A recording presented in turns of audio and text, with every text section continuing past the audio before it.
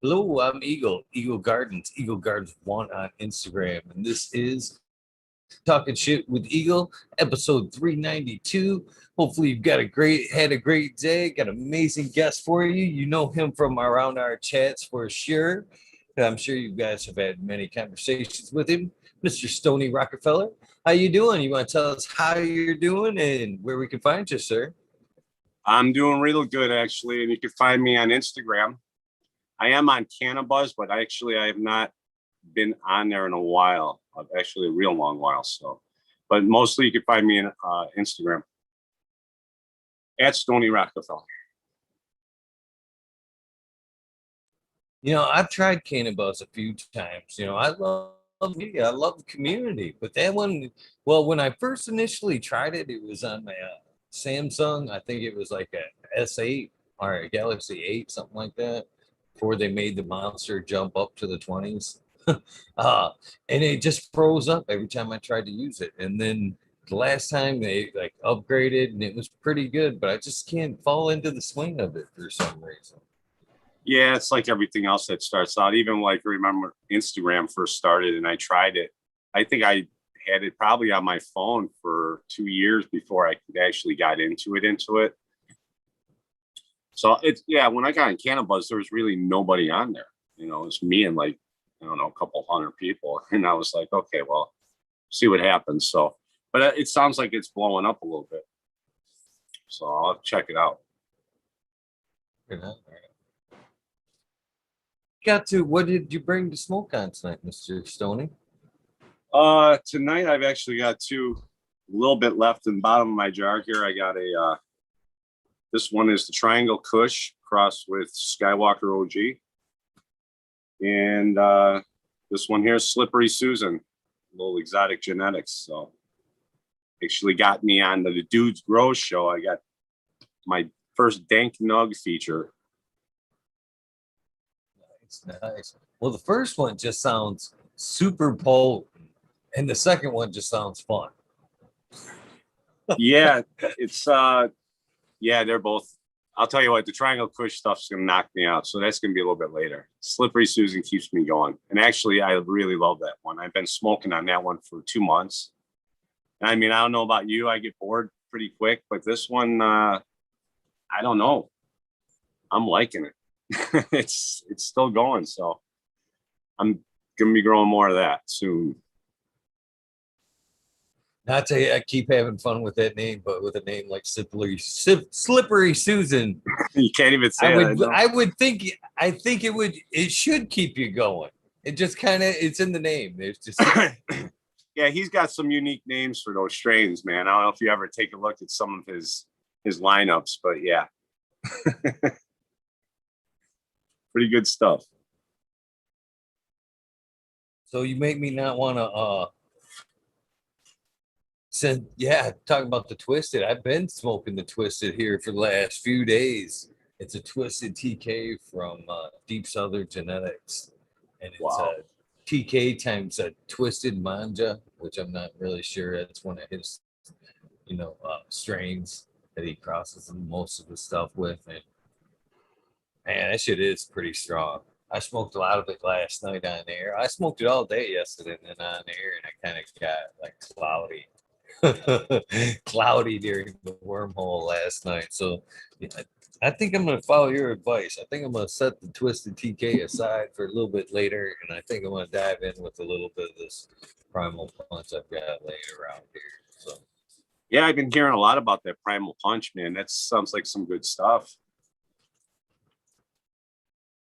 it is. It is super tasty, kind of greasy. Got that really good grease to it. Nice buzz. I like it. I Yeah, like it.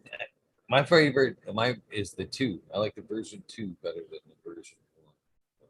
It's just my opinion. yeah, I saw something else. Does he have Silverback Gelato or something? I think it's MG1, Med Grower. Is that his strain? Mm-hmm. Mm-hmm. I believe Yeah. so. I believe so. Yeah, I'm friends with somebody that's been growing that Silverback out. Let me tell you, those things, amazing plants, massive colas, and I mean just packed with trichomes. Just beautiful, beautiful stuff. So I'm going to be looking for getting some of that real soon. Right on. Right on. Can't help but the Michigan Cup shirt there. Are you Michigan? Are you No, Michigander? I'm not. I'm an Illinoisan, but I did go to this cup. Close enough. I did go there. Yeah, it's only a couple hours for me, 3 hours. Well, That's they not get to the bad. center of your state, really, Kalamazoo.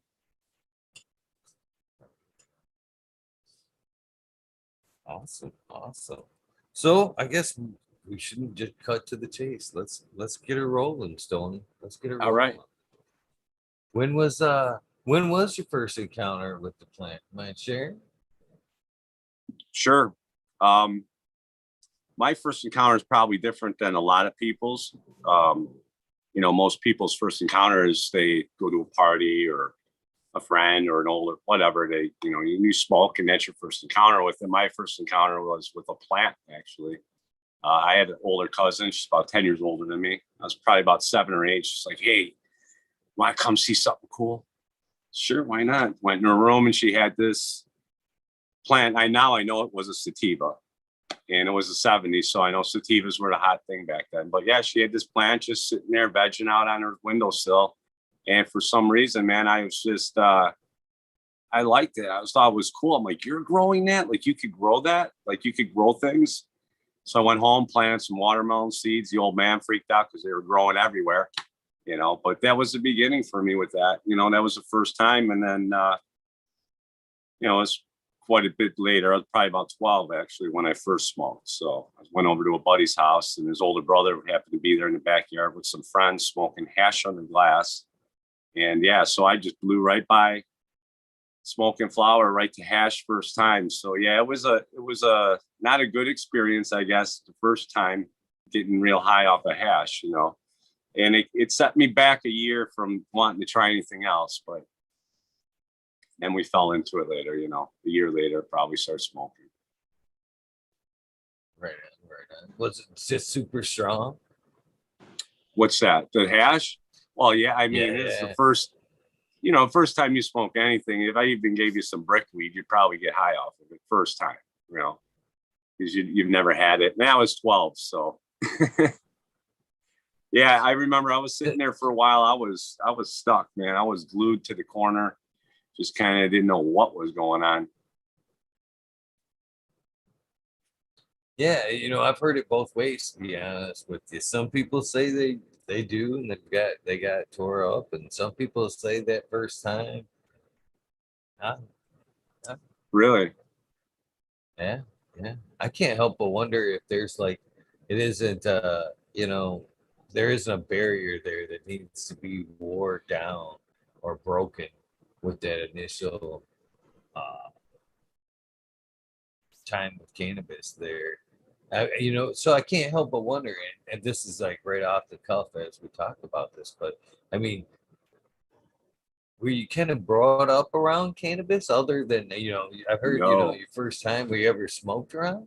no. Because that I was wondering, I just in my head if that, if it could be you be around it and have it wore down. You know what I mean? And have Well, that first time actually be a high. yeah, right. So I guess okay, so my same cousin, she's got like there were 6 kids in that family. So and her 2 other brothers, they were older than me also. They had an awesome record collection. So my love was music since I was 4 years old. I just found the albums and just started playing records. For you kids out there, those are these 12-inch discs. I could actually grab one and show you if you want. But yeah, so I would hang out in their room, and the records got me in the room, but it was the scent in the room that kept me there. They had probably a lot of stuff stashed. I mean, now that I remember, going back, I can remember seeing rolling trays laying out and bongs and stuff. I mean, back then the bongs were a little bit different than today. They were actually made to kind of look like a vase in a way. So it kind of blended in with the rest of the decor of the house and not, some weird ass thing with, paintings and shit on. So yeah, I would hang out down there, man. And I just go through all the albums and learn about all the rock albums and whatnot, different bands. And yeah, I just enjoyed that smell. So I just had this connection with it, you know, I guess at an early age. But as far as it being openly around me and, you know, like my parents, no, there's no way. I come from Italian background from Chicago. And yeah, there was none of that. They didn't believe in it. You know, reefer madness took hold of those people back then. So unfounded too. You know, I've said this a few times. I wish I could find some reefer madness. You know what I mean? I want to smoke some of that shit. I know. Put That's some what I truth used to the legend, I guess. I don't know. I'd say the same thing, man. I was like, I wish that would happen at some point, you know, like there's sometimes I wish I could just let loose like that, but it don't work like that. Makes us nicer and mellower. It doesn't make you crazy. At least not me. I've never, I get silly sometimes, but never to the point where you could do that like super fast, crazy 20 stance and shit. I've never been that high. I mean, if fucking cannabis could take you there, I'd try it once, twice. I don't know. Yeah. Yeah. The guy on that Reefer Madness too. It's always reminding me of like the old school dude from what was it, Dracula or whatever, Igor, I forgot what it was, but I know there's one scene and the guy's like turning into a vampire or slowly turning into one. He's like eating flies and shit, and his eyes are bugged out. I'm like, that dude must have been smoking some weed, according to Reefer Madness. Yeah, so many misconceptions there with cannabis. None of them were true. None of them were true. That's the sad thing about it. Set us back 100 years. Yeah, that's a whole other subject we could probably go deep on, because then I have to question, but why? Why are we condemning something that isn't that bad, that they probably knew back then? So I don't know. Again, I don't even want to go there. That'll be a whole nother show.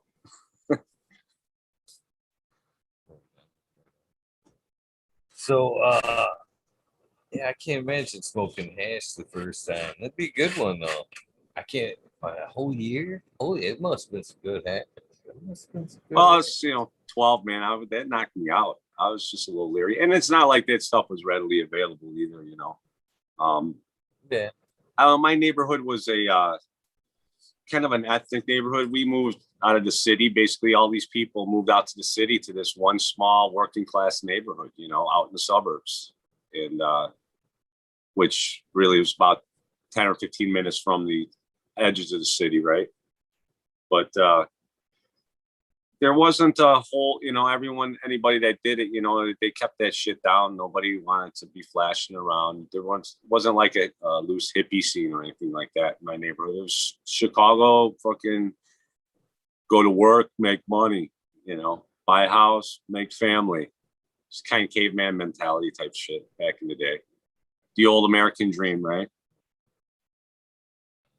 Do you ever roll any joints on them old albums for just nostalgia's sake?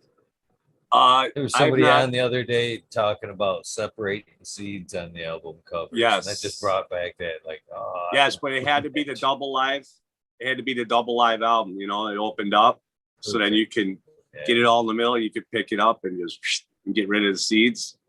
How many good seeds we must have thrown away, man? Because it was like, you're going to get another set in another bag in another couple of days anyway. So it's like, what do I need these for? They're always around, and then all of a sudden it went away. Sensimilia. I've said this a few times too. I honestly think that is the difference right there. That's the difference. That high that we go, what's the difference between now? We used to get high as fuck back then, but yet the THC levels are, higher now. Yeah, we used to smoke seeded pot back then. That's the only difference that I can really see. plant does go through a different stage. You know, once it gets impregnated, it puts out a few different hormones. So I can't help but wonder if that's got some of that nostalgic high that we're missing. Is that we were smoking seeded bud back then? Yeah, maybe that might be right. You know, you never know. Yeah, I don't. I hear a lot of guys, oh, the weed wasn't as strong as it is today, and I'm going to say bullshit. Um, I can remember the first time getting our hands on the real skunk, and I'm talking about the skunk where you could, if it's around within 100 feet of you in 2 bags in someone's pocket, you're going to smell it. You open it up, man, you got a mile's worth of people are going to be flying through there. I mean, I just remember it, you know, and I remember smoking that stuff for the first time. And believe me, it knocked me out and a lot of other people. I was helping other people get some back in the day. And so, believe me, when I got that stuff out, I had people driving me crazy, you know, and then it just kind of disappeared once the war on drugs, as I like to call it, the war on marijuana, because quite frankly, when marijuana disappeared, I could get cocaine like there was no tomorrow, which didn't make sense to me, but that's what was happening back then, you know. It's a silly fight. It really is. I've never been able to understand it. More so now, knowing what I know about cannabis, I can't figure out why they ever tried to demonize it so bad. Right. That's what I'm talking about. That could, if you really sit down and start thinking, like, well, why would someone want to do that? You just let your mind go. Believe me, you can start coming up with some crazy answers. You know, conspiracy theory, whatever. I hate that word, but you know, another word made up, I think, to keep you from thinking. I want us thinking, and you know, honestly, weed makes me think clearer. I mean, I'm one of these ADHD people, whatever you want to call ADD. Um, my mind's like I got people running around in there, you know. And if I don't take care of that, you know, I have a hard time, really. So it's helped me. You know, I know they prefer me to take some pills that'll cost me, you know, $80 a week to get their pills, and then not be able to go off of them or cause another problem. Maybe it's I have to take another pill to cure that, and then you know, then that one's going to do something. You have to take another one to combat that. So next thing you know, you got 20 pills you're taking. Yeah, I'm not down for that. I'm not a pill taker. I mean, I won't even take a Tylenol. I mean, it's got to be bad for me to take it. I just You got know, I had a tooth pulled a couple months ago, and the nurse is like, well, here's a prescription for Norco. And I'm like, Norco? I mean, they were giving my ex that when she was having babies, you know. I mean, I was like, I don't understand why. I was like, no, I don't want it. She looked at me like I was fucking crazy, you know, like, you don't want this? Really? No, I don't. I don't. It's shit. You know, I'll deal with it. It's not that bad. It'll be a day of pain. Get through good Ed will probably walk you through it anyway. it. Yeah, they are so quick to fucking dish out that poison. You know, I honestly can't figure out why they don't assess us kind of like they do we do our plants. Because most times, you know, when we go, you sleep, anxiety, a ton of other shit is boiled down to vitamin deficiencies, just like in plants. You know what I mean? We actually need just supplements, more or less. Get some healthy food. Eat some more of this. You know, that should be step one when we go to the doctor. They should fucking pull some blood. Go, okay. Looks like you're deficient in K. You need some iron. You know, why don't you try? Here's some, you know, vitamins. try to eat some of this. You know, they don't. They just right off the cuff poison. That's Come back that's when that don't work. it's bad for business, man. Because what are they going to do? They'll, you know how it is, right? So yeah, they'll figure it all out and say, okay, so you need to start eating more green and you need to eat more leaner. So lay off the beef and get into the fish or the chicken. And then that's it. And guess what? Now what? You're not coming back to the doctor anymore. So now he's not making the money. So it's easier to just let you go, get sick, and tell you, oh, come on, Eagle, you know, you're going to have to change your eating habits. And that's about as far as we go. And they know you ain't going to do it. You know, you might do it for a day or two, right? Because you get a little scared or something, you go in there and something's not right. And everything goes back to normal, right? Unless it's really life threatening. That's when everybody really starts changing, you know, and usually by then it's not could be too late, right? So these are all decisions you got to make early on what you want to do. As I sit here smoking a cigarette, which I wish I didn't. Believe me, I wish I could get off of them. I'm a union electrician. We have a pretty good healthcare plan. And they'll give me the Chantix like no tomorrow. And that was probably the last pill, honestly, I could tell you I took, because I go to the pharmacy tomorrow and get as many as I want. I don't pay a dime, zero money. And I took those things a couple of years ago, and I was probably not in a good frame of mind. You know, things weren't good. Life was pretty bad, and I was trying to do everything I could to make it better. I thought quit smoking would be the best thing I could do right now. And that was a bad idea.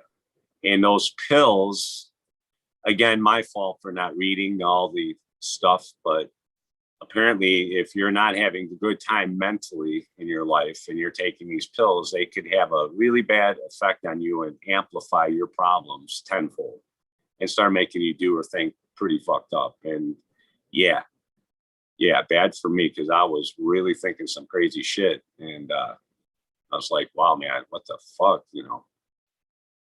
I just quit taking that shit, and that was the end of it, you know? I don't know, smoking's worse, but the pills, I don't know. Eventually I'll quit. I've been working on it, believe me, I'm slowing down slowly. I'm going to have to do it on you know, wean myself off. Heard that. Well, they are coming up with the hemp alternatives, that's for sure. That tobacco's tough, man. They put a lot of shit in with that tobacco, man. I chewed. My demon was chewing. I picked up chewing Kodiak. I chewed Kodiak forever. And then I would smoke on top of that when I was drinking. Sometimes I would even do both. I'd be drinking, chewing, and smoking if I was fucked up enough. Yeah, and you gotta have a cigarette with the booze, right? I mean, I went nuts. Yeah, I had a small window where I was not a small window, but I don't know. My life was, I kind of way I look at my life is like I lived all these lives, like, you know how you kind of change through life. There's like a period of time where you're this way, and then all of a sudden everything just kind of changes. Your thought process changes, your wants and needs completely change. What you used to want, you completely don't want, and now you're looking for something else. It's crazy, man. Yeah, it is. I think we're meant to go through phases like that, to be honest with you. I think we like come to a point, we like graduate almost, if you will. You've learned your lessons. It's time to level up. Yeah, hopefully you learned your lessons, right? Well, if you didn't, I don't think you'd be leveling up. Well, sometimes you level down, though. You don't follow the lessons, you can level down. Yes. Yeah, you could definitely level down. I've leveled down quite a few times, actually. But, you know, again, everything happens, you know, that's that old saying, everything happens for a reason. And it's true. You know, to get to where you need to be, you're going to have to go through shit. And I think that as human beings, you know, we're designed to go or try and make our lives as comfortable as possible and go through as least shit as possible. But I know sometimes you just have to go through it. And it makes sure, once you do go through it a few times and you figure this out, I think as you get older, you figure out that, you're just going to have to do this, yeah, you don't want to, but it's going to happen and you're going to go to the whatever to get through it. But when you do come out the other side, man, it's a good feeling, when you get through things that could have stopped you, man. And even, who knows, put you into a critical position, whatever.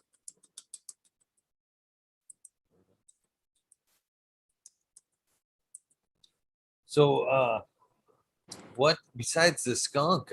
What other strains do you kind of remember there from the old school days that you were able to acquire? I Chicago, I would think, is like a hot spot. I would think that you would they have a little bit of variety coming through there. I think of like when I think of Chicago, I think like Windy City, the old gangster kind of days, shit flowing Yeah. through there. I don't know.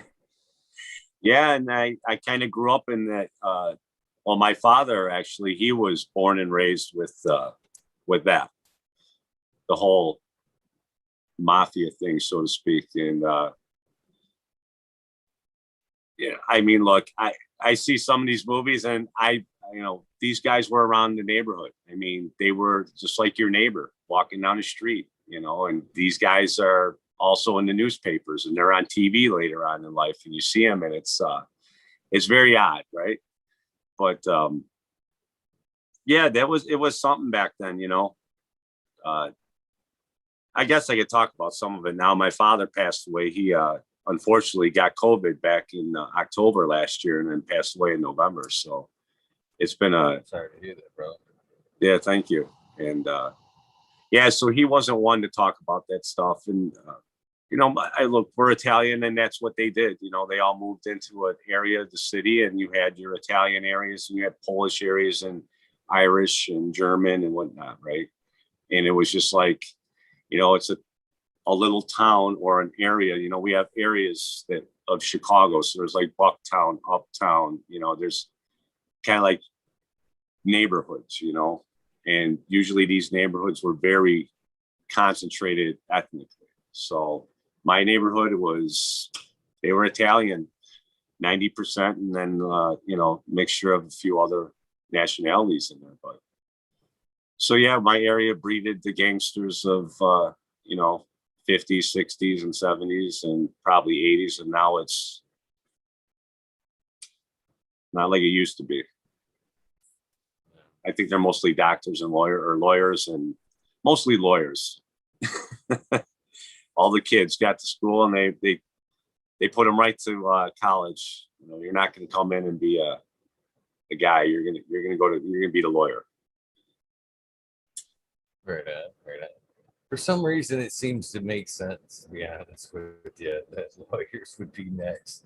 The ones bailing out, the ones that made all the money, defending all the gangsters when they were all put away, done with. They're like, yeah, it's time to live life, take over the town. Tires now. Right. Like that old that saying that he says on the Godfather or whatever, you keep your friends close, but you keep your enemies closer, So, I mean, if you're a lawyer, you're right there in the middle, you're floating in the middle, and you're collecting money too. So not a bad gig, right? And for the most part, if you kept your nose clean, you were going to survive.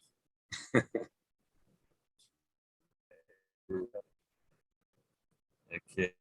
So I guess when do you know when exactly cannabis changed for you? I mean, is it a medical thing? I mean, these days, I guess it's safe to say because Rec's going through so much, and you know, is it a med thing or is it a Rec thing?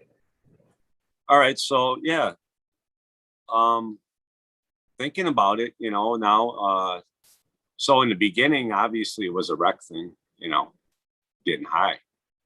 And so I can honestly tell you, so the first time I used, I guess I had to go back. So like around 86, 87, 88, it was really hard to get stuff, to get good weed around by me. And it just seemed, it was such a hassle. At one time I had a guy, and where I worked, everything was set up so perfect. Me and my buddy had a nice operation going. We had this guy, was a Vietnam vet. He was the guy who brought the skunk. He brought us Thai stick, like real Thai stick. You know, we had it, you know, and it had like a very, you know, it was like a little bamboo rod or something like that kind of, and it had like this real fine like thread tied to that stick, you know. And then you'd see later some guys selling these buds tied to it like a stick they found on the ground with kite string, trying to push that off as Thai stick, you know. And it's like, yeah, I remember that stuff. But as far as getting to the medical side of it, so I got into so around 87, 88, I pretty much just gave up on weed. I mean, yeah, I wouldn't go get it, but if it was around, I would smoke it. I was drinking by then. I was out of high school. I was going, you know, I was about getting close to 21 years old. So we just go up to Wisconsin. I was still 18 then. So we just go right over the border and go drinking. So I had bought a motorcycle. I got into a pretty good accident. Lady cut me off, made a left-hand turn in front of me while I was doing like about 70 miles an hour. I'm lucky I'm even still here right now, to be honest with you. I had no helmet on and I got scars. I had my whole scalp actually was hanging off.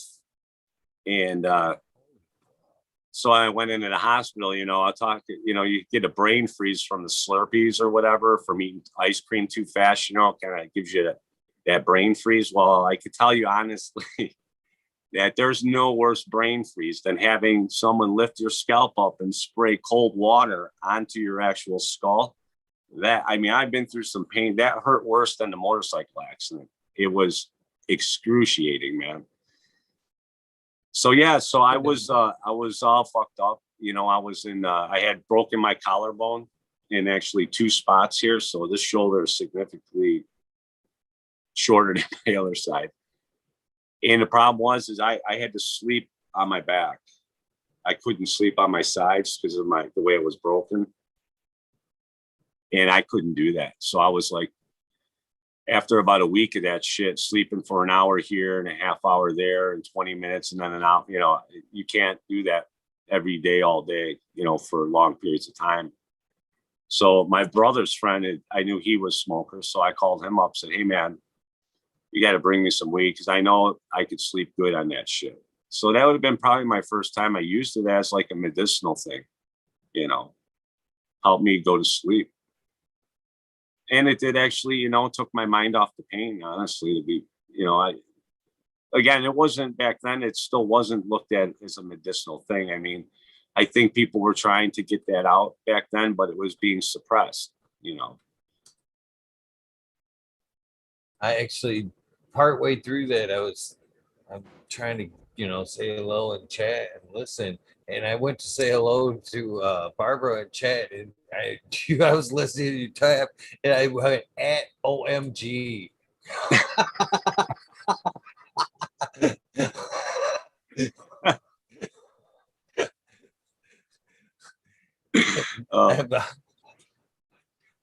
For real though, I mean that'd be a hell of an experience, man. I can't.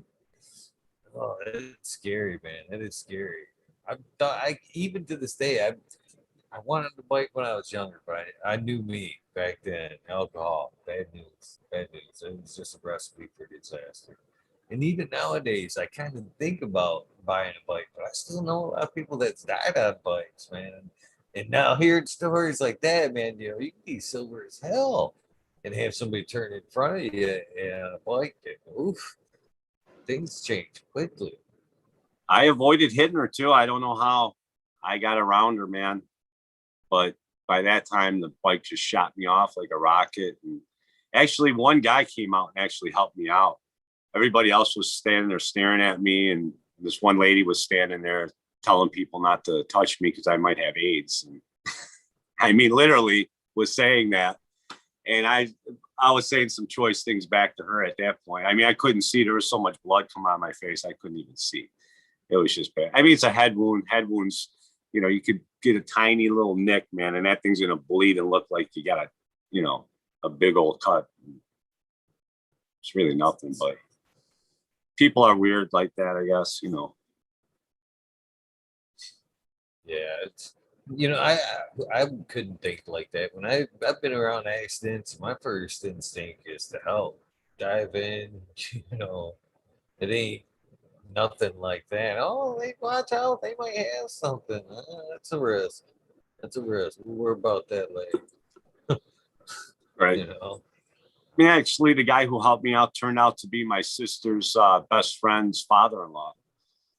So I got to talk with him afterwards, you know, and I went over and thanked him, and I gave him a little gift thing that I had. My mom went out and got this little gift thing made up back then, you know. I brought it over there and asked him about what he saw, you know, and he told me everything and how it happened. And he was just like, I don't know how the hell you me, because I thought you were dead, man. You were moving. Like, well, I wasn't screwing around. I was actually on my way to work. It was about 6 o'clock in the morning. So it was the first nice day. Got the bike out, you know. I've avoided death quite a few times. Must mean you're here for a reason, really. That's insane, man. You are terribly lucky. Terribly lucky. Yeah, I would definitely think that, little DMT or something, man. You need to figure out that goal, brother. That's why I'm here, Eagle. I think this is my goal because I've been wanting to do this. Like I said, you know, since I was a little kid, you know, and then after I smoked it, I do remember too at a point where we didn't have any. We went to a guy's house, you know, and older guy. We worked with him. He was a roofer, and he worked for my buddy's uncle. So we used to help out. This guy's like, well, I got some weed. Come on over. So we went to his house, and he opens up a door. It was actually like a closet, old house, where he had the closets underneath the stairs, you know. He opened up this little door and we looked in. He's like, here, take a look. You know, he looked in there, he had the old fluorescent light hanging.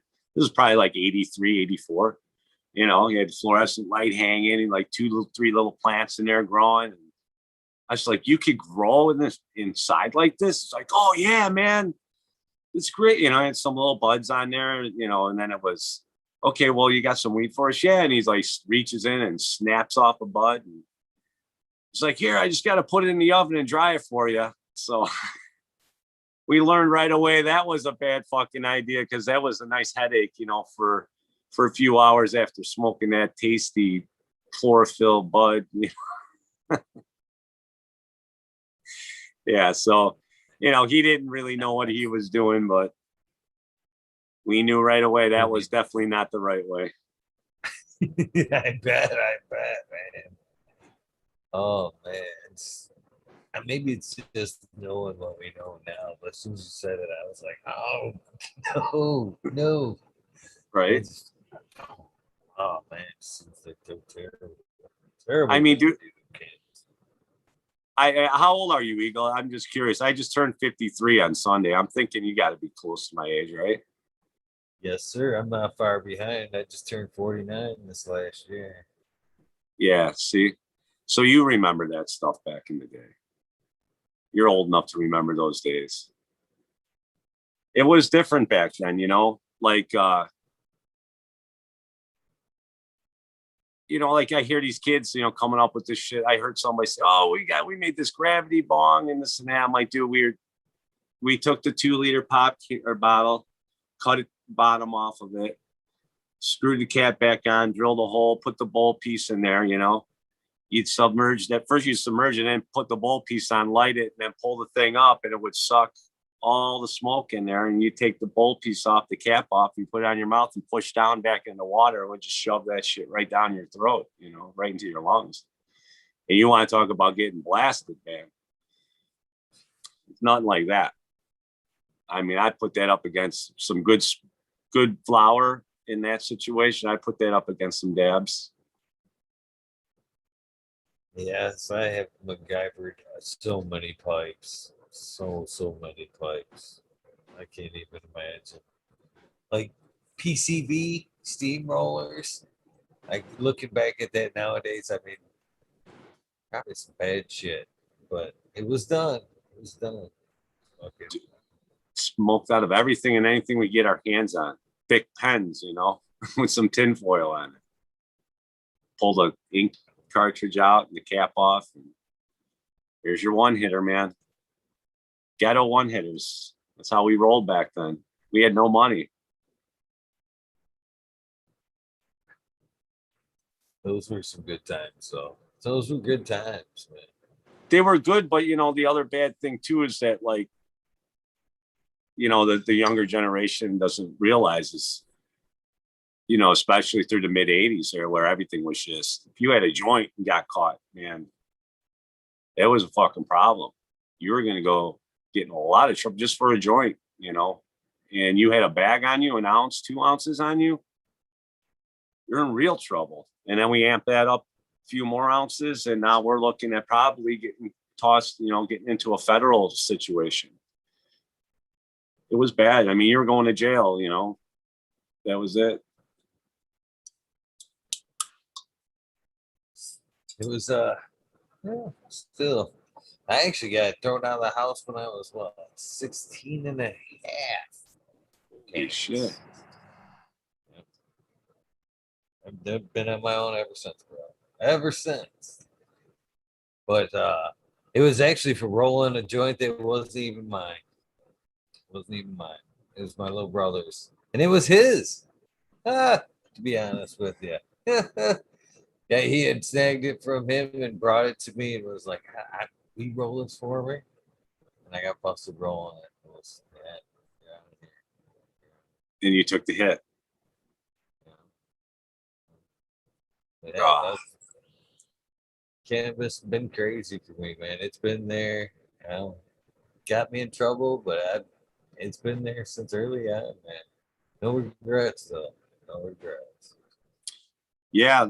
So I guess you were still asking. So yeah, I used that stuff just for my motorcycle accident, and I don't know. I just I wasn't in that particular. So this was probably like around 99, 2000. So I didn't really know, the guys my age, most of the people, they were concentrating on their career. And a lot of my friends were starting families and whatnot. So being in the union too, then around that time is where they instilled the drug testing, random drug testing. So I was actually in a position at that point then when they instilled that. It was like a year or so after my motorcycle accident. I ended up with this good company and I worked my way up and I was running work now downtown Chicago doing some high-rise buildings. So I had guys working for me I had to be responsible for. So the last thing I wanted to do, was get high one time and then get called in for the random drug test because, it's the Murphy's Laws in fact. So, the minute you do it, you're going to get called. So I kind of stayed away from it, just because I didn't want the problem. But then it was only a few years later down the road. I would say it's around 2000, around 2003. Yeah, so it was like 3 or 4 years I didn't smoke. And I don't know what happened. I got a hair up my ass and decided I wanted to get high, just had the feeling. So I got some weed from some guy at work, one of the kids that worked for me. He was a smoker. I remember he got me OG Kush. So I had never had that before. And he's like very animate about, this is the real stuff. This is not the bullshit. And I didn't know any of that stuff. I wasn't involved. I didn't care, back in the day we called it, is this the dank or not? I want dank. Is it dank? Yeah, it's dank. That's all I cared about. We didn't have all the names, when I was growing up through it. I mean, yeah, you had like Acapulco Gold. You had a few things that had names, Maui Wowie. But for the most part, it was dank or is it pot? Pot went into the bowl, or even reefer. If it was, that was the other one we'd say. If it reefer, it was worth rolling up. If it wasn't reefer, it was pot. Pot went into the bowl. You just shove it in and smoke it, and that was it. So that's how it kind of rolled out by me, And I think I just lost my train of thought.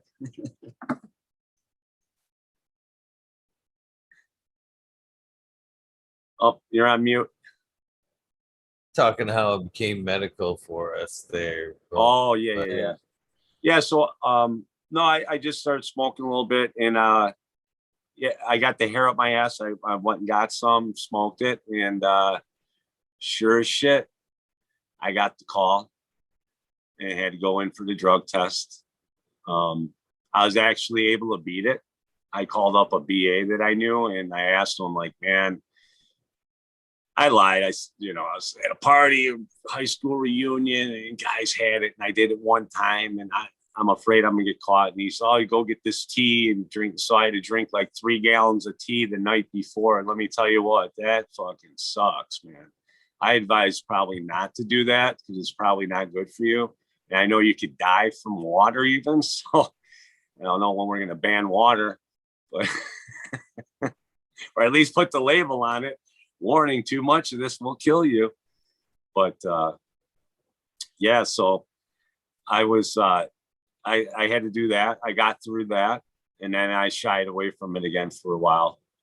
And then it was probably about a year or so, and for longer, probably about 5 years later, I was no longer in that position. I was back to just being a worker, and fuck it, man, I'm gonna go smoke. And then I got called in again, and I said, fuck it. I went in, I pissed hot. And next thing I know, I'm in front of a counselor, explaining why this and that. And I had to go through the whole thing and be treated.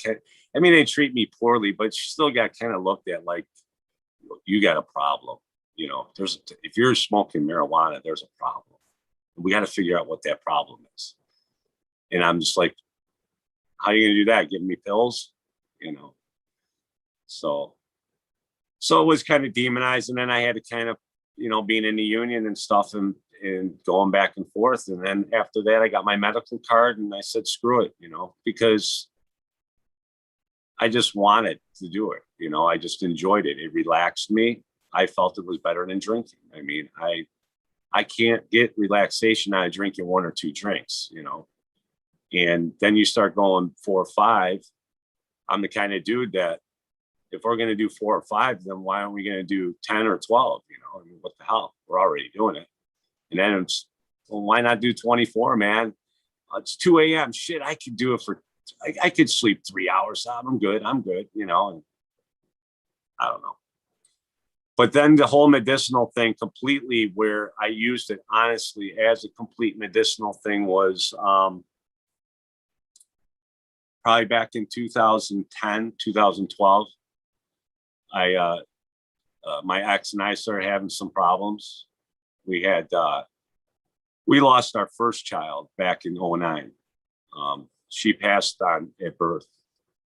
So it was, that was a heavy blow. It was hard to deal with something like that. And then dealing kind of with her, and she was having, it was a bad time, man, mentally. And we ended up having successfully 2 girls, because after losing the one, it was, it was just devastating. So I definitely I had to have a kid at that point, So now we have 2 beautiful little girls. But yeah, my mind wasn't right. And then she was doing her thing or whatever. And I was out of work. I got laid off. There was, 07 came, and that was it for me, man. I was on the bench for 4 years solid. Actually not from that point. I got laid off 2012. That's where it really started happening. So I got laid off there, and I didn't get back to 2016. But yeah, I went through a period of, I didn't have any money, so I wasn't buying anything. I couldn't get anything. I didn't have connections anymore. Mostly it was kids, and how it is dealing with younger kids. So I just didn't want to deal with all that. I just want to go someplace, somebody, here's the money, thanks, man, and that's it. None of this, well, meet me here, and, oh, sorry, man, this happened, or, there's always something. So I didn't want to deal with that because mentally I was having a bad time. I'm trying to raise my girls. I was a stay-at-home dad, which was a blessing in disguise. I didn't, at the time, didn't like it because I wasn't raised to be that way. I was raised old school. I was going to go to work, have the wife. She stayed home, took care of the kids, and here I am, stay-at-home dad. And that wasn't, it was honestly an honorable thing back then, or at least when I was raised, it wasn't thought as like a thing to do. The man went to work.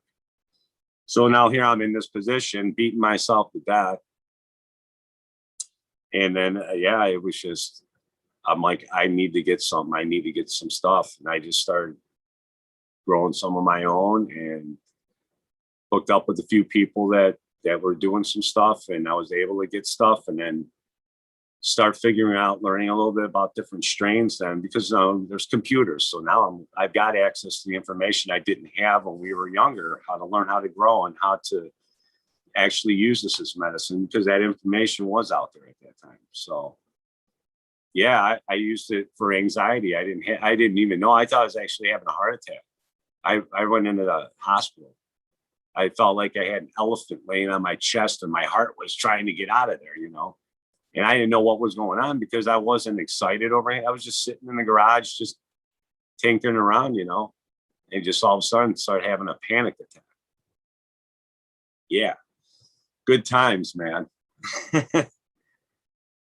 So, yeah, that's it. I went to the doctor and they're like, oh, it's a panic attack, this and that. And, then out came the sheet of, well, we could give you this and we could give you that and it'll do this.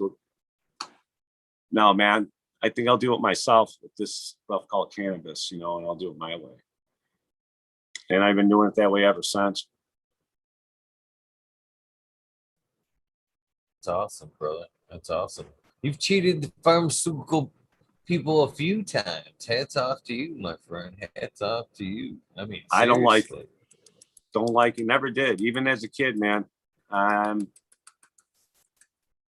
No, and during that one time when I wasn't, my motorcycle accident, they gave me a bunch of the Vicodins, and I did kind of rely on those at that point because I was in pretty bad shape, At that point, you take what you can. I wasn't like, it wasn't like a broken finger or something or pulled tooth.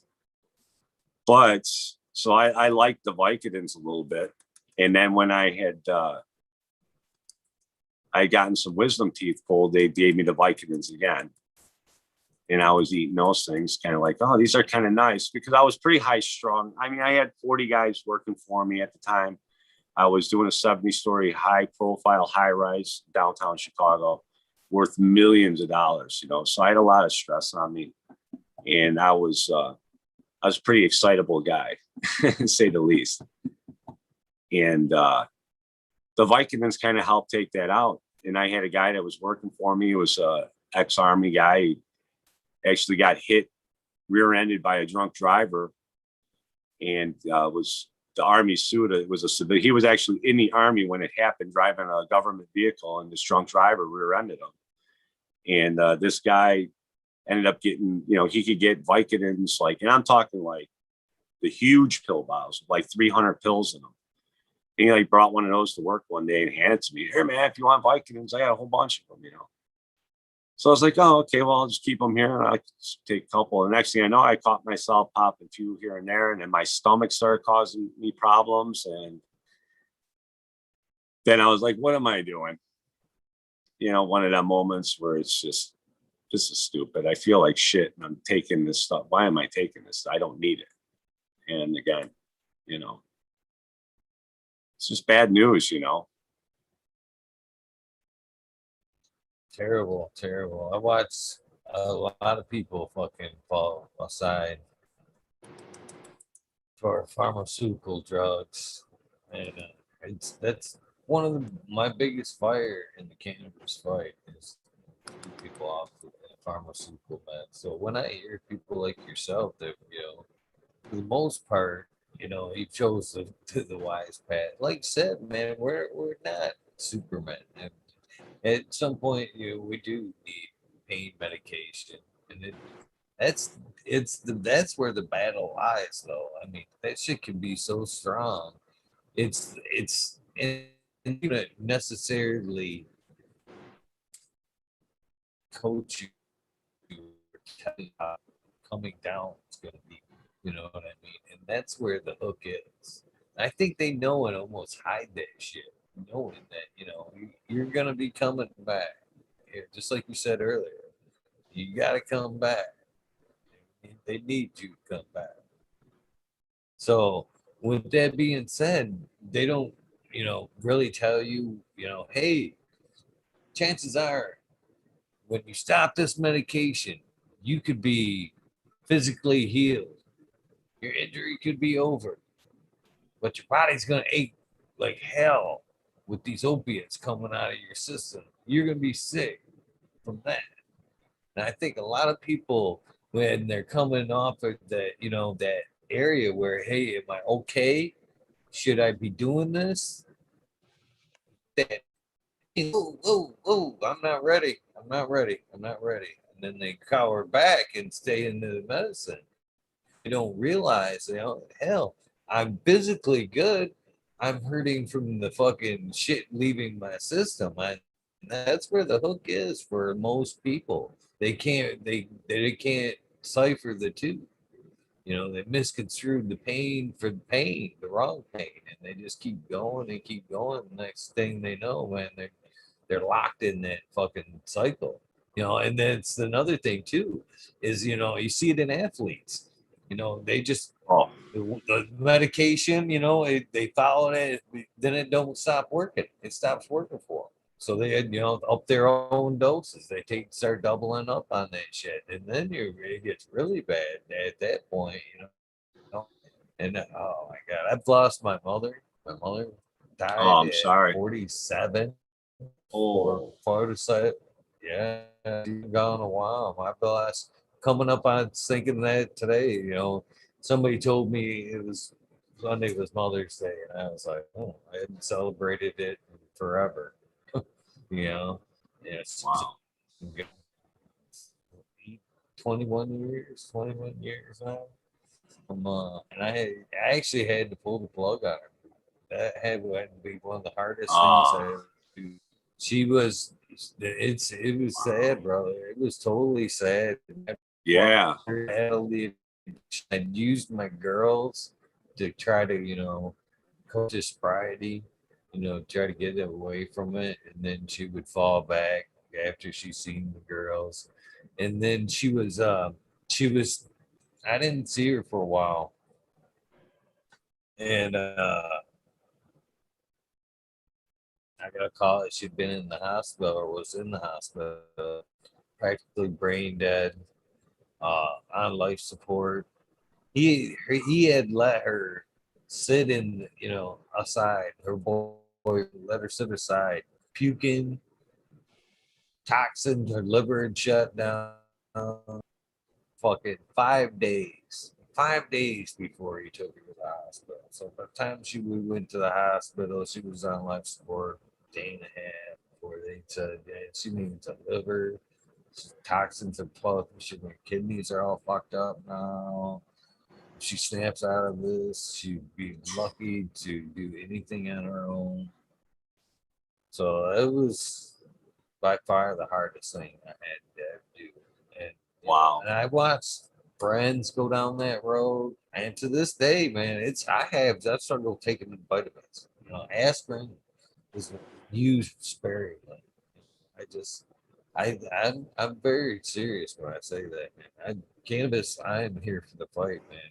If I can switch one person to the other, you know, Yeah. any day, any day, Right. any day.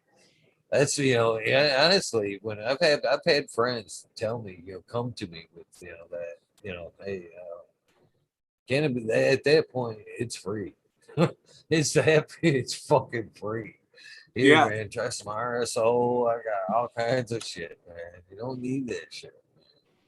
Uh, Yeah. It's crazy I'm stuff, so man. I said Yeah. props to you, brother. I meant props to you because Oh, props anybody to that you. can. You had to do some hard shit, man. That's crazy, you know. But yeah, you're right. They pump you with that stuff and they get you hooked into it, man, and that's it. And then, I can honestly tell you it was probably around so we just got legal here a year ago in January. And so this is like 2016, and I was on Facebook at the time and I started getting hit up by people. And there's this one girl I knew, she worked with me. She was a little bit younger than me, but we worked together at this store years ago, and she found me and, oh, I'm living over here and stuff. And she actually lived right by a friend's house. So I stopped over to see her and stuff. And it turned out the reason why she actually got a hold of me is because she was hoping I knew somebody that was selling Xanax. on the side, because she was taking it, was prescribed to her, but then lost her job, then lost her insurance, and then you can't afford Xanax if you don't have insurance. I mean, the prices, I guess, are outrageous. So she was forced to the streets to find this shit. And I'm sad to say that I kind of lost contact with her for 2 years or whatever. And I went to go look her up and stuff. I called her number and nothing. I got this line's been disconnected. And I just Googled her name for the hell of it. And it turned out that she passed away. And it didn't say how or why, but I'm pretty sure I know what it was, And then I have, a good buddy of mine who actually I play in my band today with.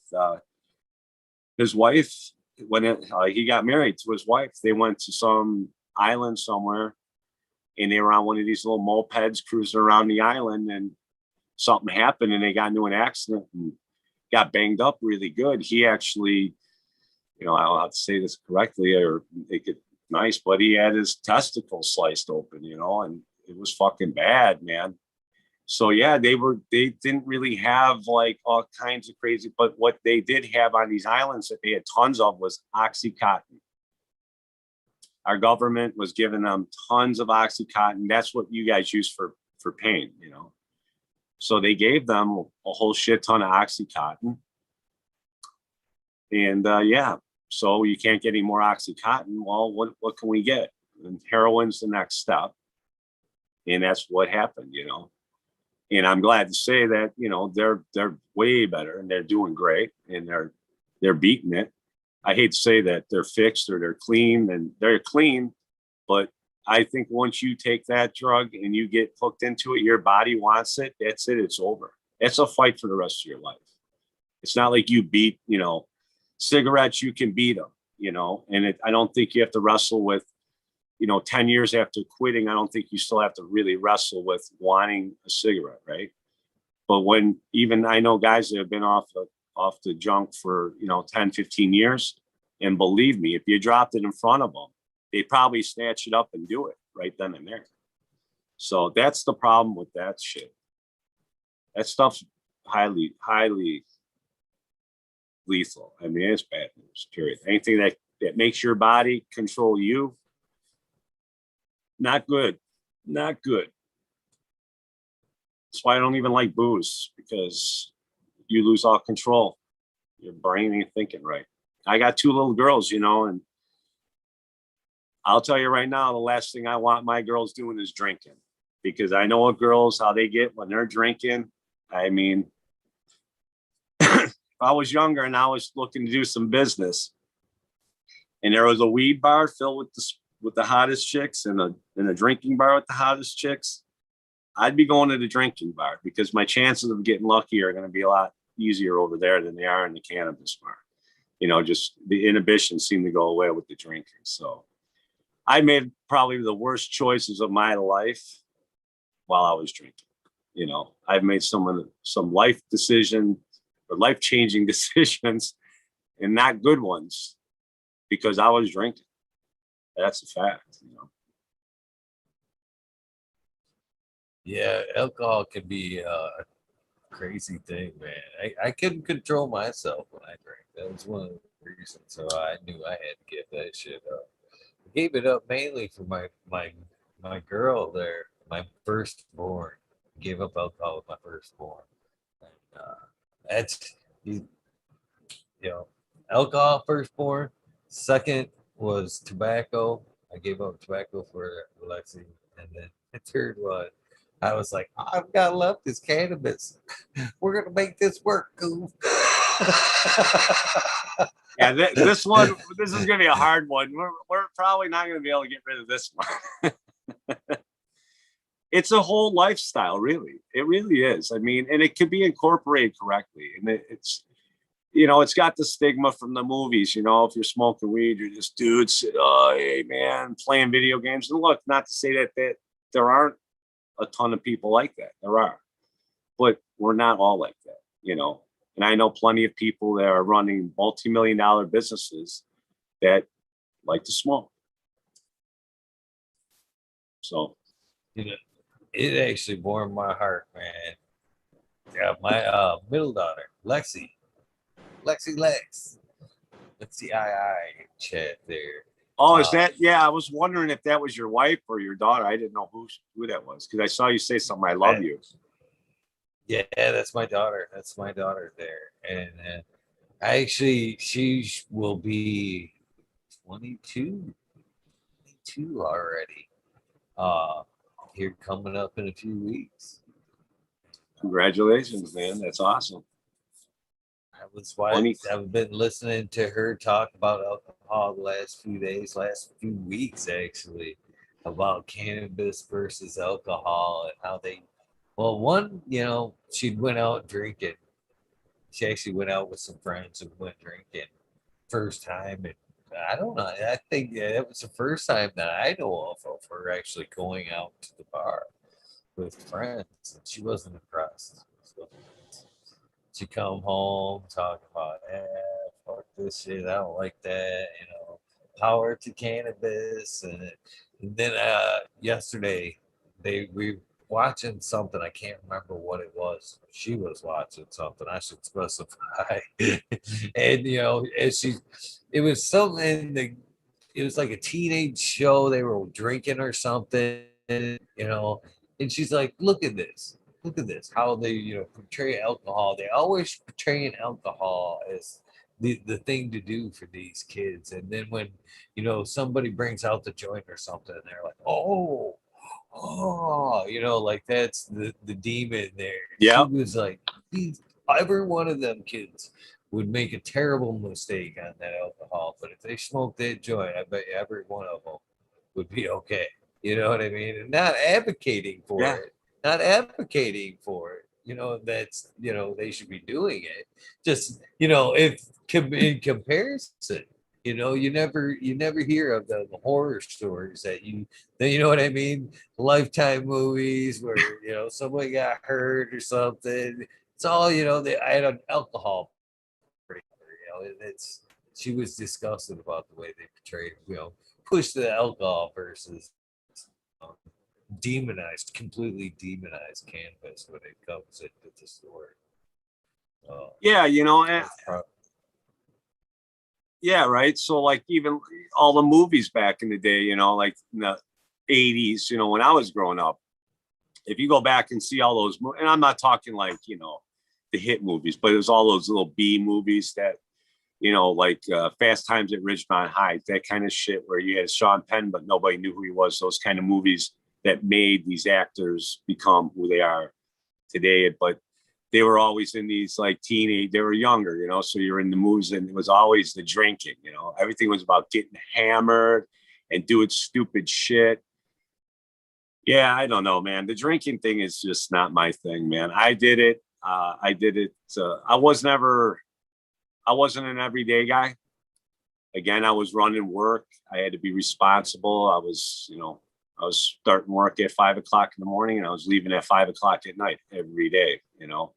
But when Friday came and we were out the door, I had in this one particular job, because I was there for like 4 years, that's where I was really doing this heavy was, I could walk right out the door of my building, walk literally straight across the street and right into the pub. And yeah, man, when Friday night came, I lit it up. They actually had a bottle. My thing was Captain Morgan. So I could drink a lot. Okay. I buried a lot of guys and I'm talking, these guys drink every day, all day long. They brought beer to work. They take a pop can.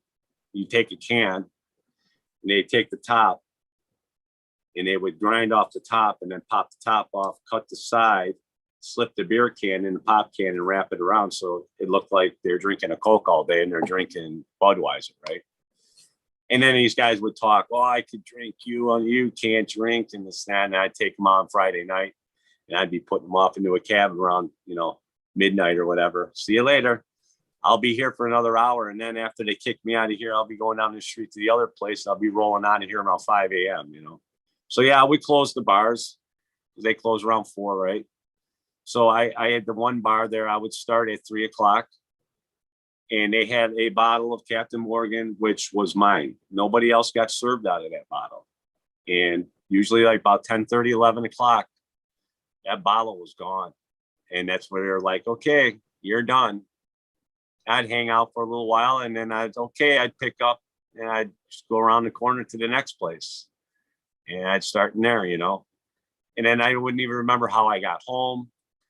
It's a mess, dude. That shit's just, I don't want my daughters doing it. You know what I'm saying? And they are my daughters. And if they're like me, they're going to do it. If I tell them not to do it, or I try to show them in a correct way not to do it, or, I mean, everyone's going to try something, maybe, you know, all I could do is steer them and try and keep them from doing it. And it seems like you're pretty successful with your daughters because they get it. So kudos to you, brother. Smart girls. I don't know. I don't know if it had much to do with my doing, but they did. Every one of them turned out to be awesome. Awesome kids, awesome girls, awesome ladies, I should say. They're ladies pretty much now. Shoot. My youngest is 17, will be 18 soon.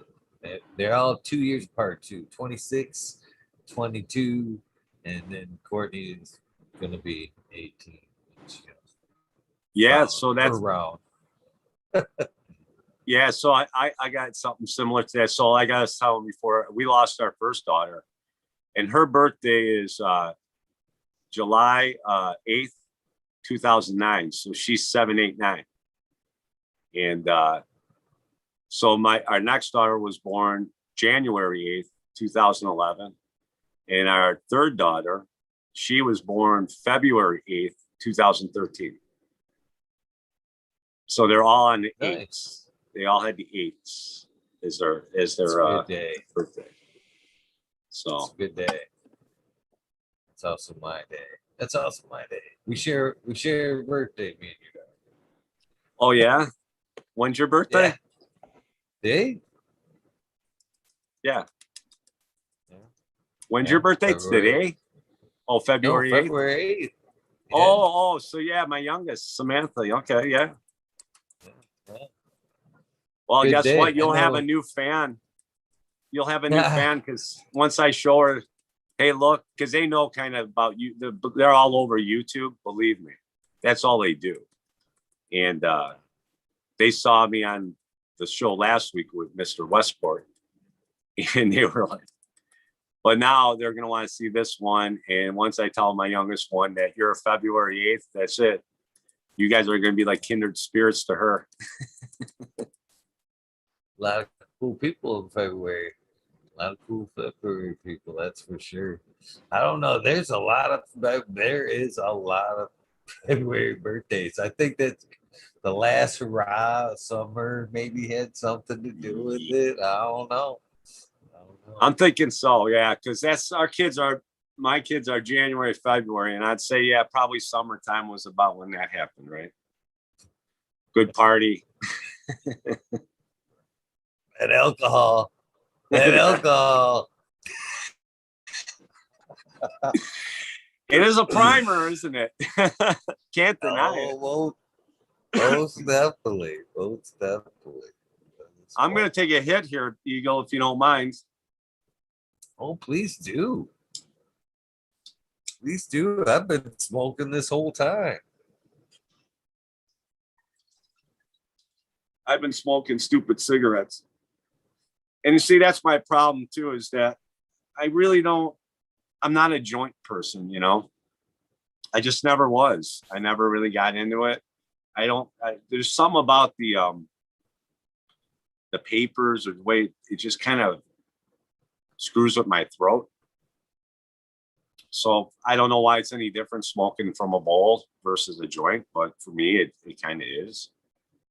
So yeah, I never really got into it, but I kind of want to start rolling joints and just have them. And instead of reaching for the cigarette, I'll just reach for the joint and just smoke that, you know, because I've heard of people actually quitting doing that, you know, by instead of grabbing the cigarette, say, fuck it, I'll grab a joint and just smoke that. Yeah, I could see that. I could most definitely see that. That's what I've heard a few people switching. There is like a hemp cigarette there they are pushing.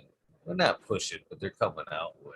And I think that'd be a great alternative because a lot of that is habit. I mean, chew was terrible. Cigarettes is a different beast because it's got hand movement. You know, it becomes it's a twofer habit basically. You know, when you stop, you know you get the what am I doing with my hands? Yeah, there's actually that. What am I doing with my hands? That Ricky Bobby. What I don't know what to do with my hands right now.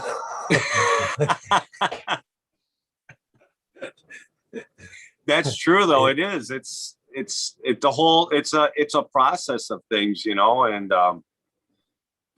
you know that's where you know you get all the addiction comes from, I guess, you know, because it's one thing that you're doing. And I don't know. Sometimes you know, you start analyze. I'm very analytical about things, man. I'll think about things from different angles. Um, I'm a lot. Curse. Yeah, you know, I'm different than like. I'm not gonna say my family's like a bunch of bad people, but you know, for the most part, people have like this little bit of a negative connotation, kind of judgmental, like, oh, look at this guy's hair, look at this person, what they're wearing, or you know, just shit like that. And I'm just not down with that, you know. I think losing my first daughter that really changed everything for me, and I start looking, you know, where you just don't know what people are going through in life, man. You know, and just because they're kind of like going through things you don't know, something like what happened to me, you know, people don't know. If I'm having a bad day and I'm thinking about her and it's bothering me for whatever reason, and maybe I'm going back in my mind and thinking about the situation when I was right there when everything was happening and you know things were crazy. Yeah, you know, it's not a good time, you know, to think about that. So you might not be a happy dude, or you know, you might just be a little bit out away and just not responsive to somebody, and then they're kind of like, well, what's this guy's problem? Oh, he's an asshole, you know. Where nowadays when someone's kind of being an asshole, I have to kind of stop before I get lit up and want to jump their ass about it. You know, I just kind of like, well, what's maybe there's something going on. Maybe this guy lost somebody, or maybe, you know, maybe his wife's cheating on him, or maybe his kid got hurt, maybe he got killed, or who knows, something bad, right? Give the guy a break. Maybe he hates his job, you know, working at Wendy's, making a little bit of money because that's all he could get right now, and he don't want to be there, but he's doing it for his family, but he's not happy about it. So, you know, to me, it's like I try to at that point do something to make them happier. Say something, you know. I think you even say it, you know, and honestly, this is why started watching your shows because of that ending.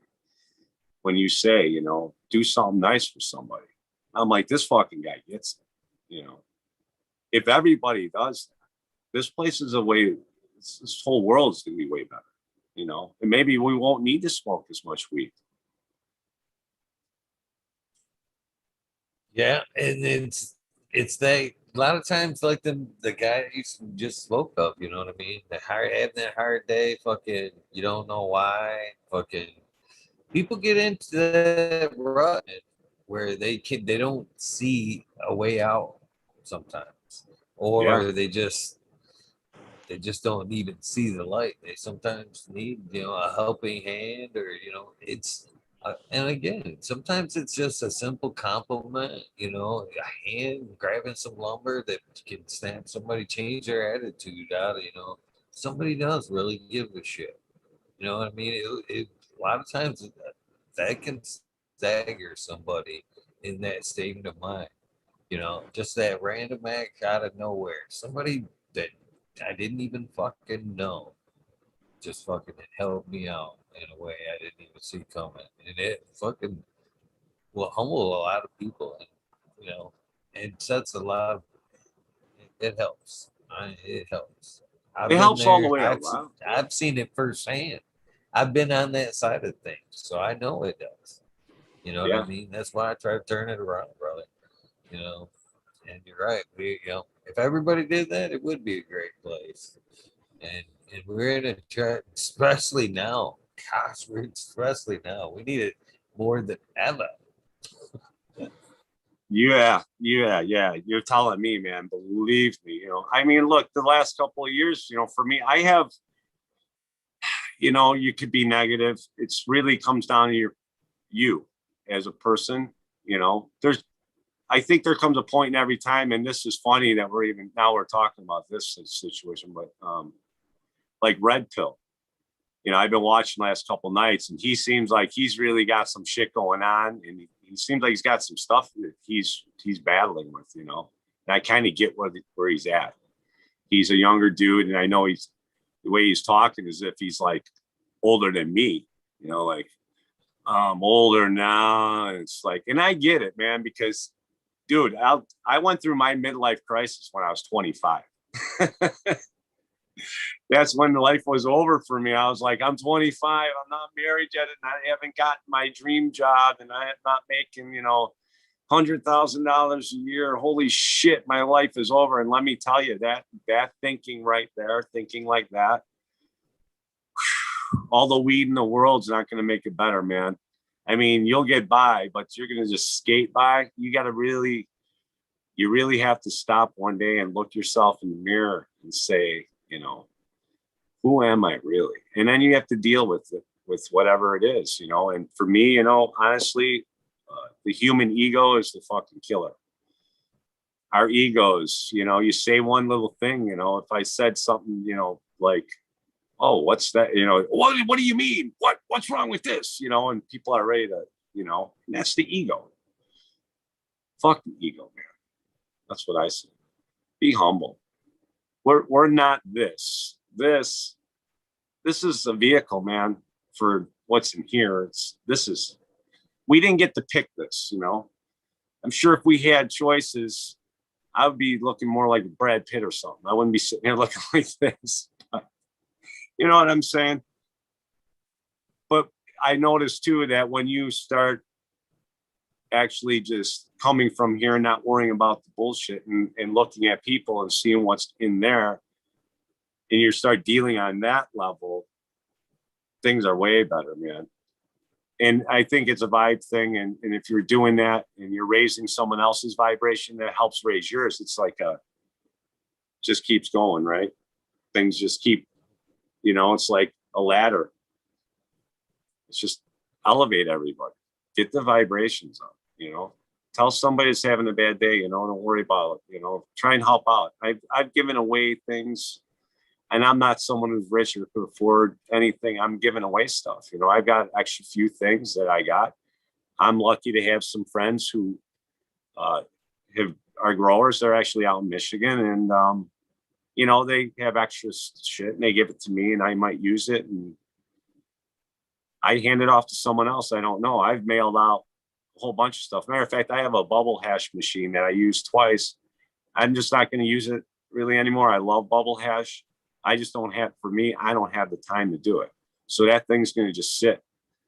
And I seen some dude that I'm friends with on Instagram. I don't know him personally, but he was talking about it. And I'm like, dude, I got one. You want it? You pay the shipping and it's yours. You're going to pay the shipping on the new one either way. Right. So that's how I roll, dude. Amazing. Oh, yeah. It's awesome. It's awesome. I'm glad to hear and know that there's somebody like yourself floating around in the chat. There's a lot of people floating around in the chat. I'm glad to know that you're amazingly wonderful. So let's talk cannabis a little bit. Let's talk. All right. What was that first grow? What was that first grow like, brother? Walk. All right. So are we? Tell us a little story about that first grow. What was it like? What was pots like? What was the medium? You know what I mean? What paint us Which a picture one? with that first grow? The legal one, or like the ones where all the attempts we made. I did grow out one successfully. I got on the I made an attempt in the chat rooms or the forums back in the day. I couldn't tell you which one it was, but I know Subcool was on there and a couple of the other guys, right? And you would read like the stuff that he posted. I wasn't about to ask questions because I was still in that mindset of this is a fucking setup and they're going to send someone over to nail me. They're going to know what I'm up to because we didn't have cell phones and all that shit back in the day. So, and we were worried still that they were figuring out how to catch us. Now you got cell phones, computers, and you're putting shit out there that anybody can read at any time and use it against you later on. So yeah, I didn't really participate. So, but I did do some reading and some research, and I had a neighbor who he was like a golfer guy, real straight cut, straight laced. I didn't even know he smoked. He came across the street one day and says, "Hey man," he's actually from Michigan. He's from Michigan, relocated to Illinois for work. He came over one day. He said he had to get rid of some of his stuff was in his golf bag. He didn't want his wife to catch him. So he gave me this bag of weed and it had a couple of seeds in it. So I was sitting around and nothing else better to do. So I dropped 5-6 seeds into a couple of solo cups and did the little window thing and got them popped up. And okay, now what? I'll transplant them. And I had like a big giant pot. I don't even know if it was like a 50-gallon container or something. And I just planted them all in there, just around, and I just let them all come up and I let them start doing their thing. And I start flowering them up and I sexed them out and I got rid of the 4 males that were in there and I kept the 2 females. And the one female only grew a little bit. And the other one was 8.5 feet tall, hitting the ceiling of the basement. I had to bend it over. And I was just using 150 watt HPS. I actually went and bought it it was like a brew and grow store, but it was mostly brewing. At that time, they had like 4 lights in there and a few things, but most of it was all about beer. So I picked up one of those lights, and being an electrician, I had my access to other lights and shit, CFLs. So I had a whole bunch of lights all around this thing, probably about 20 CFLs, 100 watters. Yeah, so I grew that thing up and had a giant cola on that thing like this. Looked like a paper towel. So that was my first grow right through. I never even considered that angle. You as an electrician could have probably started pretty early on. Just nobody would have even thought twice. I need a commercial fixture. You know what I mean? I got a parking lot I'm working at. Nobody would have even batted an eye back then if you would have purchased the light.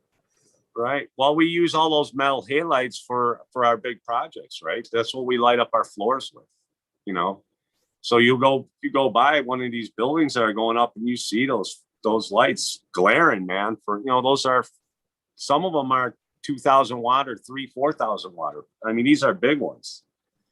Now I always thought, like, why are these guys fucking with these 1,000s? Let's throw the 4,000 in there, man. That was my way of thinking. I didn't know better, but it's like, why not 4,000, one bulb?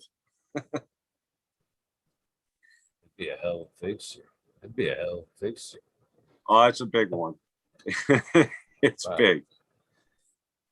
But yeah, I had access to that stuff, I did do, we did side work, So I got calls a few times. Hey, can you come on over? Sure. What are you doing?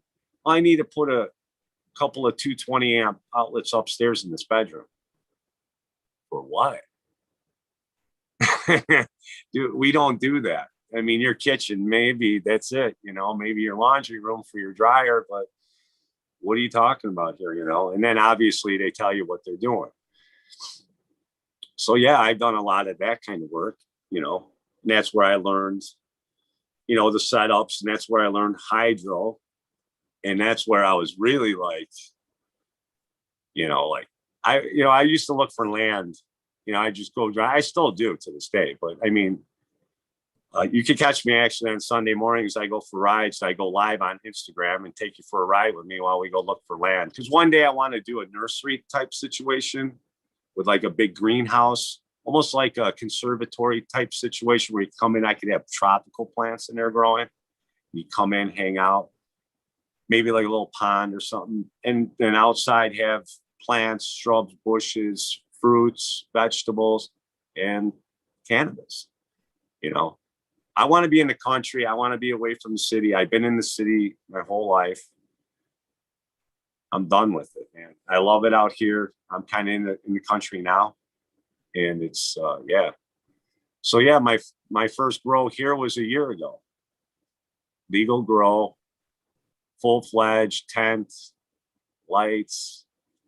I grew orange bud, so I ordered my first seeds, and which was weird, and I got from Dutch Passion. I think it was you know what I have was Ed Rosenthal's Grow Bible, right? So in his thing, he's got like different seed breeders, and I saw the orange bud because I remember that getting that strain back in the 80s. And that was another one that had a name. It was Cali Orange or something like that. They're calling it. And then some people were calling it Orange Bud. So I remember getting that and just really enjoying the flavor of it. I don't remember it being like a real Stoney high or anything, but I just remember it was just a nice, you know what I'm saying? Just a nice high. It didn't knock you out. Didn't make you, you know, want to go do a bunch of stuff. Just kind of even keel, but the taste, it was real smooth smoke. So I'm like, yeah, you know, let's start with that. You know, so I ordered it up and got it out here and planted it. You know, again, I knew a little bit about sativas and indicas, but not a whole lot. I just figured I'd plant and start doing some research as I go. Plus, I have buddies, like I said, growing, so I kind of asked some questions there. But for the most part, they kind of let me go and dangle and make the mistakes, because that's how you learn, where you make the mistakes. So my mistake was not learning about this plant, not learning how to scrog it out. And we had another 6-7 foot plant in a 7-foot tent with CMH bulb and a HPS bulb in there at the same time, and growing into it and bleaching out. It came out. I got successful. You know, I went to harvest and stuff, and it was smokable. It was all right. You know, it wasn't my cup of tea really, and it could have been better. I knew that. And that's what I set out to do. So then I started growing out these Afghan seeds I had. And my second plant was almost a pound.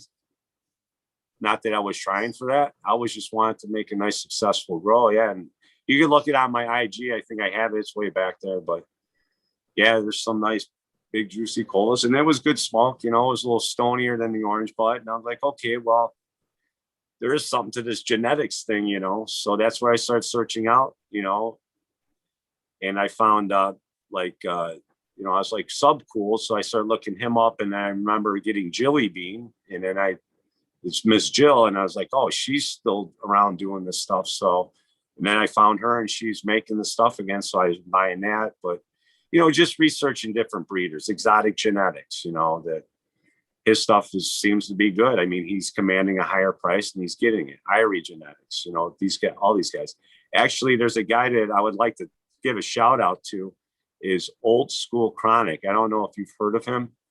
He's out in San Diego, and I'm not sure if you ever had or heard of cat piss, the strain cat piss that smells like cat piss. Well, I guess he's got a strain that's either exactly like it or very, very close to it. And I was like, man, I'd like to get that, because I had tried that once or twice back in the day. And I remember that is some dang shit too. Kind of like the skunk, you know, it's got that cat piss smell to it.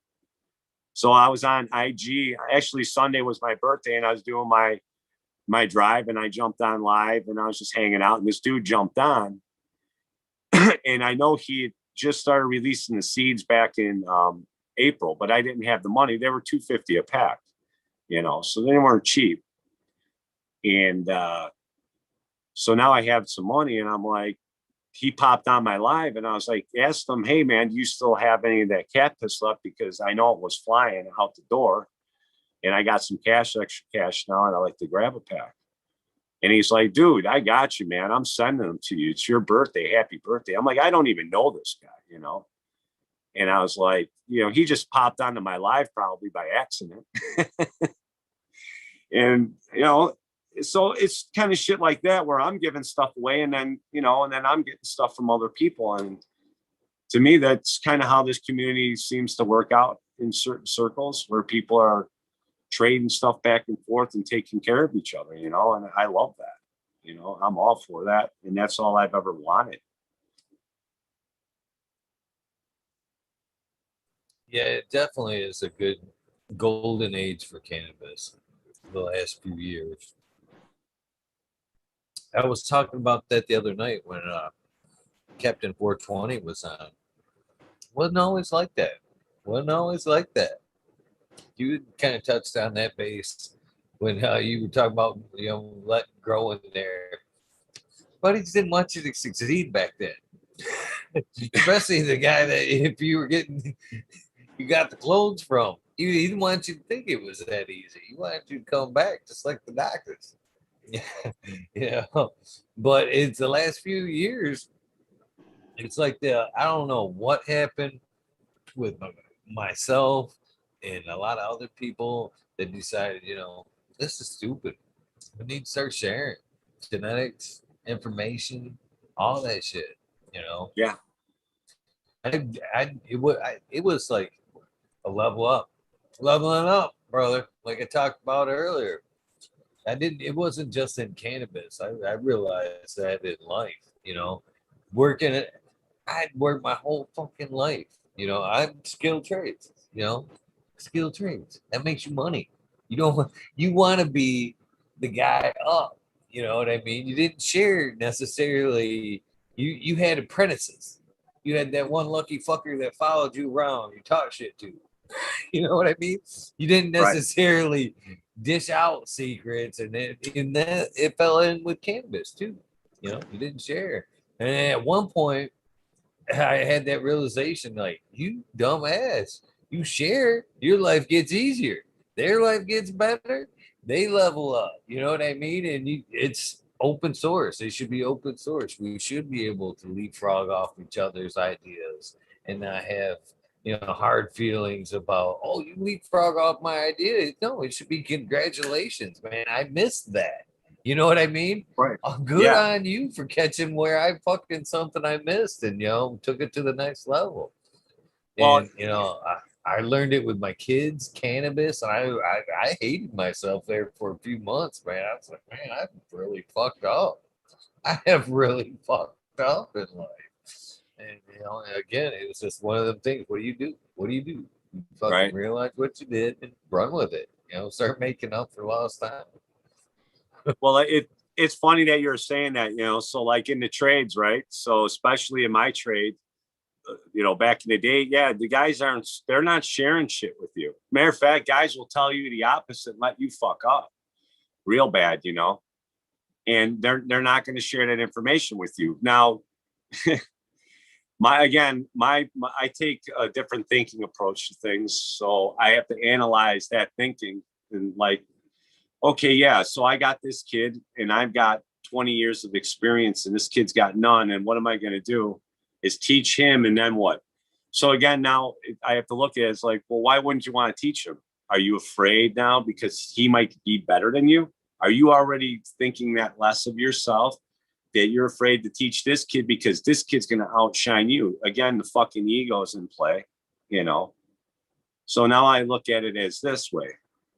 And this is why I used to tell some of my older journeymen who I used to give apprentice, because I ran work. So I would hook up journeymen with apprentices, and here's your apprentice, take them and go.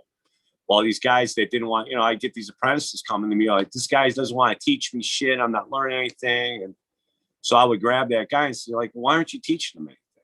First of all, it's our responsibility as journeymen to teach them. That's what we're here for.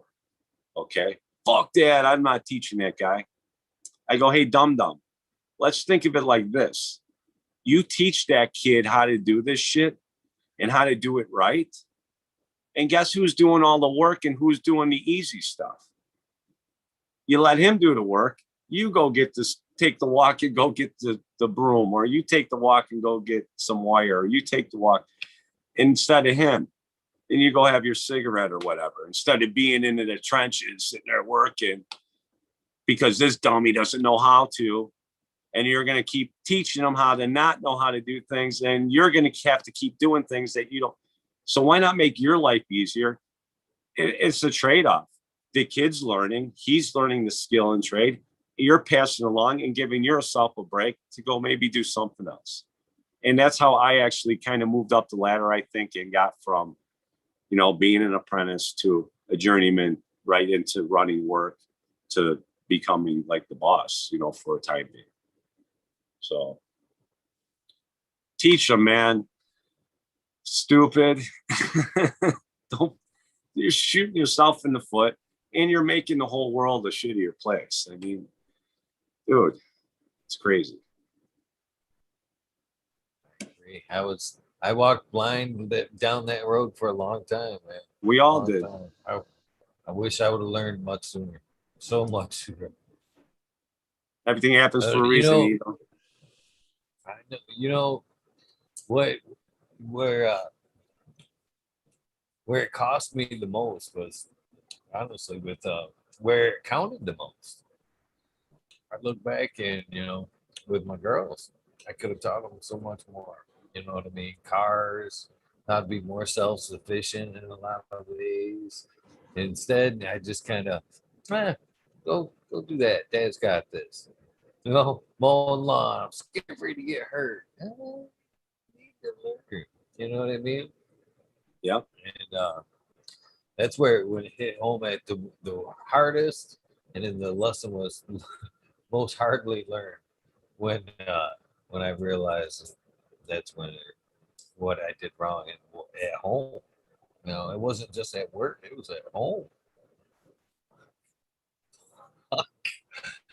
Yeah. I mean, it was a tough learned lesson. To be honest with you. Well, yeah. We at least at least you learn a lesson. Sometimes people go through life and never even learn the lesson. You know, and it's sad. It's sad that they never kind of figure it out. You know. Right. But yeah, I know you want to talk more about grow because I feel like we're doing a life lesson here. And dude, I'm terrible too. You get me talking, brother. We're gonna go here, there. Chad Westport wanted me to talk about music. He wanted you to grill me on music or something. I was gonna grill you on music. I've been waiting for the opportunity to be honest. All right, here it is. Grill away. So what you sounded like you did start with music pretty early on. What drew you into the music side of things? I just always loved music. I was very rhythmic. I just kind of made a correlation very young, and I'm talking like 2, 3, 4 years old. I mean, I just know that I had made a connection to music, and I put a correlation between just kind of moving every day. Just you're walking. There's a rhythm. Everything you do is a rhythm, you know. So I just kind of got into that. I don't know. I just felt it. It's not something I thought about. It's a vibe thing. I'm a very vibe person, you know, like if I'm around you, you know, like I'm going to pick up a whole lot of different things than just talking to you. You know, to really know somebody, for me, I have to sit down with you in the same room and I could really kind of figure out, you know, but yeah, so music, actually how I got started, we had just moved from Chicago out to the suburbs. We had a house now because we kind of lived in a garden apartment in the city. And so now we had a house with a basement, a big, scary basement that had all kinds of stuff down there that I wasn't allowed to see. So I think I woke up, it was probably about 4 o'clock in the morning. And I snuck down into the basement there and I started going through some boxes, and I pulled out these round things. They actually looked like hat boxes. You remember, like, I don't remember, maybe your grandmother or mother had hats, like the nice hats. They had the nice box for them. Well, some of them even had like a box, but then they actually had like a dust case that would go in with like a zipper. And that's what these looked like. And I opened them up and they were drums. My dad had drums. And I was like, whoa. And just started whacking on the drum at 4 o'clock in the morning. The old man wasn't too happy about that. You know, so he came down and nabbed me, and I stuck me back in my bedroom, and I didn't go to sleep. I waited till he got up, you know, and got down there, and, you know, he set them up for me, and shit, by probably the end of that day, I was playing like just a basic beat, man. And then I had music going, and the rest is history. And I couldn't wait to get down there every day. And I mean, we're talking, 5, 6, 7, 8 years old. I'd be playing for hours to the point where my fingers, well, now I know because I was holding the sticks improperly, but just from playing, they just wore right through my fingers, man. I'm bleeding all over. I'd have blood all over my drums, all over the floor, all over everywhere, because I just didn't want to stop playing. I'd go get some Band-Aids, tape them up, and keep going, But yeah, that was about it. I mean, I never did any musical thing at school. I was never that dude, I mean, those band people didn't smoke weed, and I was like, well, I'm not in, It's not my type of music, and you guys ain't partiers, so I'll be over here hanging out with my buddies in the garage, beating on the skins and just making noise, We were garage banding it out. I did go to learn how to read music because I wanted to try and get into the music thing when I was 18, 19. I thought that was something I wanted to do. But again,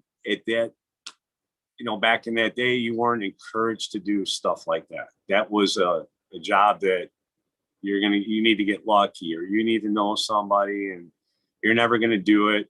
It's not, you need to get a real job, stop fucking and wasting your time doing that stuff. So it wasn't really, which was weird. My dad played drums, but then he did really encourage me to do it, So I just I went and learned how to read notes, okay, on a piece of paper. But being kind of dyslexic and having ADD, I have a hard time just reading as it is and trying to read and play. And I'm a vibe feel guy, so I really don't need the sheet music. I kind of can learn what you need me to do and do it, unless it's got to be specific, right? So that puts me out of some of the range. It cuts me off from making money. So my only chance of making money in the music industry at that point would be to kind of get lucky, get in a band and get on it and do it. And by 88 or whatever, I quit. I couldn't get weed anymore, and the music scene was shit. I didn't like the rock music that was out anymore. Guns N' Roses had just popped up, and I was kind of like, yeah, that was the way I'm like, this is more of the direction we need to go, guys. I like this stuff better. It's still not exactly what I'm looking for, but I like it. And everybody I was around at the time didn't want to do that. They want to do this, I don't know what is Poison and all that shit. I'm not into that. You weren't doing the duets, the ballads and stuff? Yeah, I'm just not into that, man. I get the chicks all love that stuff. To me and my buddies and all of our girlfriends, that's what they did. They went to the Poison concert. They went to Bon Jovi. We were going to Motorhead. We were going to Black Sabbath.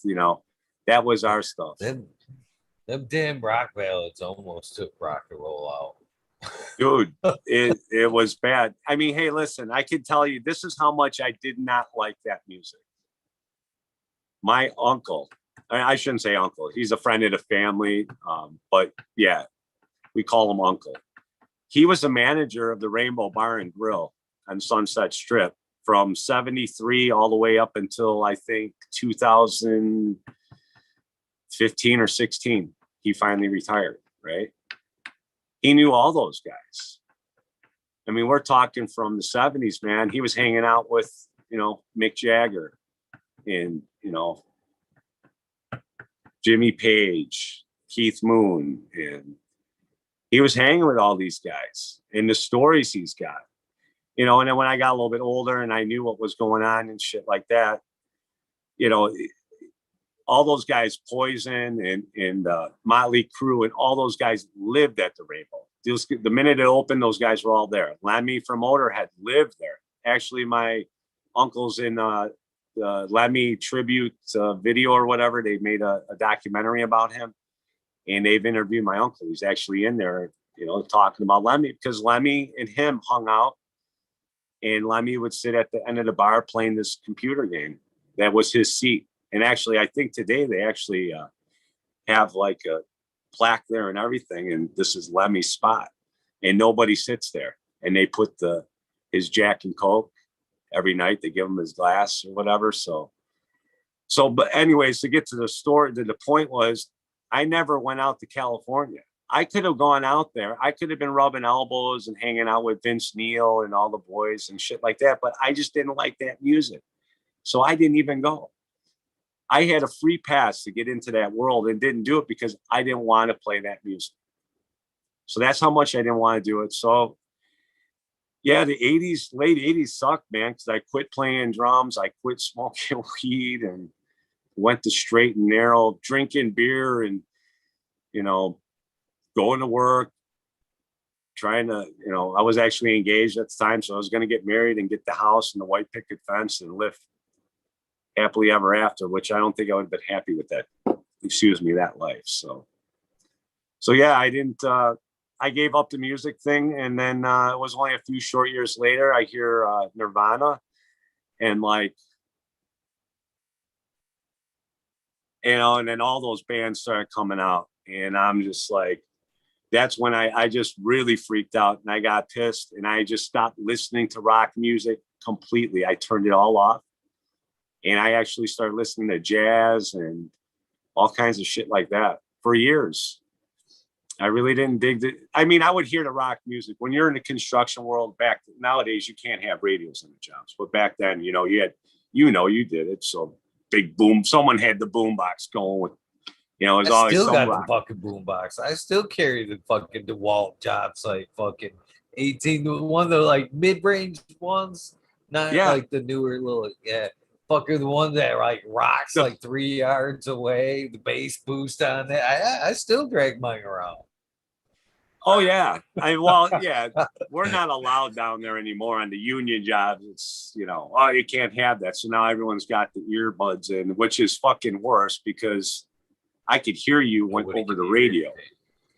Yeah, with the earbuds in, you can't hear shit. So yeah, so yeah, that whole scene popped up and I was pissed. And then yeah, I did that for a while. And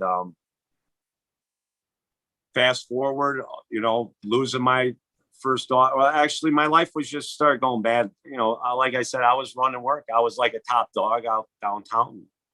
I was making, you know, 200 plus K a year. I mean, I was putting in time. You know, I work Saturdays, you know, every Saturday. Actually, I worked for 3 years. I worked 7 days a week for 3 years straight. Every day. I didn't miss one day. Okay. 7 days a week, 3 years straight. So yeah, I was pulling down some money, you know, but I also had a shit ton of responsibility and I had to be there to take care of stuff, you know, to make that stuff work. So you're gonna have to direct me back, Eagle. I just completely got the squirrel cage. The music. I know we were talking about music. So yeah, so, anyways, I know what I was talking about. So, well, I lost my job. So I was in between work. I'd work for 3 months, be off for 6 months, go back to work for 8 months, be off for a year, go back to work until, you know, 2012 happened. And then losing my daughter in 2009. So it was just snowballing one thing after another. And my ex and I were not getting along. And I had, you know, we had our house we were living in, plus I had a condo I couldn't rent, and I'm paying the mortgage on this condo every month that I can't even rent, you know, so I'm paying for something that I can't use. And yeah, it was just getting worse and worse and worse. So after everything blew up and I really started using cannabis to heal myself, I kind of found my way back into the music world. I got hooked up with some friends I haven't talked to in 25 years. That, yeah, man, we're still getting together. Actually, just a couple of guitar guys. You know, remember this guy? Yeah, I remember him. Oh yeah, we go to my garage and hang out on Saturday night. It's good, clean, cheap fun, man. All right, I'm in. What do I got to do? So I went out and I got some drums. Went over there, man, and that was like 2014, 2013, and yeah. Been doing it ever since. Really, I actually started making goals for myself. That's where I got myself. I was in a depression. I know that now.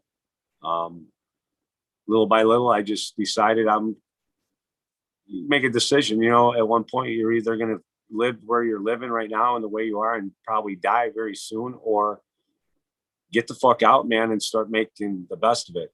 I started getting the kid mentality again. Started thinking like a kid. Stop worrying about time And that's another one we could go into that whole fucking thing about time, because time is, to me, is our enemy. And it's used against us continually. Right now, you're looking at the clock going, when's this guy going to shut up? Because I got to get into the wormholes.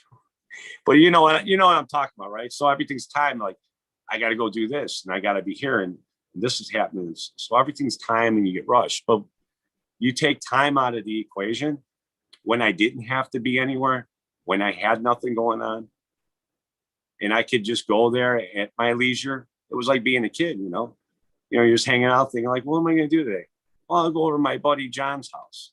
You jumped on your bike and just went over there, You weren't in a hurry to get there. You weren't doing 1,000 miles an hour. I got to get there because I got to see him because I only got an hour and then I got to go do something else. No, it's just kind of went and did your thing. And I started living life like that. And holy shit, dude, it's like a whole nother, like, I don't know, fifth dimension, people talk about. I wasn't living in this world today.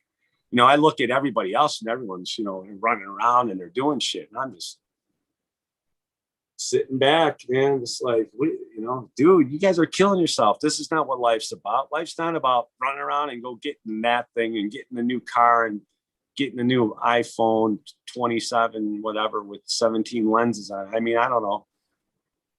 I lived in that realm for a minute and it sucks. And it's a waste of time. It's a momentary adulation, Anytime you get something new, it's, oh, look what I got. You got it for a minute or two, and then all of a sudden it's like, can you put it away? And then you forget about it. It's like, that's where you realize you just kind of bought something just to have it, the adulation, the moment, just the spike of, whatever it is, the drug that your brain makes, So, yeah, I got back into the music thing. I started making goals. I started setting goals for myself. And so I set a goal that year. I'm going to be back on stage by the end of the year. Whether I'm making money doing it or not, I didn't give a shit. I'm going to be playing for a live audience on a stage doing it. And things weren't happening, and it was really weird. And then I ran into another guy that I hadn't seen in even longer, like 30 plus years. And he was playing. He had a band, and they were playing a gig, and they needed a drummer because their drummer couldn't make it. It's weird how things just kind of, because I didn't think I was going to make it because we're closing in on the end of the year. And I was like, shit, man, I'm not going to make my goal, I wasn't worried about it. I wasn't pressuring myself, which was nice, but I wanted to make the goal. And then, you know what? It just kind of happened. And I was like, well, that's kind of weird, So then it was just like, I started realizing that situation. Like, well, I've been real nice to people. I've changed my attitude. I'm not, a maniac anymore. Everything, I'm laid back. I'm doing things for people just because I want to do it. I'm helping people just because I want to help them. And then things that I want start coming to me, So, you really got to pay attention to life, man, and see and start questioning things. Well, why did this happen to me? I could sit there and say, well, my daughter died, why me? And I went through a little bit of that, and I'm actually trying to help my mom right now because she's dealing with the loss of her husband for, 54 or 55 years now. They've been together.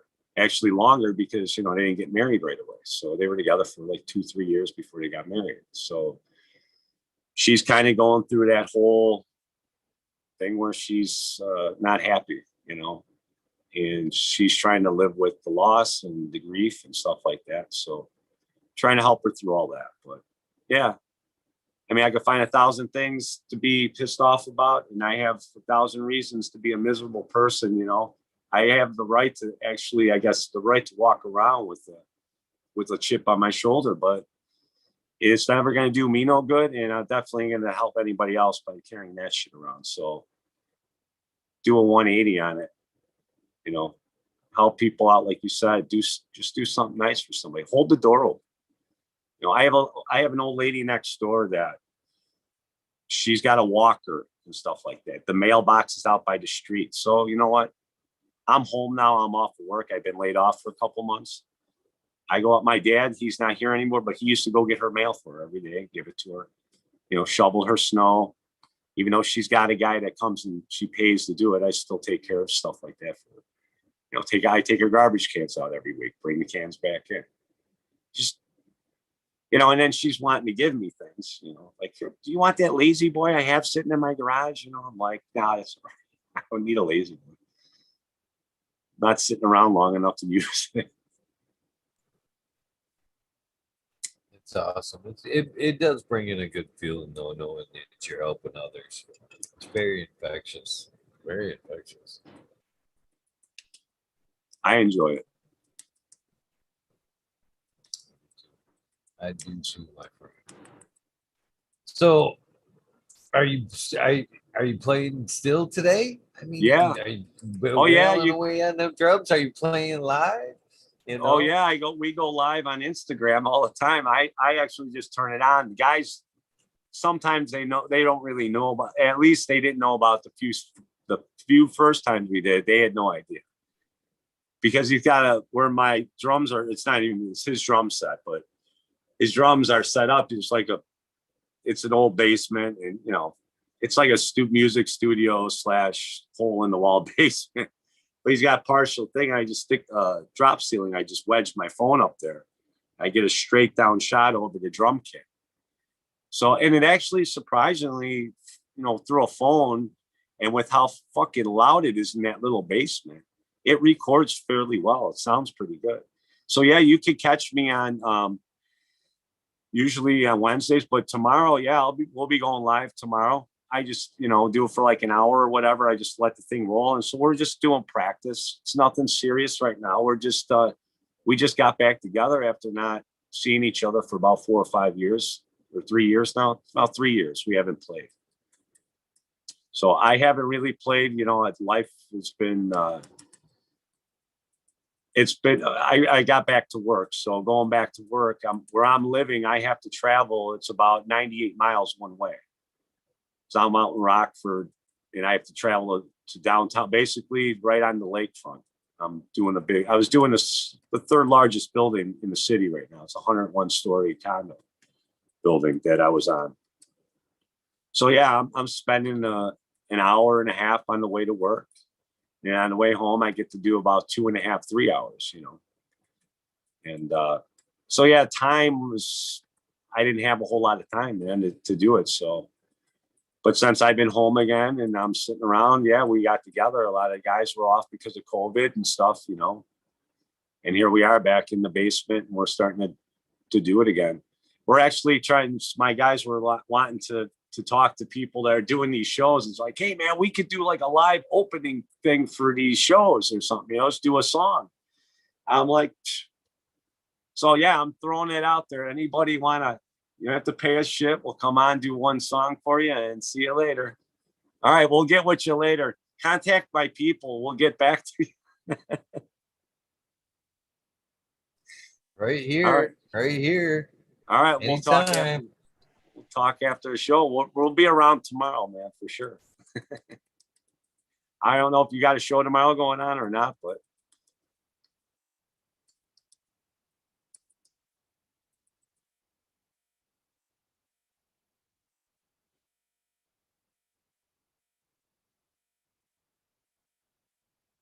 you're on mute. I think you're muted. I couldn't see you talking either. Sometimes that thing gets a little sticky, I think, that bug. Yeah, Jimmy Dugan, a few people the next few nights, but Monday night is a designated wormhole. We could definitely rock out Monday night. Okay, what time would it be? You can give me your time. Usually 2:00 my time. Oh, 2 a.m. You want to do something, we could go earlier if you wanted to do so. Yeah, it would probably be earlier. These guys, we're usually there like around 9, 10 o'clock. We're out of there, So, but even if you wanted us to record some, we could record you a song. We'll make you a song,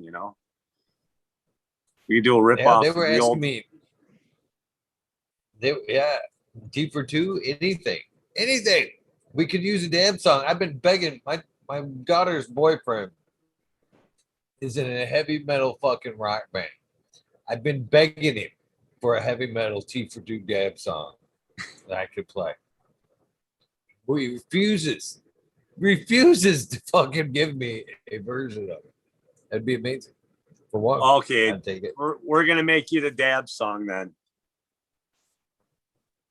I definitely need something, especially a rock and roll version would be awesome. But yeah, that I right now I was playing the shit out of the dab song, but if I play it too many times, I get copyright. So I kind of like We'll make up a song. they were asking me earlier if I could play some of your stuff, but I don't have my Instagram uh on my computer here, so I could play it. But I would if I could. You could share Actually, if yeah, you've got some video.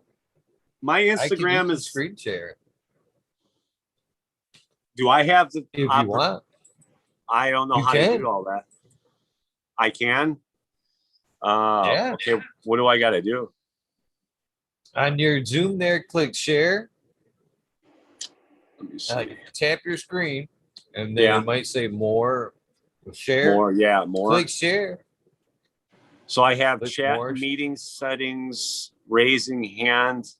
I don't have anything. What the hell? How come I don't have share on here? There should be a share on there somewhere. It says chat, meeting settings, minimize meeting, background filters, disconnect audio, raise your hand, and then I have some emojis. And that's it. Let me see what else here. Participants. Oh, share content.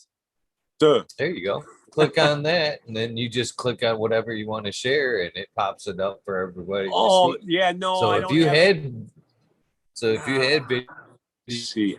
playing stuff, you could share and play it. Most definitely. Let me see. It's looking for my photos. Access. Let me see here.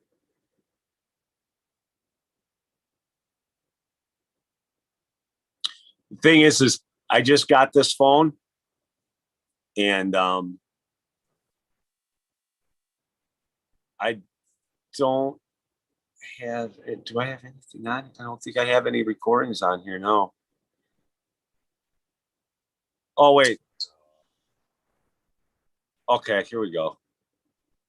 There you go. Now, is this thing sharing? Yep, they're seeing what we're looking at. Okay. Well, this is not playing though.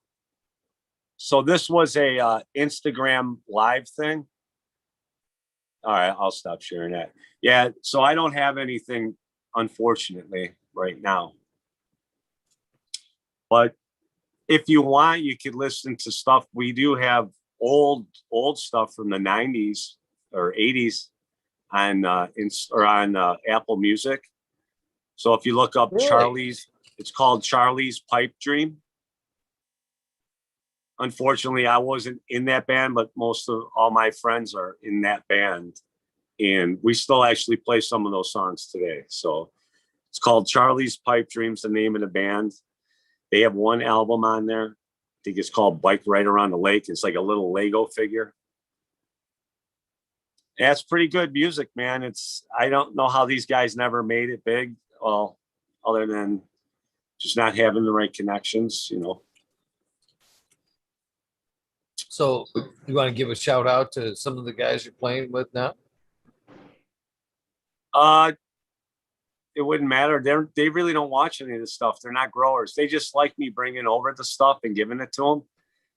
They're smokers. they're the smokers, and I'm the grower. I mean, I try to get them into it, and I'm getting my one buddy closer, man. I'm getting them closer because I unfortunately had a couple nanners pop up on my orange bud, which was a massive plant. I don't know if you've seen it on my Instagram, but I think she was on her way to being the 2-pounder, you know. And I was on that plant. And it was like Monday night or Tuesday night. I was listening to you because I'm always in the garden when you're on. So that's why I'm not in chat constant. You'll see me pop in every once in a while. That's when I'm having my smoke break, but then I'm back at it in the garden or listen. So I'm listening to you and I'm like ready to go get done. And, you know, before I go to bed or whatever, and I'm done in the garden, I'll go through the plants just a little bit and kind of look at them and just check, make sure. Because anytime, you know, the lights come on, I like to check them right away, you know, especially when they're budding out, just make sure there's nothing weird going on. And at the end of the night, when I'm done with them, I check them again, you know, just a brief.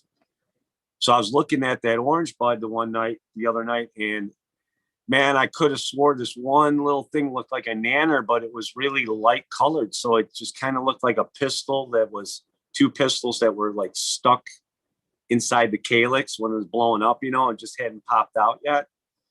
So I'm like, I don't know though. It kind of looks like a nanner though. It's weird looking. So I'm like, all right, well, wait till tomorrow. So man, the next day those lights came on and I went in there and looked. Holy shit, it was a nanner. It was dark yellow by that time, sticking out. And then I started looking through the plant and I found like 2 or 3 more. And I just stopped looking at that point, and I didn't even fucking hesitate. Went in there and gone. And it's sad because she was about 3 weeks out from finish, right? So I don't know what to do with it. I said, fuck it. I bagged it up and I don't have room or nothing for it. So I called my one buddy and I says, hey man, you want this? I'll give it to you. I'll show you what to do with it. Bag it up and freeze this stuff. And then we'll just, you know, we'll do like a dry ice sift with it. You know, I'll get those trichomes off of it and see how it is. You know, maybe just mix it in with something else and make my own hybrid, right? So he was like, yeah, okay, I'll do it. So I brought it over to him the other day, and I went over there the other night then for band practice and stuff. He's like all proud. She's like, hey, come here, look at this. And he opens up his freezer and he had all this bud trimmed up real nice. It's like, yeah, man, that's really awesome. So yeah, he's kind of getting there. And he's all my friends are medical patients as well. You know, I really want him to do it because, you know, he's an ex-heroin. He's a guy actually I was talking about, got in an accident, started with the Oxycontins, you know, and then got into heroin. So we got him smoking and he's dabbing and he's doing all of it. So if I could just get it to the point, get him interested where I could get him set up with a tent, I know he would be an amazing grower, you know. That's got that medicine. But you got to, you know, there's some people that just can't grow this plant for whatever reason. I don't know why. I think you really have to have some sort of a connection to them. These things are living things, man. They're not an inanimate object that just throws like a thing magical. These things listen. They have feelings. I mean, I really believe that. I'll tell you. Oh, that's for sure. That's for sure. I sent a thing from to Smiley yesterday, and it was from Gaia, but they were doing some experiments on plants. They were asking the question, are they conscious? They were basically had a couple of plants. The one that had the best representation was the Venus flytrap. It applied some anesthesia to the plant, to one of the traps, to just one of the traps, kind of made it numb from and it showed every chance of being numb or unconscious to its surroundings. So not just in the same fact when we go unconscious from anesthesia, so did the plant. I mean, they just like the one area, the one trap, knocked it right out. They even though the traps looked healthy and awake and wide open, when the sensors were touched, they just stayed wide open. The plant seemed to be totally unconscious. And when it wore off, everything seemed vibrant again. The traps kind of started popping again, but that plant was seriously unconscious from the anesthesia that they had put on to just the one trap. So they were begging, you know, even though it didn't have a brain or a nervous system, you know, we know they communicate with each other. You know what I mean? And they are intelligent, obviously. But they were begging the question, obviously, is the plant conscious? I think so. I think you do too. Yeah. Oh no, I agree, and I never heard that before, and that's awesome. And that again, that's just one more. That's a proof positive there, right?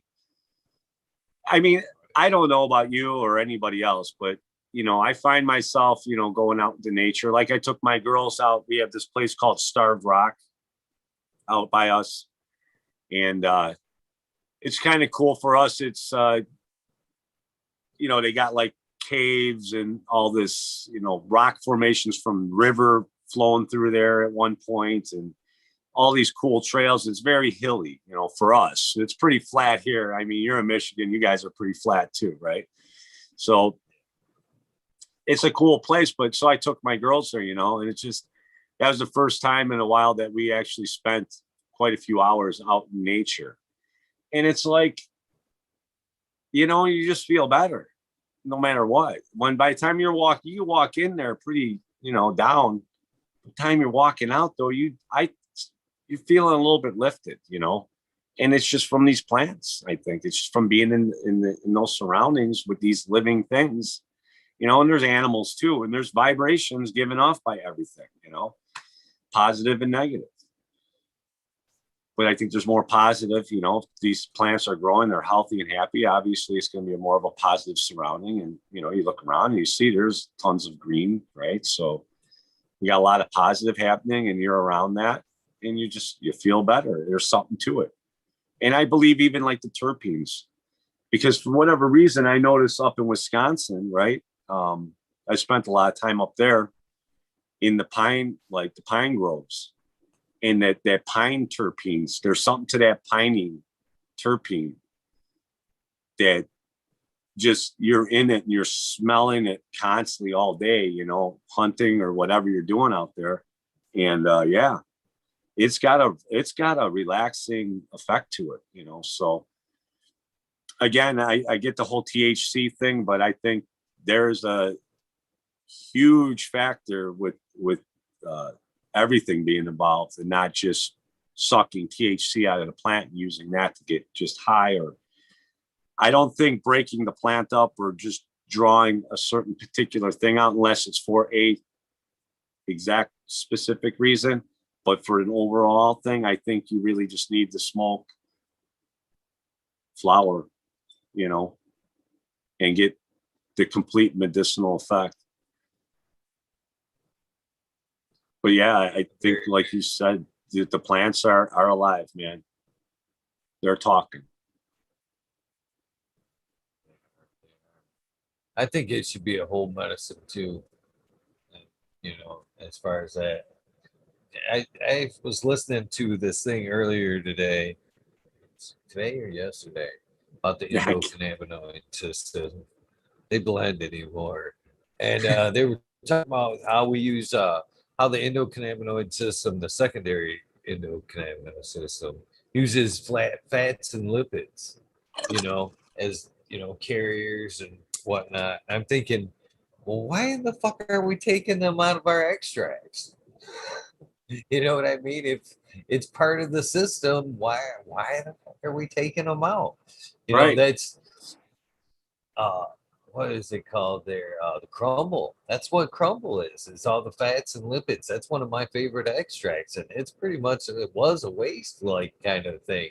Not all the extractors like the crumble. I like the crumble, but I when I learned that's what it was, I was like, again, why are we taking these out? Why this is some of the best parts here. Then I heard that yesterday is like they're needed.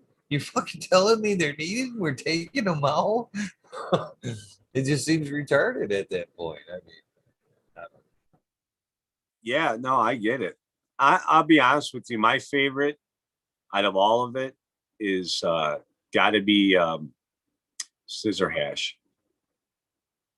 I don't know what it is about it, but man, I hate trimming. But let me tell you, that's the one thing though.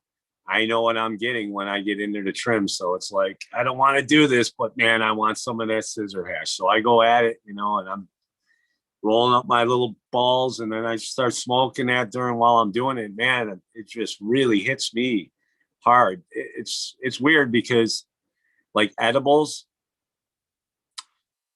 you're wasting it on me. You give me, people want, oh, here, try these gummies. And I'm like, dude, I'll eat that whole bag sitting here right in front of you, and nothing's going to happen to me. I'll sweat. That's about it. I just start sweating. And I actually had my buddy actually, who's growing out in Michigan. He makes tons of them because his wife loves them, So he's always got like this monster bag of them, and they're pretty high dosed, And he's like, "Come on, man, you're gonna get." He goes, "I'm bet you if you eat like 10 of those things are like 100 milligrams a piece. You eat 10 of those, man, you're gonna be passed out." I took 15 of them, shoved them in my mouth, I ate them all, and I sat there like this. And within 10 minutes, sweat was just pouring down my face, and I just didn't feel anything. I'm just like, I'm not high, man. I just picked up my bowl and started smoking that. And I'm like, okay, now I'm high and sweating. And he couldn't believe it. He's like, man, that is fucking weird. He's like, yeah, okay, I'm never giving you that stuff again. It's a waste. But yeah, hash though, I love scissor hash, and I love the dry sift, man. I'm a hash guy, dude. I don't know. It's because everything's still in there, You're still getting some plant matter in it, I'm almost actually, so I make my dry sift, my first run, obviously that's full melt, so I could take that and dab it, right? But after that, it's more of like your top dressing shit. That's kind of my favorite, is the top dressing. I really enjoy, I think, again, because it's got some plant matter in there, and I'm getting more of the entourage effect. I don't know, maybe I'm wrong. I don't know, but that's what works for me, and that's what I do. We're all a little bit different, and some things work for some people and other things don't. You might like sativa, I like indica. I'm actually more of a 50-50 guy. I like the 50-50 split. Well, yeah. It kind of makes sense for me because you say you kind of like that uppity high, and that's what I get from dry sip. Dry sip for me is a it's tasty, terpy, Yes. and it's a high. Same thing with the scissor hash. You must be a wet trimmer because you don't get very good hash from dry trimming. The good stuff, in my opinion, is from a wet trim. That stuff you scrape off the wet, and that's a live trim. That's a live charas. That's a live trichome. That's a heady buzz too. So they're kind of real similar with each other. For me, the bubble hash, when you take it the other way, the bubble hash, it's a little less flavorful, but it's more of a full body high. Now you don't it's a bubble. You're not up and running around. It's more. Ooh, I'm feeling pretty good. It's more high for sure. Yeah, I enjoy it all. The hash, I enjoy it all, really. But yeah, it's the bubble hash isn't as terpy, and I really like the terpy stuff. The other thing is, being where I'm at, I'm like an hour away from my kids. So, I'm again traveling back and forth, and right now being off of work, so I'm kind of running out that way and picking them up after school. And matter of fact, I'm probably not even going to go to bed tonight because my oldest daughter has got some sort of electronics day where they're allowed to bring an iPad or something like that. And unfortunately, the way the ex and I are, I don't want to be airing out dirty laundry, but just for the story's sake, I kind of have to keep any electronics here. She's got like the Kindle Fire, which is through Amazon, but it's my account, so she could get in there and get on my account. It's just, I don't want any fucking problems. So I keep my stuff here and she keeps her stuff there. Well, my daughter wants to bring this iPad to school. So I didn't want her to have it at her house because I had let her bring it there, but her mother had a problem with it again. She had it and she was on it and she didn't want her on it when she was on it. And you're causing, she was actually using it as an excuse because I was creating a problem for her now by letting our daughter use this iPad and bring it to her house, So that's where it's like, okay, then it stays here forever and that's it. It doesn't go home. So anyway, she wants this thing to use at school. She doesn't want to be the probably only kid that comes to school without an iPad. So I got to leave here in another 5 hours and shoot out there and meet her at her bus stop. And I'll give her her iPad so she goes to school with it. But listen, man, I lost a daughter. So, you know how it is. You have a daughter, or daughters, you'll do anything for them. And, if you lose a kid, man, let me tell you, you really do anything for them, because I've had it happen. So, yeah. I can't imagine. I mean, look, man, it could be looked at as a negative. And some people look at me and they're like, oh my God, you lost a daughter. Like, and people look at you like, you don't know what to think because it's an awkward, it's like, well, how are you supposed to feel for this guy? Like you don't know, especially if it didn't happen to you. But look, man, I don't want anybody to ever feel sorry for me. I've got something a lot of people don't have. I've got a real guardian angel. I know I made her, so I got that going for me, which is nice. If I can quote Caddyshack. Let's see you say positive about it. You got a choice, Eagle. You got a choice, Eagle. It's, you can be positive or you're going to be negative, man. I tried negative for a minute. It's not a good thing. Don't look good on me, so. Seriously, I feel for you, brother. I really, really do. I can't even. Yeah, we don't even think about that shit as parents. Try not to think about that shit. But man, no, I almost lost at one point. What? Almost 2 years? No, maybe pushing 3, but maybe 2 years ago now. Out of fucking car accident, and it was oh man, one of the longest days of my life. I was so glad at the end of it was the way it was. But man, I had just kind of fell out. Uh, Maybe 2 hours sleep. Got a call. Phone rings. Your daughter Alexis has just been in an accident, and she's across the state. She's been thrown from a vehicle that overturned at 100 miles an hour. She was ejected, her and her friend. Wow. Yeah.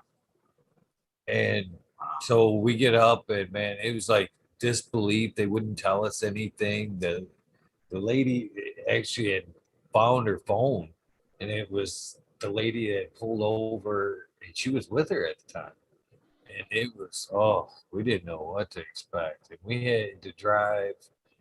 It was an hour and a half from where we were from home. She was that far, and the whole time we were driving, it's the worst. We don't know what's going on. We know she's been ejected. We don't know so we're almost to her, and as we get off the exit to where she was, they tell us they're too bad. We can't treat them here. We had to fly them over to Emmett University of Michigan Hospital, which was another hour away. So So the time I had made it there, we were completely expecting a whole lot worse. Both girls were terribly beat up. Both survived, and we were lucky. And scared. I can't imagine. What went through my head that day, that morning, through the travel. Man, I thought it was the end. I thought that was the end. As badly beat up and bruised as she was, I was thankful, so thankful that I could still hold her. Oh, So I know I can't imagine. I seriously can't imagine what you went through. So honestly, parents should know that feeling. I'll be honest with you, man. I can't. You know, I get where you're coming from too, but what you just said is, this is another one of those fears that I have. You know, it's, you know, I got two of them still, and they haven't got to that point. You know, and that is the one thing, is the car thing. You know, like you just said, and to me, it's like I don't want to go through that fucking hour of not knowing. So I mean, when we lost our daughter, it wasn't like we didn't know. This wasn't like the baby came out and there was something happened. You know, she didn't pass like that. She had a situation called trisomy 18, and there's different levels to it. Basically, the level she was at, she was never going to make it. No kids make it anyways. I believe there's only one case of one child having only one symptom out of the 18 symptoms, and it was the mildest thing, and he only lived to be 5. He is the only known case. So you don't make it through this. It's actually it's a gene, a chromosomal error. So trisomy, what is it? Trisomy 13 is Down syndrome, is trisomy 13. So it's basically Down syndrome is a trisomy. Okay. But what we had, she was never going to make it. So we kind of knew, you know, but still, you know, it's going to happen. Went to term and yeah. So, but now with my kids, you know, the 2 girls, and like you said, man, I don't want that phone call, because I was actually, you know, talking to my daughters, because I have, you know, the one, she's 10 and a half now, and the other one's 8 and a half. And, you know, 10 and a half, man, we're closing in on teenage years. And then, you know, it's only a few short years later and they got the driver's license, right? Or even before then, because they're going to have some friends that are a year older, right? And they got the license. So now they're in the car. You know, I don't want that phone call, dude, because that 1 hour, I couldn't imagine that, you know, just like you can't imagine myself. I can't even imagine that. I don't want it, because, yeah. I hope if everything should happen like that, I hope I got some of the dankest fucking weed with me, because I'm going to probably need a whole lot of It was nothing short of a miracle that they survived. When I made it to that hospital finally, the state trooper that was there told me the story in tears. He said, "I see this all the time, but I've never seen people live through this." Yeah. He said, "I want you to understand what transpired today was a miracle." He said, "Any other time, occupants would have been dead." He said that, well, he said both girls were launched into the tree line on the highway. They fell asleep. Both of them fell asleep. The driver woke up and overcorrected, and, rolled the car. Lexi wasn't wearing a seatbelt, was ejected. Both girls were actually ejected and thrown into the tree line and landed close to each other, just missing a tree. Just missing a tree, laying side by side next to a tree. The car rolled at them, hit the tree, and they were laying at, like, on this side of the tree. So the car was rolling at them. The car bounced up, hit the tree, and instead of coming down and crushing them, like he said, 90% of what would have happened, the car was flung back just enough to miss them and was just south of where they were laying. Shit. No shit. Dude, oh man. Yeah, that's fuck. Yeah, you had this never plays out like this. It was, so there you go. Lexi's gotta start searching, like I have to start searching, for what reason are we here? I've escaped a few of those in motorcycle accident. I could tell you snowmobile accidents where, yeah, I should have been dead a few times, man.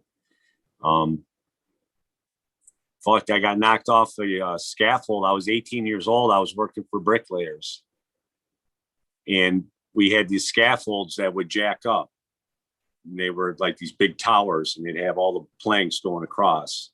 So once we got all the way up to the top, 30 feet up or whatever, we'd pull the planks and separate them and then break it down, and it'd be 2x2. And then you'd have a guy on one side and the other side, and you crank it and the thing would come down. So, but when you separate those boards are hanging off this far, you know? So if you step on it, the board's coming up, you're going down.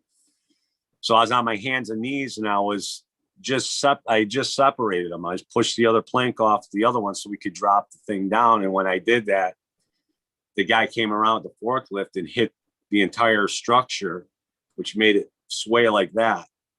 And when it swayed, I put my weight on that board, and that rest of the board went up. I went down 30 feet and I landed into a pile of bricks and got up and walked away from that, you know, and I had a little cut on my shoulder. And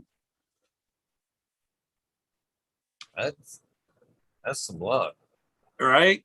You know, is it luck though? Or is there, you know, that's where, again, like you said, it's like, you gotta be here for a reason. That's why I look at it, it's like, maybe I'm here for a reason. So, you know, but man, that is an amazing story that she and her friends, and they're all okay though. Like no one got killed or anything. No, they both had some chip bones, some a lot of traumas. Lexi suffered more damage in the long run than the initial injuries, to be honest with you. She actually she had a lot of injuries. The PTSD from it was crazy. I never even knew it could be that bad, to be honest with you. She had giant hematomas that had to be removed because I mean she literally had blood clots in her stomach that were fucking almost the size of a watermelon, and she had one behind her leg that swelled up to about the size of a watermelon and wouldn't. It got so bad they had to go in there and actually vacuum out all the clots. And, oh my god! Yeah. How old was she when this happened? 20. Well, no, 19. 19. Oh man, yeah, that would definitely fuck with your head, man. Shit, I'm sorry. It's I've told the story a few times on this show, but cannabis, it's another reason why I owe cannabis a lot, you know. And that story, you know, to be continued, kind of, if she had troubles with that PTSD, and they gave her an irresponsible 19-year-old liquid because she can't take pills. Was like liquid Valium and this and that, and we almost nearly lost her to that kind of medicine again. And if it wouldn't have been for like reaching out, and she didn't want that medicine anymore. And again, like we were talking about, the ons and offs. I don't. You can't tell, you know, a 19-year-old that's struggling with a lot of problems, and then, you know, this medicine fucking with their heads. I ain't taking it no more. Well, you can't quit that cold turkey. You know what I mean? And it was brutal. The ups and downs were brutal, and she didn't want it. We didn't want her on it, but ultimately it led her to CBD. Was the savior, to be honest with you. That's the honest God truth, man. And I ended up calling a friend downstate, my friend JC in Green Culture. Thank you, JC. We told him the story, and he immediately, you know, hey, hooked me up with CBD, all kinds of stuff, That's awesome. edibles, and yeah, they were the turning point. They were the turning point in that story. Yeah. That's awesome. See, that's what I'm talking about. Transport. I mean, in cars, you know, that's one. Just getting her around after that was tough. And, that's just having that CBD pen that she could, puff on. There was a lot of rides. She toughed out. You could see she was very uncomfortable. No radio. No one could listen on radio. Just talkless rides and just puffing on that pen. But day by day, she got stronger, and I don't think we'd be where we are at now if we would have psychotropic drugs would still be in the menu today. I owe a lot to cannabis, so much to cannabis. I really do. I'll I'll tell you what, man. That's a great story. That story needs to be heard, man. Really, she should put that story out there. Or you put it out there somewhere. Get it out there and get it out, shoved out into the mainstream, man. It's got to, because these are the stories that need to be. Look, I could sit here and tell you, I'm smoking, and I'm telling the truth, but I mean, I could be lying to you too. I could, oh yeah, I got this and that, but really, I just love getting stoned because I like laying around doing shit all day, or I'm just the typical dude that wants to get messed up just to be messed up, right? It's not. We're using this, but the people who don't get it and who are old school. I mean, look, I'm staying with my mom right now. So I'm growing out of tents. Otherwise, I'd be in a house and I'd be growing out of a room, maybe. I don't know, but I'm set up temporarily. She's allowing me to do it here, but she's not for this stuff, really. She's not like crazy against it, but we have her best friend from shit.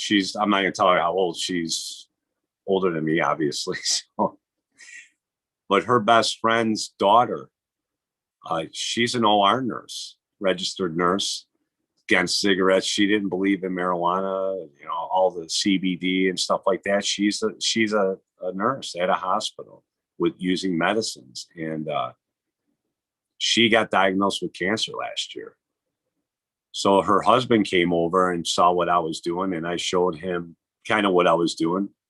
He didn't want her to know because wasn't using at all at this time last year. He wasn't a user. He was a pro bodybuilder at one point.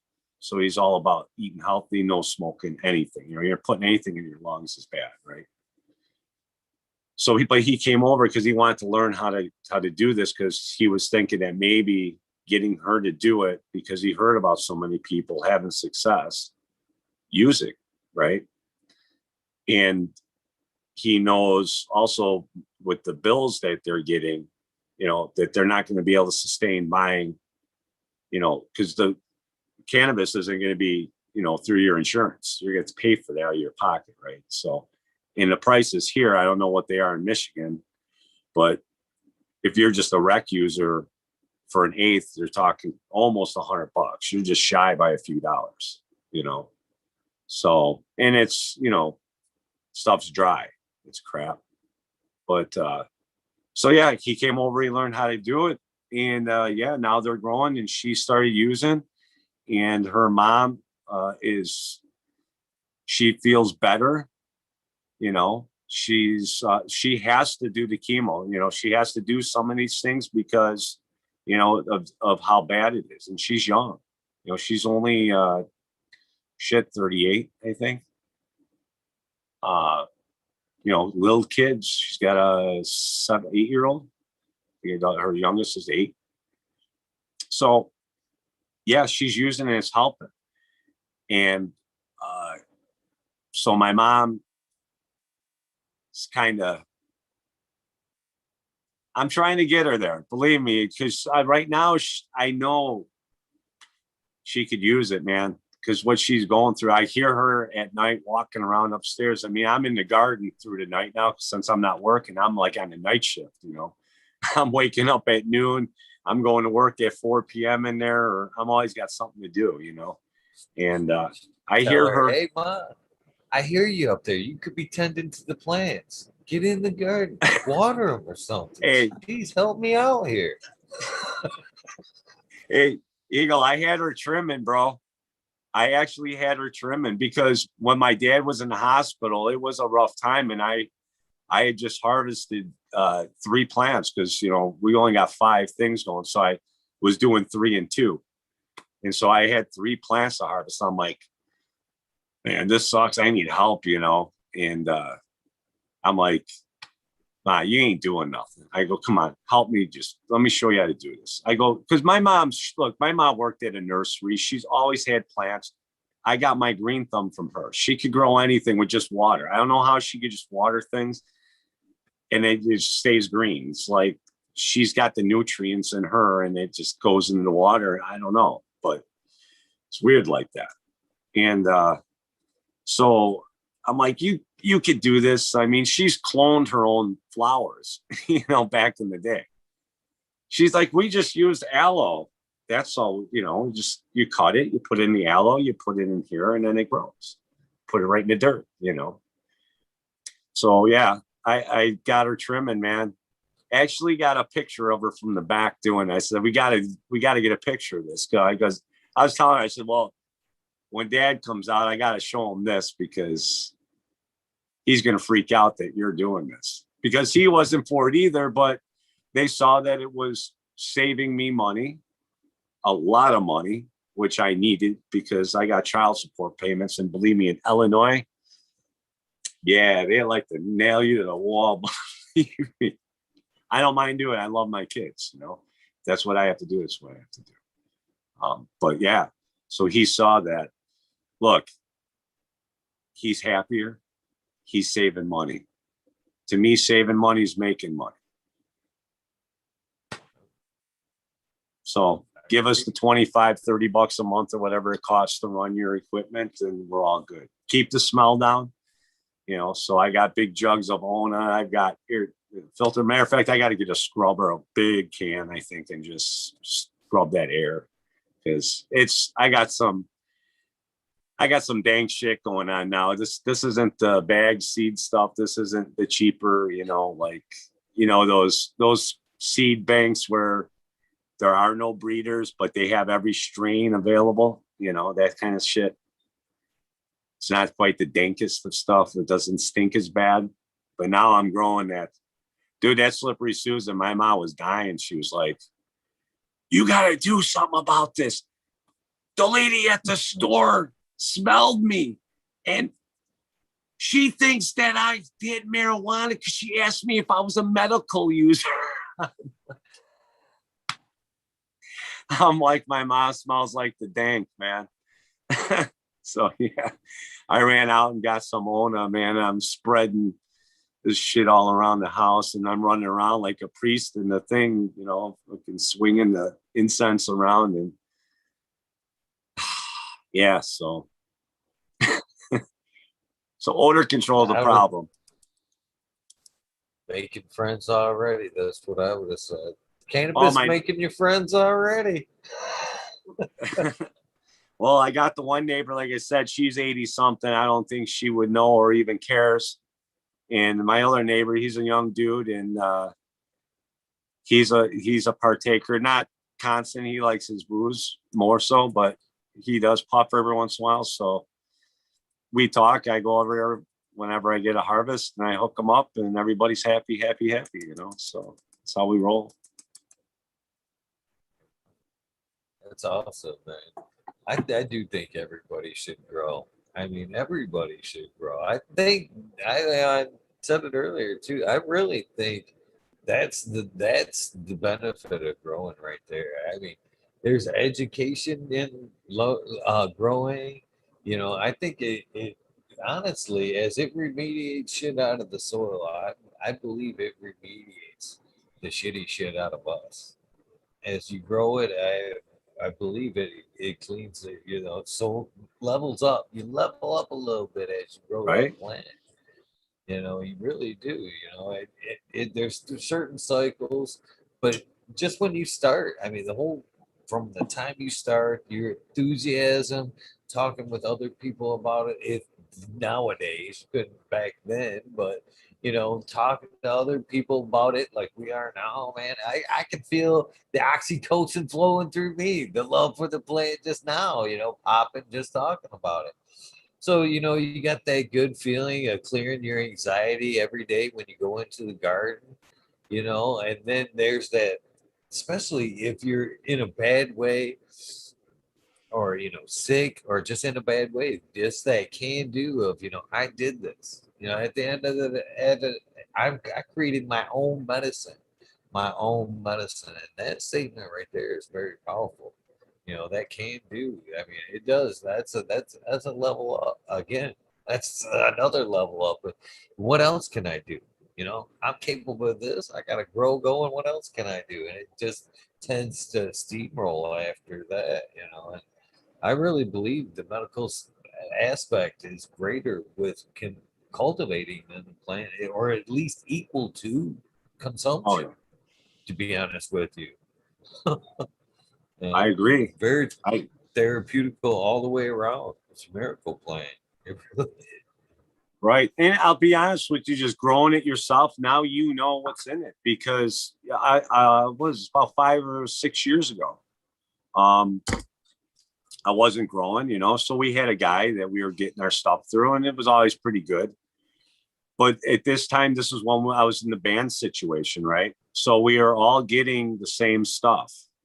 And so one particular night after band practice, our one guy, he got sick, like really sick. And it was like the guy was like turning colors.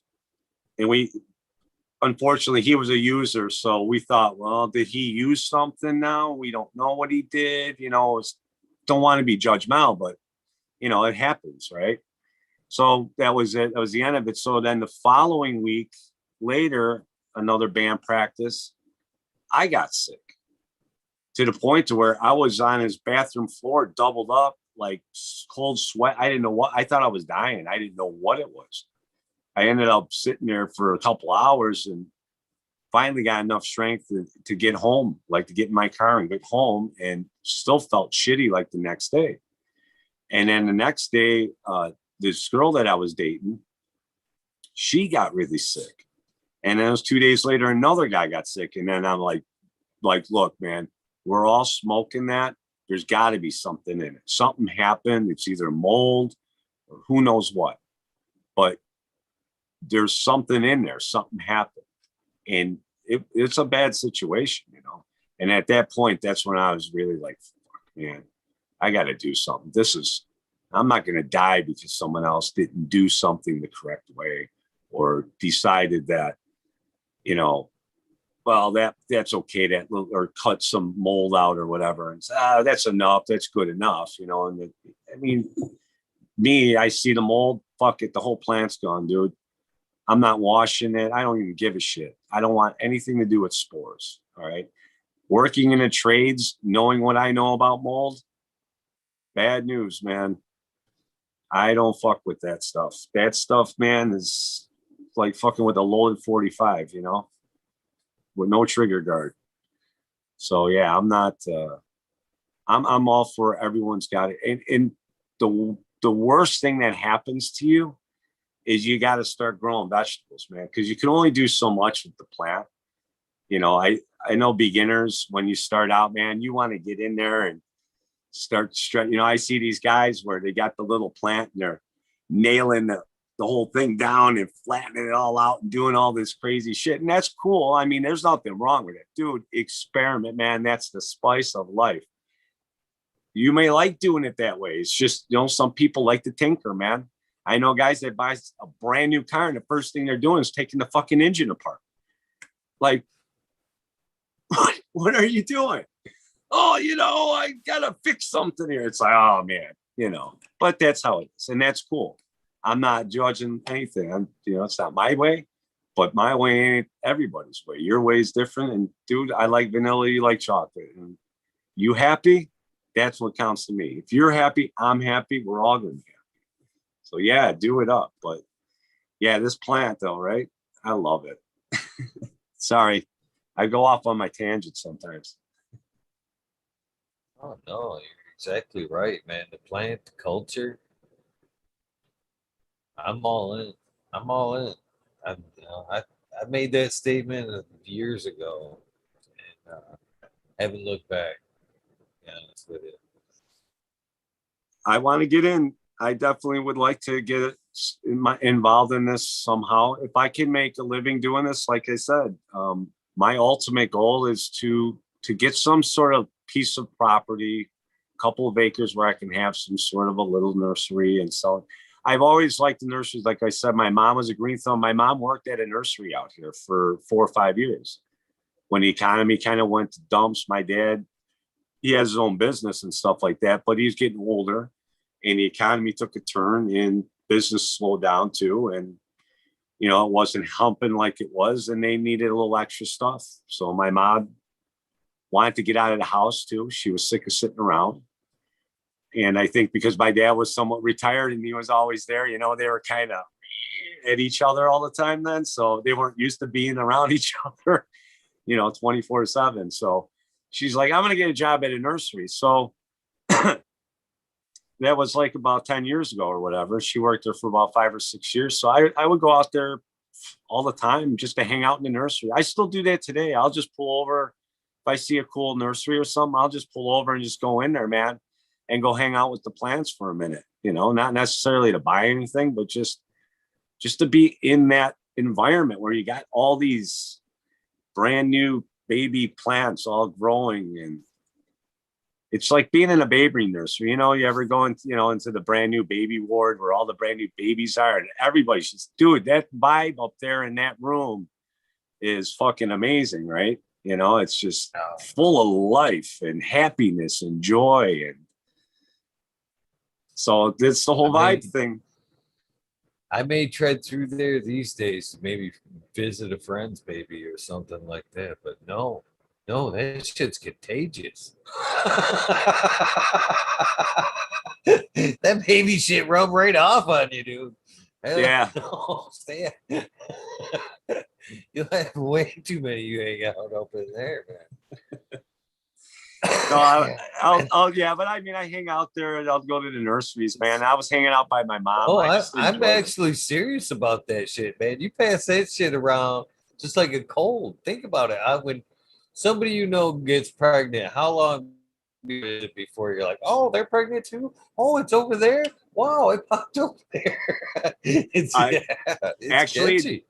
Yeah. So when we had our first child, there were 2 other couples that were, I guess we didn't know, you know, they were trying to have a kid, but you know, it's not something you advertise. Now you blow up the sign out front. Hey, we're over here trying to make a kid. Check it out, you know.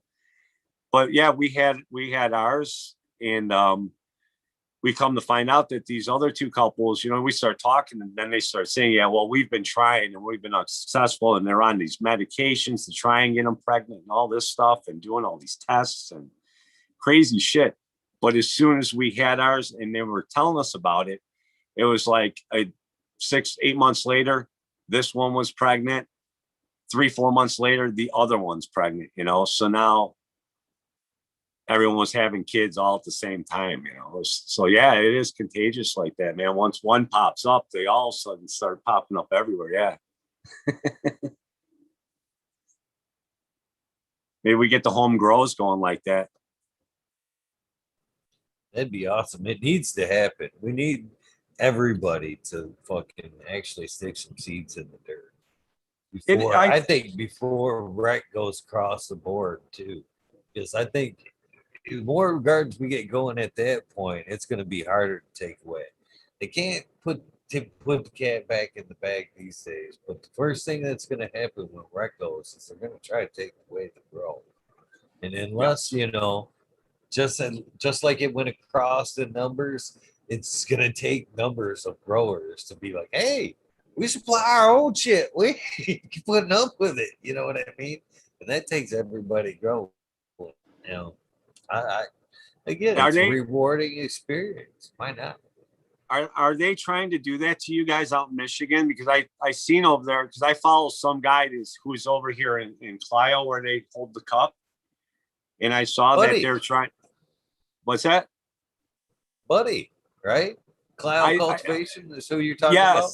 Yes. Yeah, yeah, so I signed some petition. I mean, I don't live in Michigan, but I signed it anyways. You know, well, what the hell? Why not? Right. But yeah, it's terrible, right? So I see them doing that. Well, here in Illinois, I can tell you what they're doing. Um, the big canna, they're lobbying for us to reduce our the number of plants we can have from 5 to I don't know what they're looking at trying to get us down to. To me, 5's still not even enough. I can't even do, how am I going to do some sort of special breeding project? And I'm not breeding to sell seeds. I'm not looking to get into that business. I'm doing it for me. I want to make stuff for me. And if it's awesome and it works, I'm pass it out. I pass out stuff now that I pay for, you know. But if I'm making my own stuff, how awesome is that? You know, that's my gig. I like to just make my own stuff. And look, if it works for someone else, and if I can make a few dollars on it, someone's willing to pay or wants it, and I could just live just a comfortable life. I don't need to be driving a Lamborghini. I don't need to be going, you know, on 2-month vacations to Saudi Arabia. I don't need that shit. But yeah, I see what they're doing. They're I think I posted it on my page on IG about it, that they give an explanation of why they are trying to reduce the limit, and it's to help keep untested marijuana from entering the commercial market. Don't Well, doesn't the testing in itself do that? how is my weed going to hit the dispensaries? First off, you know, I mean, they got to account for that. That stuff's got to be tagged. They have to have paperwork. They're not going to sell my weed. So how does it enter the commercial market? It never does. You know, this is just them being scared that they're not going to be able to get the money back to their investors, the billions of dollars that they're dropping, right? So they got to figure out a way to cut us off, because look, they know they're watching this show right fucking now, going, see, look at these two guys talking right here about, you know, they're giving fucking weed away. This guy's giving his neighbor who should be going to the dispensary, you know, okay, if the guy's not a big smoker, we're nailing him once a month for the $100, right? $100 a month, that's $1,200 a year. 1,200 times, look, man, and you get 1,000 guys like that, that adds up, right? So everything adds up. They're looking to make as much money as they possibly can and keep us from growing. They want us all at that dispensary, man. Oh, that would honestly just be a life achievement right there. If I actually knew there was like a couple cats in a boardroom doing that, honestly, like you said, you see these two cats right here, they're together throwing a fucking monkey wrench in our system. That if those words ever pass through, you know, somebody like that, I'd be like, yes. They are. Trust me. I'm telling you, my man. I've been around some big business. My dad, like I said, owned his own company. I've been around a lot of people who own.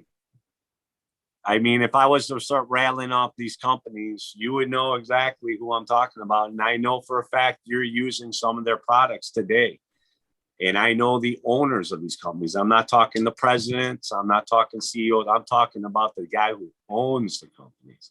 These are billionaires, you know, that my dad got, you know, through his business was involved with these guys, you know. So, yeah, they are, they like their money, man.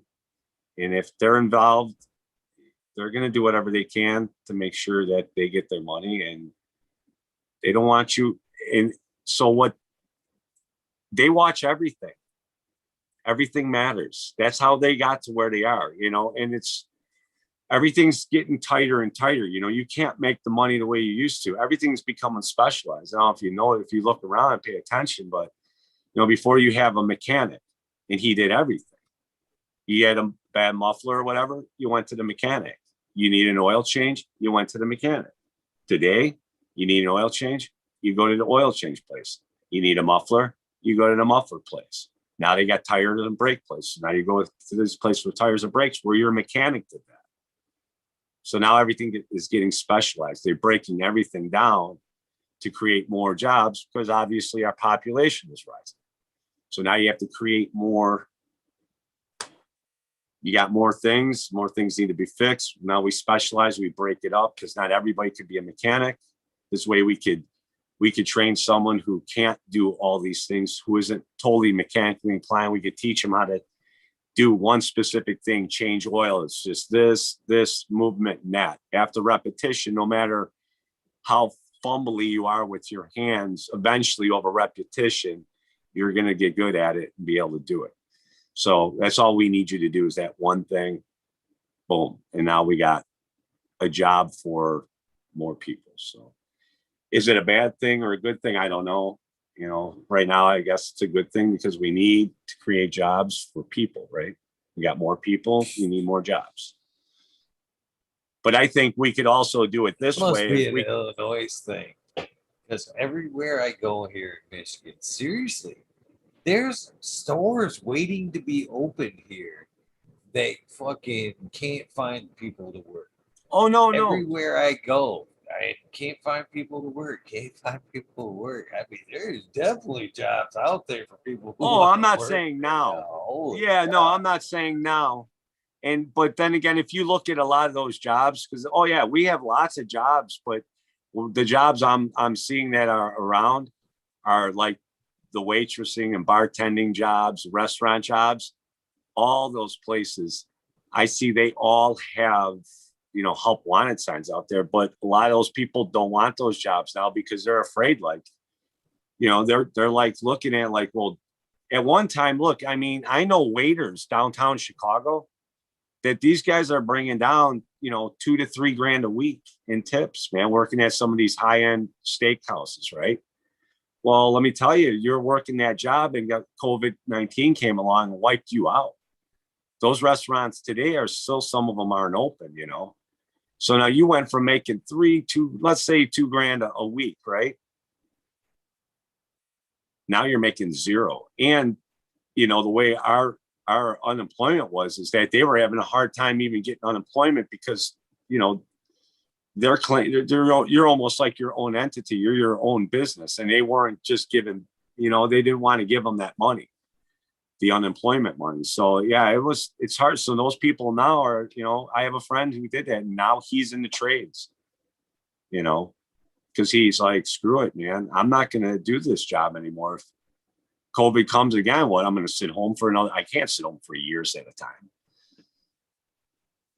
So yeah. Crazy. I think, and moreover, though, I think I've noticed a better workforce, to be honest with you. Oh, yeah. No. Oh, I agree. More things get done. People that are there are happier to be there. Quality of work being done. It's, I think, a lot better, especially in like stores. I think, our customer service has went up. Just the way people, deal with you in the stores are a lot better these days.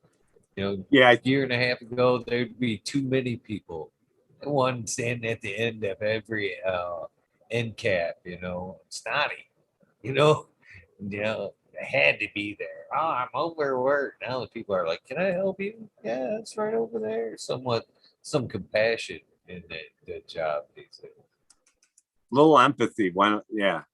A little empathy goes a long way too, just being empathetic to people and their situations. But yeah, I think this COVID thing woke up a lot of people. I mean, I understand, for me, this didn't affect me one bit, other than the fact that my father, that affected me, obviously. But I mean, as far as affecting my life, I worked through this.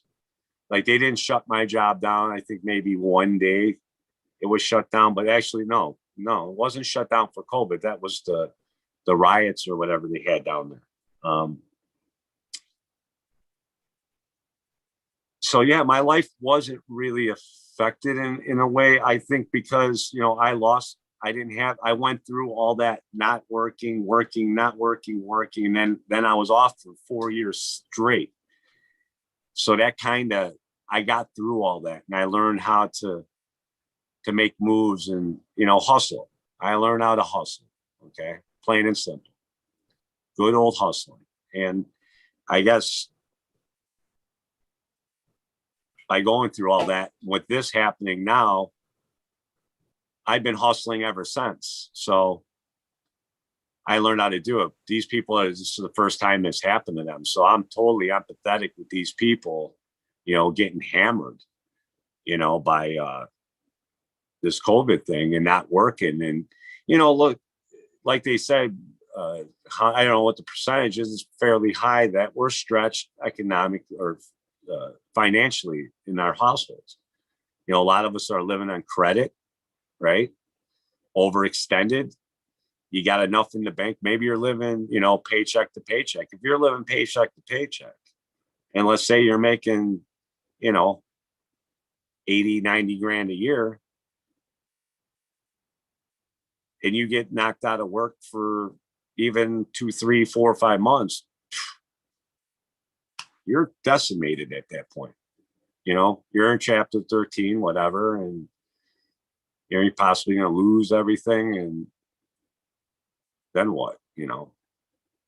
So now they're in this state of, you know, panic, and depression sets in, and you just kind of, it's hard to move when you're depressed, man. You get that, well, why bother attitude, you know? Everything sucks. It's never going to change. I'll just sit here and rot. I guess you could do that, but, you know. But like you said, you know, with the opportunity opened up, these people got an opportunity to get back to work. Maybe they get a job at a different place that they'd like better too, you know, at the same point. Sometimes I think some of these people sitting at home, they might have done a little soul searching. You got time now. You figure it out, right? Maybe they went to the dispensary and hopefully they picked up a bag and said, fuck it, man, I'm going to relive my youth a little bit. I'll go try this shit. It's legal. Went home, smoked it, and had fucking epiphany like I did at one point in my life. Go, yeah, this is not life. It has been a golden age for cannabis last year. I mean, here in Michigan, they told us, you know, they told us at one point, you know, stay home and smoke pot. Go ahead. Go ahead. It's essential. It's good for you. I was like, what? At that point, I was like, man, there is definitely a few good things coming out of COVID. I'll tell you, I may be moving out there. I've been looking that way too. I know it'd be farther away from my kids, but quite frankly, I've made the trip many times out to my buddies. He's out near Kalamazoo, and I could make it from Kalamazoo over to Chicago. I could get there, and I don't want to tell you exactly, but it'd be just a little bit over an hour. Let's put it that way, you know. So that puts me right at my kid's house around the same amount of time, which is funny. But I used to leave work sometimes on Fridays and shoot out there, and it's a longer distance. Huh? Some good people in Kalamazoo. Oh yeah, I like it out there, man. Kazoo and Kazoo. You got Kazoo and Kalamazoo. Oh, Kazoo, is that where he's at? Yeah. Okay. Yeah, so I love it. And I've made that trip quite a few times, but it's funny because I could make it there, and I believe it's, I don't know exactly how many more miles it is than it is to me to get to Rockford, but I know it's a lot less to go to Rockford miles wise. It's only 98 miles from my job site to my doorstep, and I believe it's like 100 and something miles to by Kalamazoo there. And I make it after work going. I get in Kalamazoo the same time I get to Rockford, just because of the traffic. So weird. Oh, I know what you're talking about. I mean, like where I was at downstate before I moved up here, I lived by Clio, not far from Clio. To be honest with you, just west, a little south, but not far. I'm from that area originally. You know, born and raised through that. I know that area quite well. But it was the same thing for me. If I went south down 75, total headache, hour and a half ain't getting me far going south. man, that's a headache of a drive. You could go like west to the west side of the state, take 69 west. Man, what a beautiful, peaceful drive. People all courteous. I love going west, man, but yeah, the same amount of miles the other way. What a headache. Yeah, What a headache. I get it. Yeah, I'm actually, that's why I'm I'm done with cities, suburbs. I don't want neighbors. Not that I have a problem with it. I just don't want to have any problems.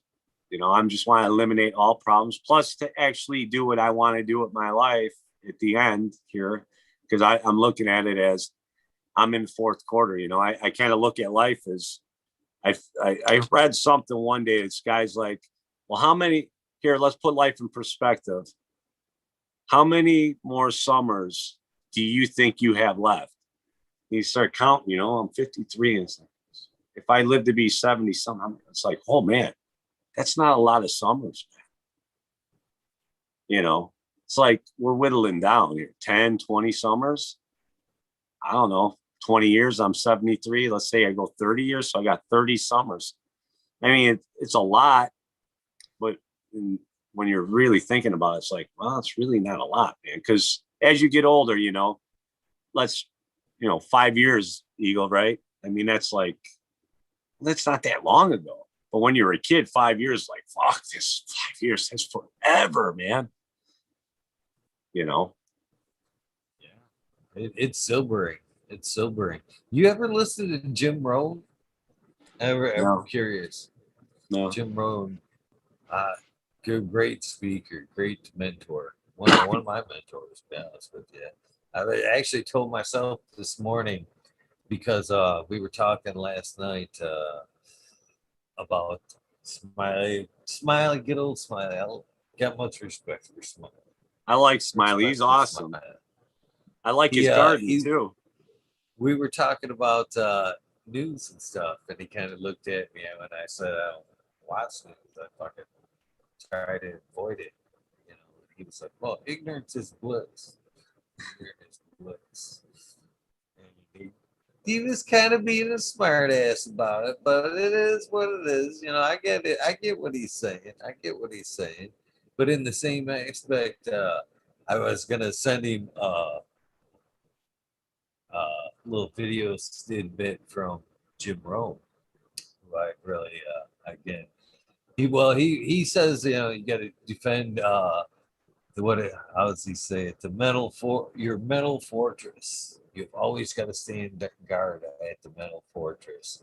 And what you choose to let into your head, into your space, into your valuable, you know, that's you. That's your comfortable space. You don't want anybody to invade your space with some bullshit and set your your one area that you can call yours on fire or something. You gotta stand guard at all times on what you choose to let in. But he says it very eloquently. And I wanted to send that clip to Smiley, when he says, ignorance is bliss. Well, it's not, ignorance. It's I'm choosing to what I let in to my mind. I know it's out there. I know it's out there, but do I want it in and festering in my head all fucking day? No.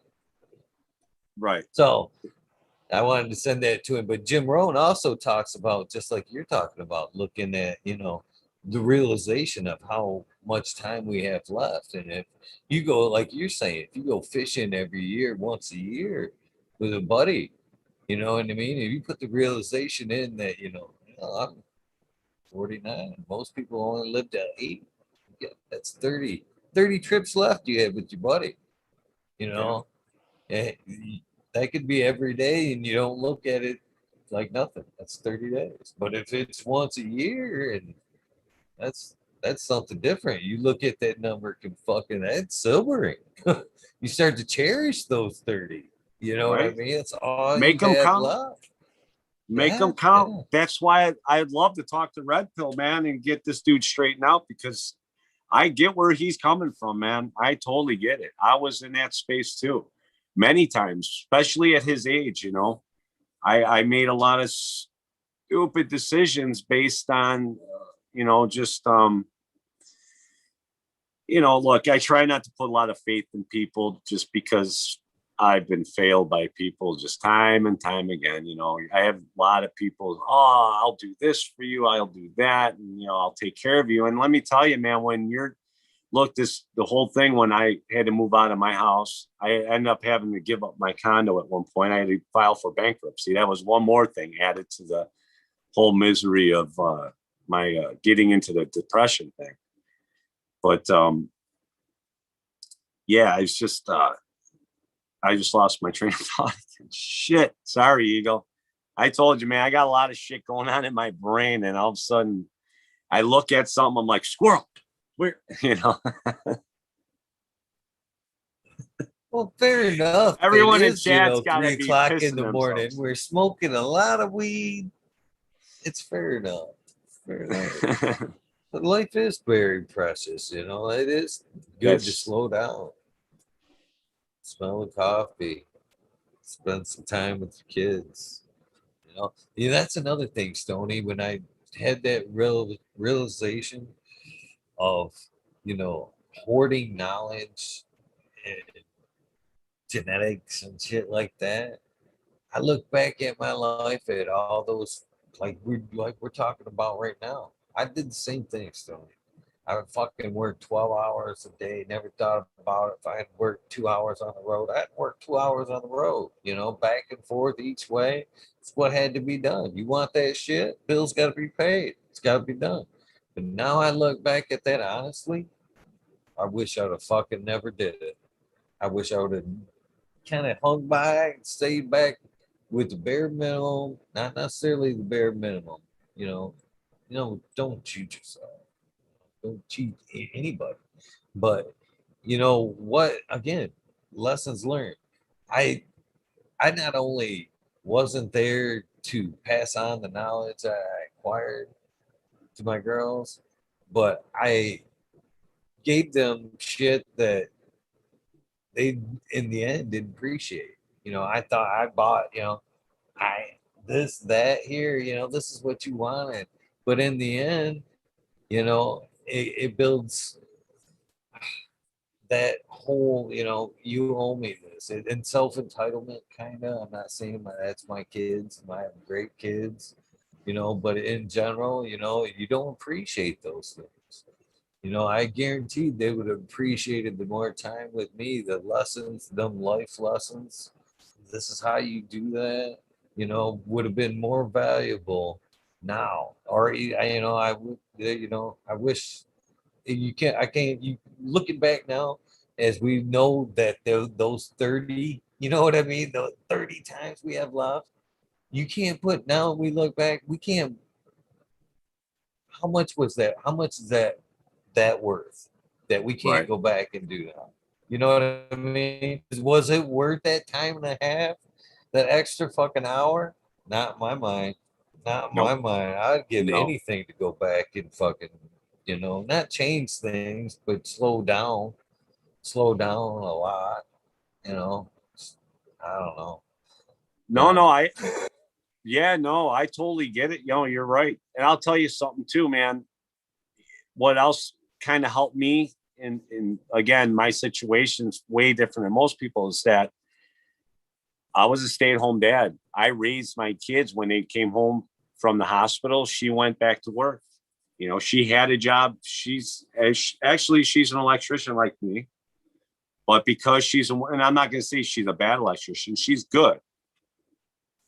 I'm better. I know way more than her. You know what I'm saying? I've been in it longer. You know what I'm saying? I can produce more for a company than she can, but because we live in this world where we need to have the minorities and stuff like that going on, which that's fine, is what it is. She had a job. I didn't. During the downtime, she got to work. And I was a residential guy. I worked mostly on homes. You know about the home market, obviously, in 2008 or whatever, everything went down. I was on a job site that was slated to go for 4 years. It just started. They were selling homes like crazy. 2008 came, closed. I was working at noon. Guy came in. That's it. I'm like, that's it. We're going home for the day. I'm like, oh yeah, half day. Cool. nope, job sites closing. And that was it, right? So things get bad, and then you start looking at, I'm sitting at home now with these kids, and I start thinking about, all that stuff, life, and looking at them and just hanging out with them, and start thinking back about my childhood. Because so you do that, you look at your kid and you're in a situation or something that triggers something that brings back your childhood memories. I was just getting all these flashbacks of when I was a kid of them, they're doing things, and I'm like, oh, I remember when I was a kid and I fell down and did this or whatever, so you start thinking like a kid again. And honestly, I got to do something that most men don't get to do, and it sucks, because I think every man should at least raise one kid, stay home with them during their infantile years till they get to be like 3 or 4. At that point, then they're kind of going to doing the preschool thing, so they're becoming more, they're growing. So you don't need to be like on them 24/7, taking care of them. But when you are there sitting at home with these babies and they can't do anything and they can't move, I don't know. I was on the phone a lot with my mom because she had 4 of us. I only had 2, and I'm going, I don't know how the hell you did it with all of us, man, because shit, you're superwoman. Because I'll be honest with you, doing that stay-at-home mom thing, I work construction, dude. And I mean, I know when I say electrician, people think just like wires. No, man, I'm putting in big, heavy pipes, drilling holes through concrete, big holes with big machines. We're working hard, bro, busting ass. And fuck, I couldn't wait to get back to doing that. Actually, when I got back in 2016 and I wasn't watching them anymore, I missed the shit out of them. I went through, and I'll tell you what, I got some that PSTD from that, because I started getting separation anxiety. I didn't know that was a thing, and I was just freaking out, man. Like the minute work was over, man, I was in my car. I was doing 1,000 miles an hour to get home, to get pick them up and see them. I'd stop on my way, and I had to get to see them. But yeah, I couldn't wait though to get back to work and not be with them all day, because fuck, I needed the break to go kick myself in the ass physically. So it's a weird thing, you're sitting around a house with these kids, but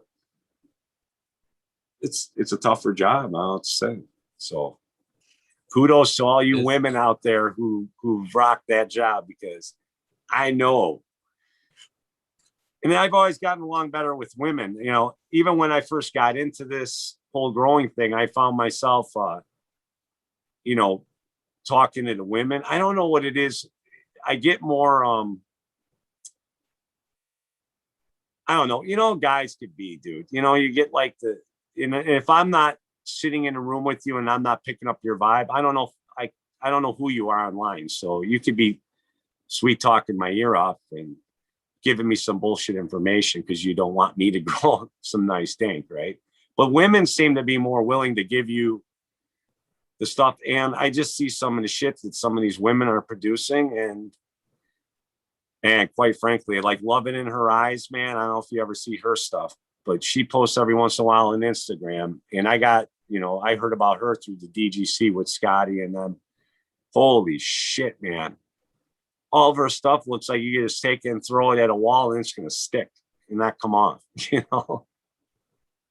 So, yeah, I look at stuff like that. So I ask questions to a lot of ladies. But then again, I hate doing it because I don't want anybody thinking like I'm going after women or something like that, because I am definitely in no position to be involved with a woman right now. I just don't have the time for that.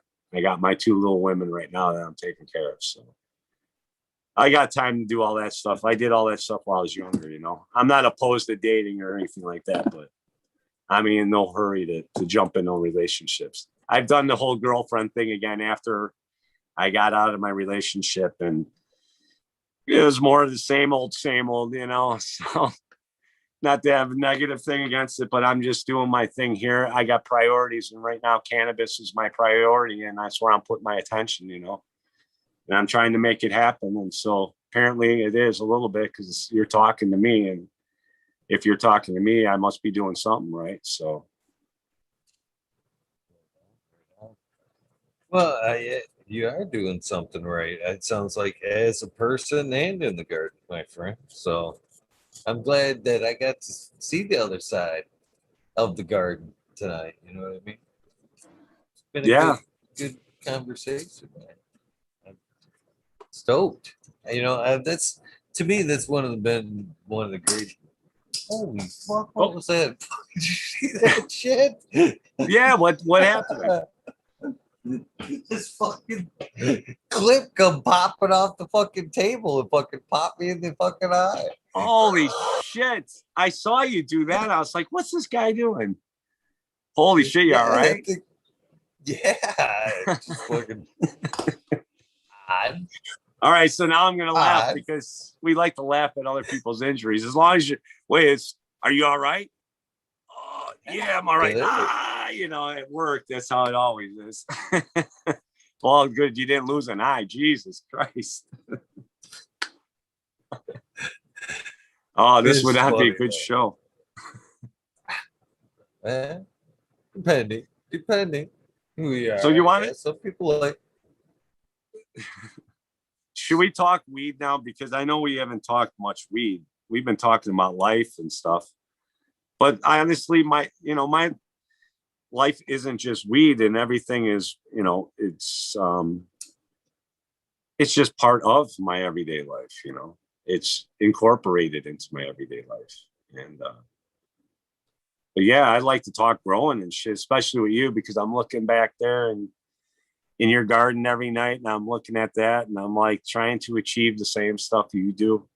You know, I think I started watching you a little bit last year. I didn't really start watching these shows honestly until shit, probably around midsummer last year, just because I'm working. I was getting up at 2 in the morning. Uh, I go to the gym. I come back. The lights were on. I get in the tents. I check all the girls, and if I had to do some, I do some stuff or whatever, and I go to work. And I'd come home. Depending. Some nights I pick up my kids. I wouldn't be getting home till 10 o'clock at night. You know, and lights are on again, and then I do my feedings. If I was running DWC, which made it a little easier, I didn't have to mix up nutrients every night. I just mixed up my nudes, dropped them in the bucket, and let them go. And I just added to it as I needed throughout the week. So it was a little less maintenance that way wise. But yeah, I've just it's a time thing, and now I got the time, so I started listening, and then I started, well, what else is on YouTube? I didn't even know that you could do this stuff, and so that led me to, seeing like what was the other show I saw first? I think Embracing Organics. Then I seen your show. Actually, I saw your show.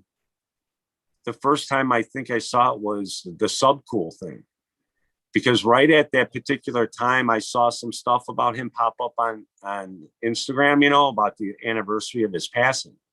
And I was like, fuck, I remember that dude from the forums and shit. So I started doing a little research on him, and then you popped up, and you had this thing. I think you were talking with Miss Jill and somebody else on the show.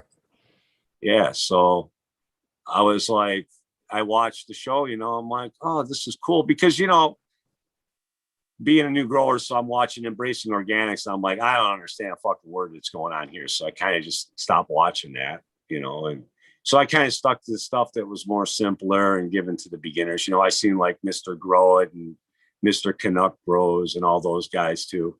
Shout out to those guys. Hydro Hybrid, I think was the other guy growing the big giant He's plants. an ass kicker, man. That dude, I don't grow DWC, but I watched him a lot back in the day when he was first on YouTube and when he was kicked off and then he did the pay channel and shit. That motherfucker, man, I've always told myself if I was ever gonna like step up and go to the big that's the way to go, man. I'd go one plant, DWC under a light, even if it was LED today, man. I'd fucking just kill it. On a Yeah, bigger scale. That's the race car, and I still hold that cat right there. It's like I've tried to get him on the show. He's like still very hard to get a hold of, and I've talked to a few people he's in the last year. That's like, yeah, I'm still talking to him, low key. I'm like, hook me up, man. Come on, man. I want to talk to that dude. that would be Tons of awesome, fucking man. respect for that. Oh That would yeah, be because honestly, well, if you go back and look at my Afghan plant, it's kind of like that. I didn't veg that plant out very long. That was my second plant. And my idea was I didn't want another fucking light growing in the plant. I didn't know how this thing was going to grow. So I only vegged it for a short period of time and I let it go. She only got to be about 3.5, 4 footer. But yeah, she gave me, I was only like 2 or 3 ounces shy of a pound, my second plant. And so I know that if I wanted to, I could grow those monsters and do. I mean, if you go over my Instagram, right now, I still have the orange bud photos up there, which if you look at his shit, it's the same thing. What I did is what he did. And I just copied him. Everything I did, I learned from him, quite frankly, you know. If you go through his videos, he switches up nutrients. So the first time you see his nutrient thing, he's using 3-part GH and this and that. And that's, of course, that's what I ran out and got GH 3-part and start doing that. And then the next grow, he's just using like Flora Nova, some CalMag, and, he's only using 3 things, completely different. And I'm like, oh, fuck. So you change it up. So I'd run out and do that. So I started tinkering with that. And now I'm doing cocoa and simultaneously starting to run in just water only soil. I wanted to get some of that Michigan M3 stuff, but it's not available up here. I ended up with some purple cow stuff. And then I just got this stuff I just found a new hydro store that opened up by me. Great people. I'm going to give them a shout out. It's Next Level Gardening Supplies or Indoor Gardening Supplies. They're in Rockford there off of State Street. Great young couple, just opened up the store on 420, and they're not jam packed with stuff yet. But the cool thing is that you go in there asking for something, they're writing it down like, we're going to look into getting that then, and try and get it in there, So they want to stock the store with our stuff. It's kind of like almost having your own store in a way, So, and they're just really cool and very personable, and they know your name. Now I've been going to one store and they kind of know me by now. And then I found this other guy I was going to. Now, the other guy, I actually bought 2 lights for, I spent like $1,500, but not in the same day. Right. So I went there, talked to him for a while, explained to him, man, I'm looking for a place because I don't want to buy shit on Amazon. Yeah, I could get it cheaper. I can get the same fucking nutrients on Amazon, have them in 2 days, and pay $10 less than what you're paying. Now, if I'm going to pay you $10 more, which I don't have a problem, then I want to come in and shoot the shit with you a little bit and hang and just kind of feel like, And he's like, oh, yeah, yeah. So I was like, all right, great. I found my new place. And then I went back and it was like, he just seemed like he didn't know who the hell I was. So I'm like, man, I talked to you for like an hour about a week ago. He's like, hi, can I help you? I was like, all right, that's weird. I'm like, well, maybe he's just a total stoner, So I bought the light and shit and talked for an hour again, figuring, oh, he's got to remember me. I went back 3 days later to get another light because I'm like, didn't want to do, I was doing that wrestling thing. I had the money. I was going to do 2. And I said, no, I'm just doing 1. And I'm like, no, I need to. So I went back. Again, he walked in. He's like, hi, can I help you? I'm like, dude, I spent like $890. I bought some other shit. These people, I went there one time and, and the girl there, she's like, what's your name? My name's Tony. I think it's her husband. I'm not sure if they're married or not, but she's like, oh, this is Tony. And so we're both Tonys, right? That's how I'm Stoney. But I go in there the other day and I hadn't been there in like a week and a half. And she's like, and I had my mask on, and she's like, hey, Tony, she remembered who I was. And we start talking and they gave me some nutrient packs to try out because I told them I'm looking for I want to get out of liquids. I want to go to the dry. I think there's more value in it. And yeah, they're just handing me stuff. Here, try this soil too and tell us what you think, So they kind of let me test out stuff for them and give them feedback on how it works, instead of just taking the salesman's pitch on it. But yeah, there's really good people. So yeah, it's a shout out there. That's a little long, but they're good people, man. And you know what? I will promote the shit out of good people, and that's why I do like Miss Jills. She's always been really cool. She went through some, I heard her story about the fires they went through and, and all that. And then they had their divorce and then he did pass and, she went through some crazy shit and she's still hanging on and she's doing her thing. She's trying to rebuild, right, and get her stuff going. So yeah, I'll shout out people that I feel are pretty decent. I don't expect shit. I'm not looking for handouts. I'm not looking, if I wanted that, I'd have all over my Instagram, looking for sponsorships, want to be a tester. I did want to be a tester at one point. I had it on there because I thought that'd be cool, and I still would, but quite frankly, I like what I want to grow, and if you had something you wanted me to test, I'd have to see what it was first. And if it fit what I was looking for, then yeah, I would do it, but I'd probably be selective. And that would then put me in the presumptuous category as being a kind of a beginner grower, as being some snooty fuck that just because you grew a few nice fucking plants that, because my plants are fairly big. I don't grow anything under 3 foot. Usually they're about 3 feet when I get done with them. So I don't know any other way. I didn't know you can grow little ones. I guess why I want to do that. I guess if you're growing 30 or 40 of them, but just to get one dank little nug off each one. But I don't know how that translates. Is it more dank than I have one little plant I flowered out? So, and I didn't chop it or top it or anything. I'm doing the one cola thing. And I want to see, is this going to be more dank than this sister that I topped 20 times, do my own little experiment. But yeah, I'm with you. I don't think there's any difference. You're mute. You're on mute. Let me know, because I'm right there with you. I don't think so. Let me know how that turns out. Yeah, I don't think it's gonna. Either way, I'm gonna smoke it, right? So why not have a little fun while you're doing it? Throw a little game in there, right? Not necessarily you could do any.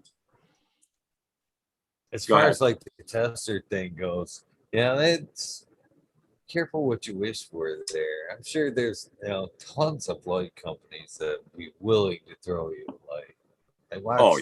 I actually know 3 of them watch this show. 3 of them I know watch this show because they leave comments and they fucking say shit all the time, and I see them give other people lights. And that's what's fun. And hey, that's cool. But you want me to break down? I didn't. Go ahead. Oh, what's that? Go ahead. Finish up your thought. I got it. Go ahead.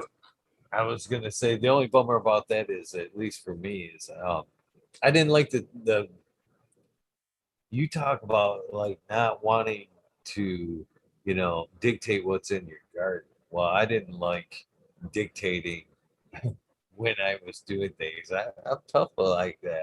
I don't like well, you must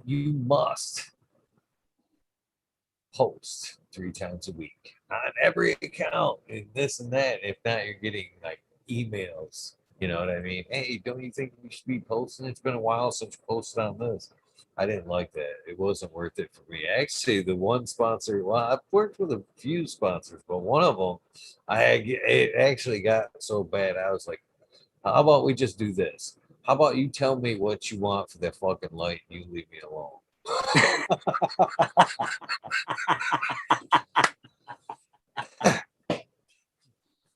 Yeah. Yeah, exactly. I'll tell you what, let me break it down real quick for you people. Okay. I'm an electrician. Okay. And I know a little bit about lights. okay, and lighting and bulbs and fucking diodes, okay. I'm not going to go out there and say I know exactly how many diode companies there are manufacturing diodes, but I could tell you the two, and everyone who's into lighting, the LEDs at least, right? There's two. There's Osram and there's Panasonic. Those are the ones that are used the most, the top bins, right? Now these blades and that they got now, because that's what I have is a blade fixture, right? There's like only 3 or 4 different like boards. They're all manufactured, you know, unless there are companies like Grotech, the chilled LED. I believe they make their own proprietary board. They're still using the same diodes that everybody else is using. If you're doing top bin is the key. Okay, those are the top of the line diodes. But if they're all using the same diodes, what it comes down to, people, is your power supply. So just like with your HID, right? Your ballast, that light will perform better the better your ballast is. That's where it all comes down to. Okay. So same thing with the LEDs, your driver that's driving those, that if as long as that's of top quality, okay, that's where the money's at. That's where you're going to get your performance, because I could give you the same light strips and put them on 2 different power supplies. You're going to get 2 different types of lighting from the same exact light strip. It's going to be different power wise. You know, you're not going to get the same effect. So that's it. So basically, a lot of it comes down to, you know, the quality of you got to do your research. You know, I'm not going to throw out the companies. I did throw out Chilltech because being an electrician, and I did buy one of their lights. I bought they do sell a DIY one, which knocks like $100 off the price off the pre-made. I put that light together. That's a pretty high quality light, man. And this their board, their inspection, the way it's laid out is really nice. So I did want to give them a shout out, but I do use HLG. They're a solid company. I use Grower's Choice. They're a solid company. So I like all those companies, you know, even Spider Farmer, like Johnny, I saw him, he picked up that Spider Farmer. That's what High Grow Hybrid's been using those, man, and fucking crushing it. You know, 4x4 space, dude, that light is fucking king. It works. You know, sure, you could go spend, you know, more money on something else. I don't know what driver they use in that particular thing. It's probably a higher quality driver. Is it as high quality as HLG? I don't know. I know a lot of companies use HLG's drivers. They're made by Meanwhile. So if they're using Meanwhile drivers, yeah, it's going to be a decent fixture there. It's going to be compatible, or with be in competition with all the other ones, I think, equally. I never really considered the power source as being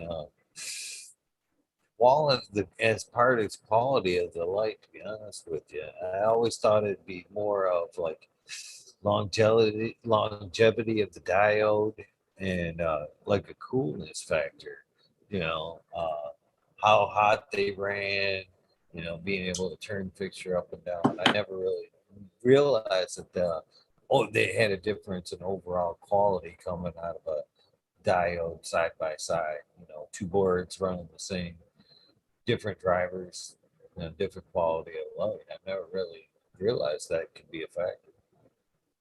It is. I mean, look, it's the quality. You know, the quality of the. I don't know about the quality changing, the quantity, but again, is maybe the quality could be changing because of the fact that if you're not driving those diodes at the point to where they should be driven at, you're losing something. You're giving up something.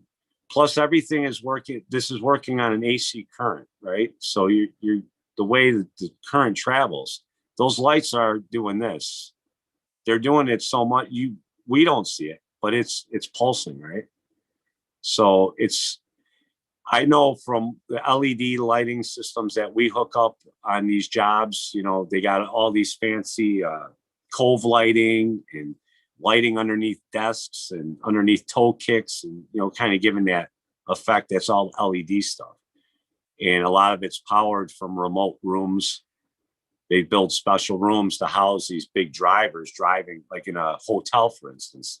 I just got done doing a hotel part of that condo. They have a hotel there. And they have all that ambient lighting all over the place. You know, it's not like you could put these drivers, you know, you have to hide them. They got to be hidden. It's not like you can have them laying out. So they build rooms for them. And when you get, you know, we went through a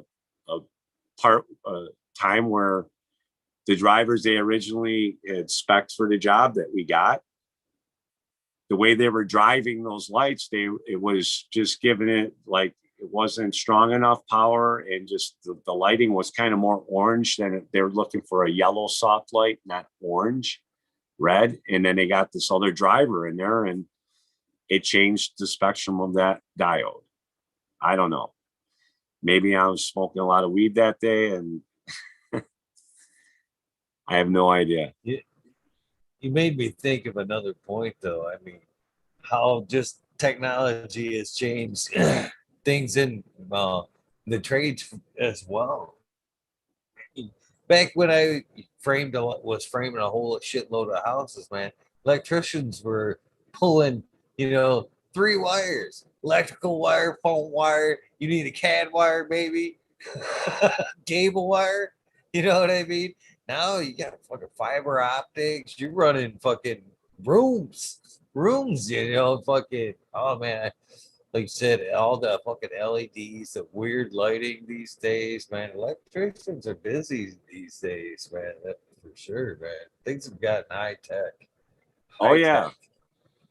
Yeah, I mean, I remember back in 2000, it was like 99. I was started doing that condo, and these were, I'm not going to say a whole lot of names. I mean, there are a couple of people that don't care, like Tom Selleck, and I think he was one of them.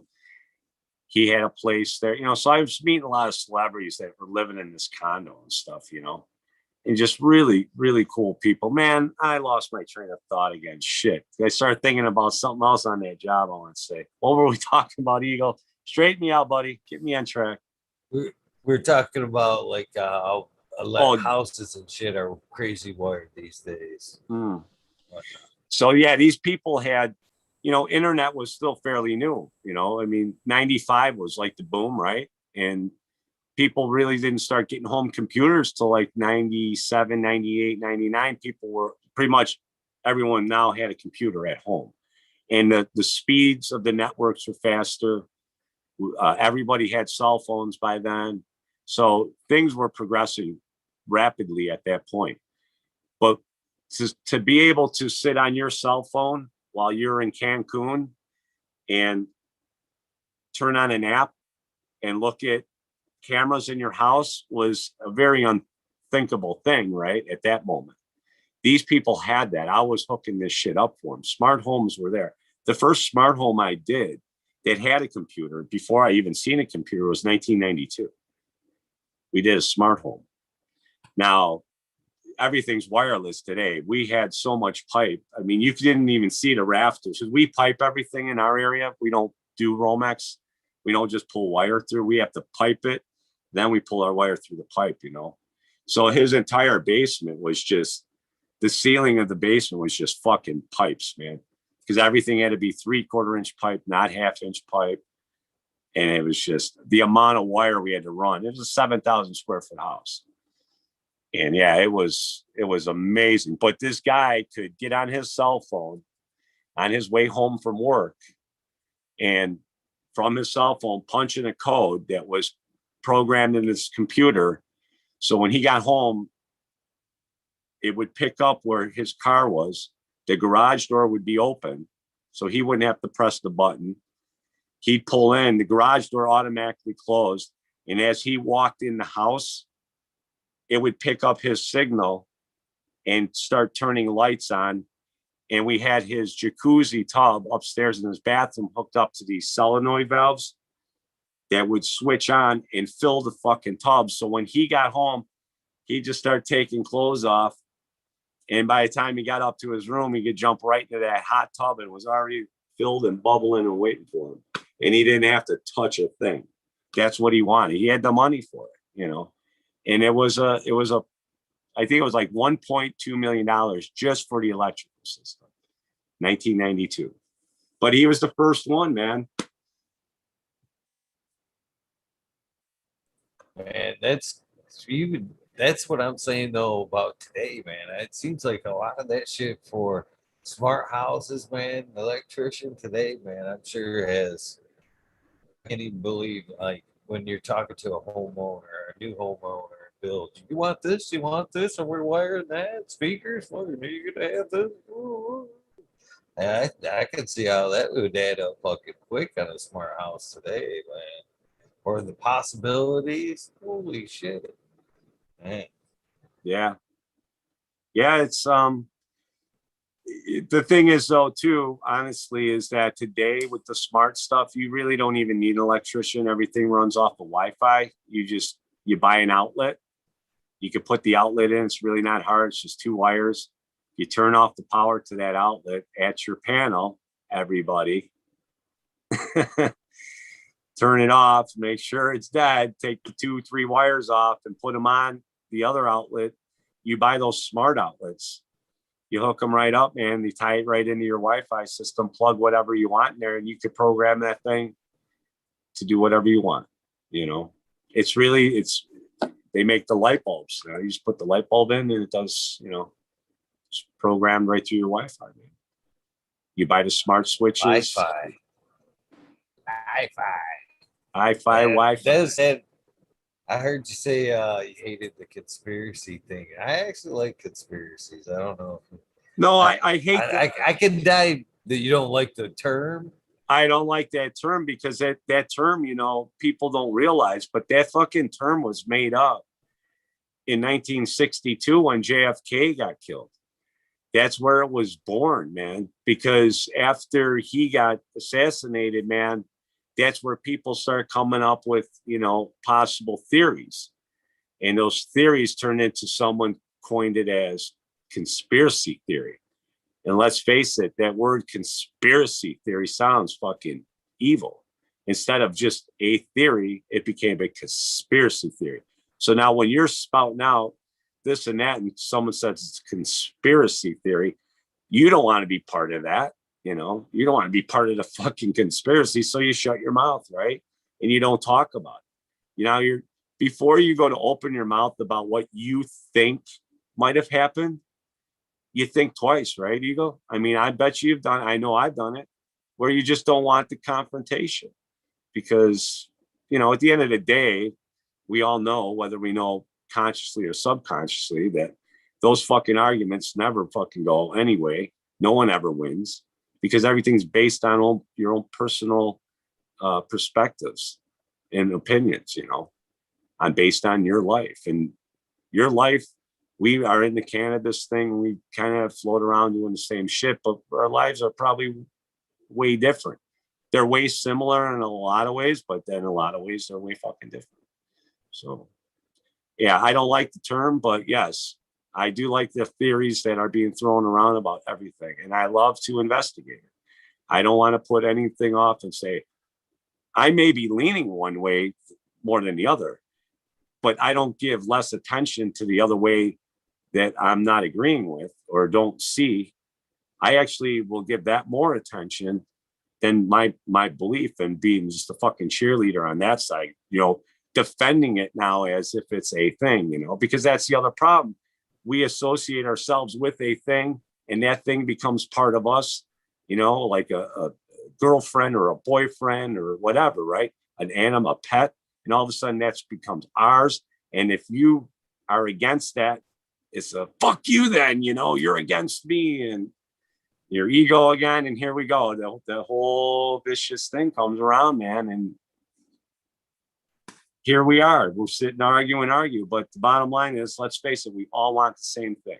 most everybody. I'm sure there's a small percentage of people that want something different, but I think at the end of the day, we all just want to be happy, peaceful, content, you know, and just walk through life without fearing, you know, being attacked about anything or being made fun of about anything, or just, you know what I'm saying? Just look, I worked in construction. We bust balls, man. But, you know, after time, sometimes that shit is bothersome. And I've seen plenty of fights because that shit gets out of hand. You know? So there's that fine line of breaking balls. But as long as it's done in a very loving manner, you know, like the good old days of the Dean Martin roasts, where they would break each other's balls. But I mean, they loved each other, though, you know, and you could feel that they would sit up there and take it from that guy just as well as they're giving it back, and laugh their asses off at it, you know. And that's the other thing. We don't laugh at ourselves anymore. We're all awkward. We're all human beings. Like I said, this is a vehicle we're in. We didn't get to choose it, right? So what? Your car's blue and mine's red. You got a 350, I got a 289. I don't know. Is that any better? Who gives a shit? You know, it's the guy inside, man. It's that thing inside you. And we all, like you said, we all want myself all the time. I do. Maybe not publicly, but I laugh at myself throughout the day, all the time. I do. That's how that's life, man. I love to laugh, man. I love to make people laugh. I'm nutty, believe me. We haven't even gone there yet. If I had my way, if I had what I really wanted to do, I was going to wear one of my really fucking wacky hats here, you know, and have that on when you pop this on. People are like, holy, what's this guy's a nut, you know? But I figured I'd save the shock value for. I'll do it another time. Don't worry, man. We got plenty of time. Because now I know I'm invited into your Eagles nest at any time. So, oh, yeah, we'll have some good times now. I want to talk to Red Pill, though. I want to help that dude out, man. I really hope he finds, you know, he gets his direction going. I still don't know the whole story. Like I said, I'm in the garden. I sometimes got the vacuum going, sucking up some water, and I got fans turning on and off, so it's hard to hear. So I'm catching bits and pieces and stuff. But I could tell the dude's having a hard time or whatever. He's got decisions to make. And I think sometimes you get put in the spots where you know you have to make a decision, and you almost kind of know the decision you got to make. But again, you just don't want to go through that shit. But, you know, that's especially when you're younger, you know. And again, it's that time thing, you know. You get a little bit. I think he's at the age where he just realized that 5 years isn't that long, you know, when you get to that age where, and that's like I said, I had my midlife crisis at 25. That's where I was like, fuck, man. A lot of my friends were married, had kids that were 4 years old, you know, and I actually got engaged right out of high school. I was 18, 19. I got engaged, man. I was getting married to this girl. And now here I'm 25. I'm going this way. Her and I broke up. I'm single. I'm out there partying. All my friends are sitting at home raising kids now, you know, working on their career. And I'm like going backwards. So I'm like, I was like, holy fuck, what am I doing? I'm reckless. I'm out of control. I'm wasting time. I'm 25. I'm going to be dead soon. Fuck, man, I'll be 50 soon. Man, I won't be able to walk or talk. Believe me, you know, you're young. And that's a crazy moment in life right there. That is a crazy moment in life. Let me tell you, this is how that moment usually plays out. It's usually like within a week or two. You know, it's all fun and great. You're right out partying. God damn it, I'm free, guys. Hell yeah. And then you start calling around, all the buddies are like, I don't do shit anymore. Yeah, fuck, party's over, dude. Fucking, and you fucking trying to hook up. You try to hook up, and you go, holy shit, dating sucks. Dating sucks, and the pool's shitty. I'm going back home. Go fucking back home. I know. Yeah, I'll tell you. And I'll be honest with you. You know what? It's I was really worried there for a minute too, especially when my ex and I broke it off and stuff. I was like, man, that's it. I'm done. I'm 47. I don't have a job. I'm fun. Oh man, I had more girlfriends. I had chicks jumping on. It was weird as shit. I was like, what's going on, man? You know, I was single for like 2 years or whatever, a year, and I was meeting women and I'm getting hit on, and I was like, this is so weird, you know. And I didn't expect that there would be any, but you know what? That's the new thing today, and everybody's fucking divorced, man. And so there was actually more women available to me now to date that are single than there were, you know, 10, 20 years ago. In 30 years, when you're 30 to 40 range, man, and you're single, fuck, it's hard to find a woman in that age range. You're either going way low or you're going way high, you know, 10, 5, 6 years higher or 10, 6 years lower, right?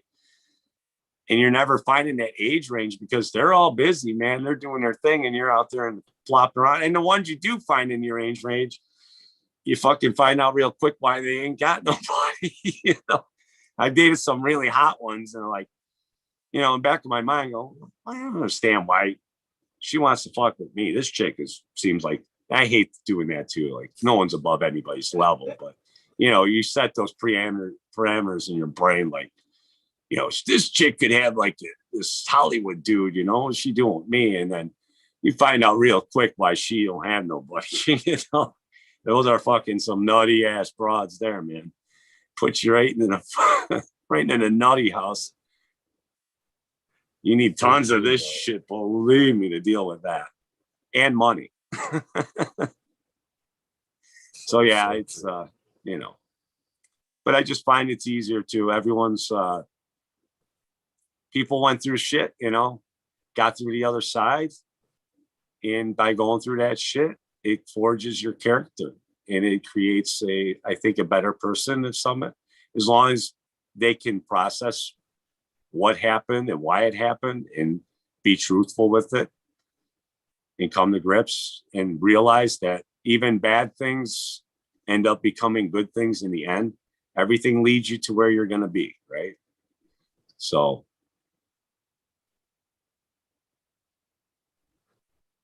be a fun journey. Gotta love it. Gotta love it.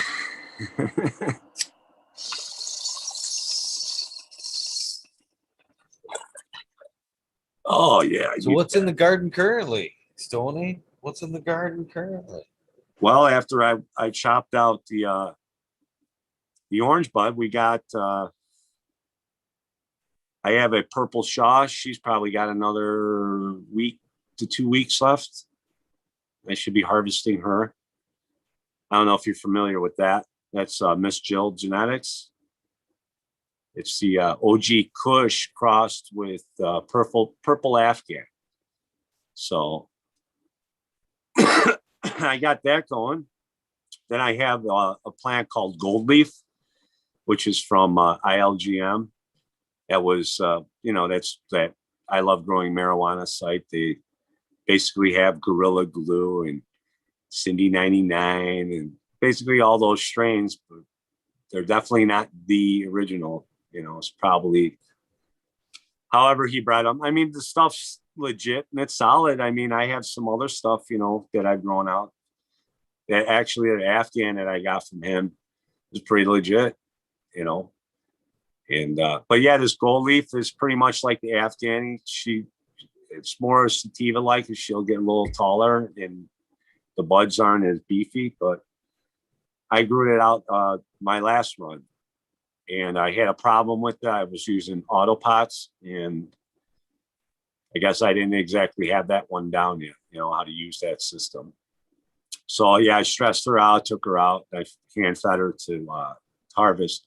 And it's a good smoke. It's a little mellow. It's not a crazy high or nothing like that. So I'm giving her another run this time. So I got that going on. I got a Massachusetts Super Skunk in there. And then I've got some babies going right now. I've got a Chem D cross. It's called Chem TK. It's a Chem D cross with Triangle Kush. I have a Mosca Seeds Sugar Fire, which is Indiana bubble gum crossed with Legend OG.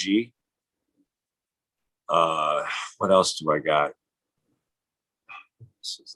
Oh, I got another Slippery Susan going from Exotic Genetics, babies. These are all little babies now.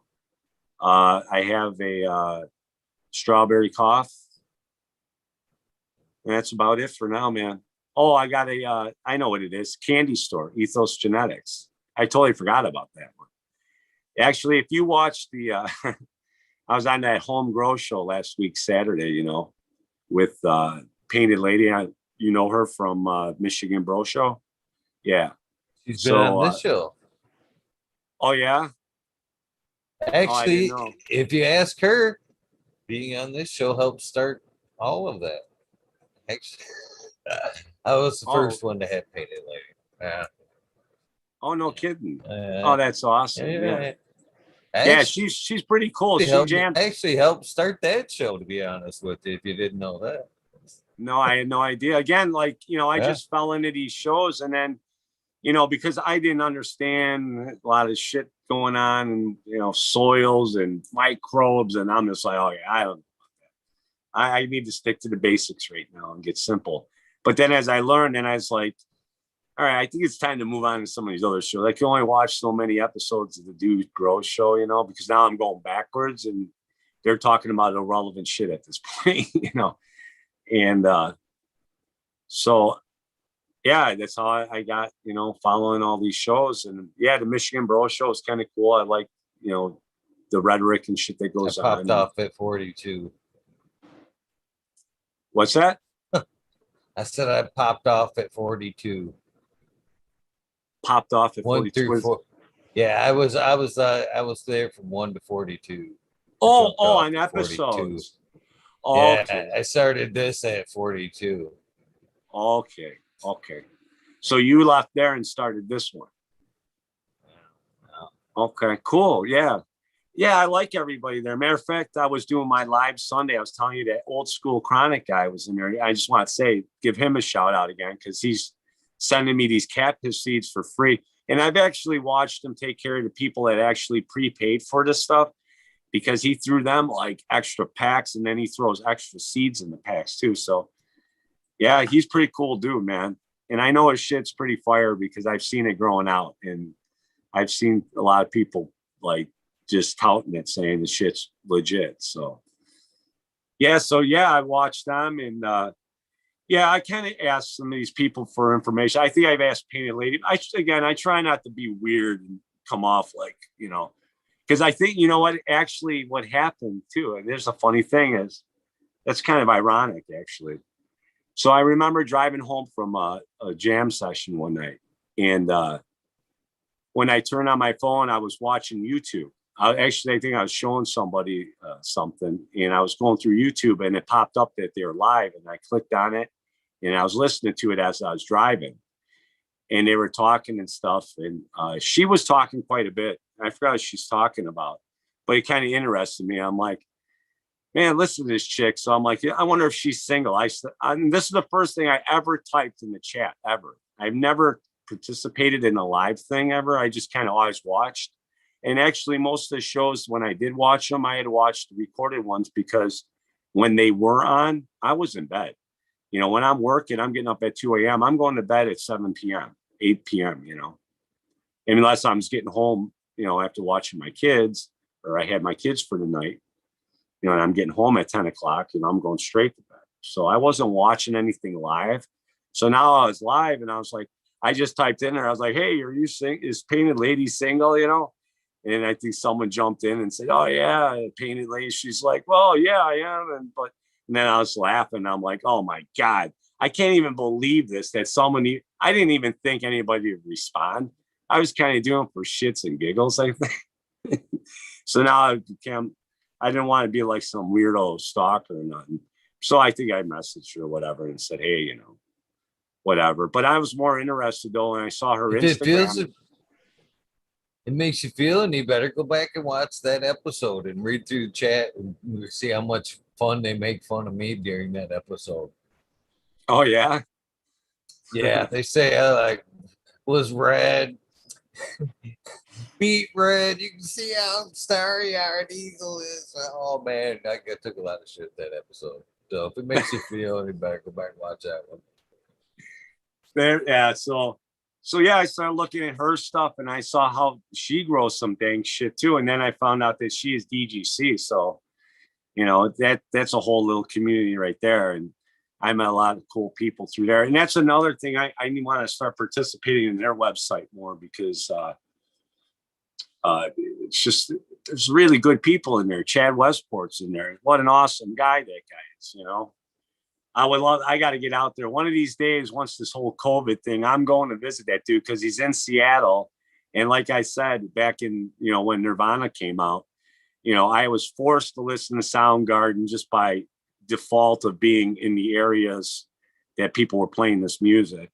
But I did not go out and search this shit out, right? So now that I've come over that, I've been really getting into that whole Seattle thing, and I was talking to him about it a little bit. So yeah, that's my thing right now. I'm really into, but I'm not talking like Soundgarden, or this is like bands that the Melvins and the Minutemen and the Fastbacks, and these are all bands that never really made it, but we're really fucking good. So Mudhoney, Tad. So yeah. If Westport's in, is Mr. Westport in chat? Because I can't see chat. Al, you're on mute. Yeah. Yeah, he absolutely is. He absolutely is. Is he hammering me? I told him this. I don't know. Are we going over the time limit here? You go, just let me know. Because otherwise, dude, you might not go to bed. I'll keep you on until I have to leave to go drop off my kid's computer. No, we're cool so far, brother. We're cool so far. Actually, no, I would have to go in about an hour from now. I have an hour left, and then the lights go off. And be quite honest with you, I haven't even fed anybody yet, but lights go off soon in an hour. So, man, I have well, actually, phone's going dead. 420. 420 is the mark that we try to hit. That's 27 minutes. But man, I have the way things work in my fucking head is it's crazy. It's crazy. You talk about how you got a million things going on. There is a comedy fucking skit that runs constantly in my head. Constantly. You may watch the show and sometimes you see me fucking laugh about something. And yeah, I just see a bust out laughing like, yeah. Like, what's he laughing at? Well, I gotta share. Everybody else jabs once in a while. But this is all in love. I have tons of respect for Mr. Westport. And that's why I've got to share this picture I just found of him going out. I believe it's how it's Vin Diesel. Chad Westport could be Garth from Wayne's World. Yeah, we put the beard. Hey, Eagle, can you draw a beard real quick? You got that ability? Can we scratch a beard in there? I wish. We got to be able to, we got to find somebody that can morph his face on there, man. That would be awesome. And I love Garth because, dude, he's a drummer. I mean, what's not to love? Big up to Mr. Westport. Great guy. I hope you're smiling, Fred. He is a great guy. Dude, that now here again, when I'm telling you about vibes, dude, I could read that guy through the computer. Like, I've never met this guy before. And I could feel the vibes. I mean, that dude is just generating that shit. And I love it, man. Those are the people I want to be around.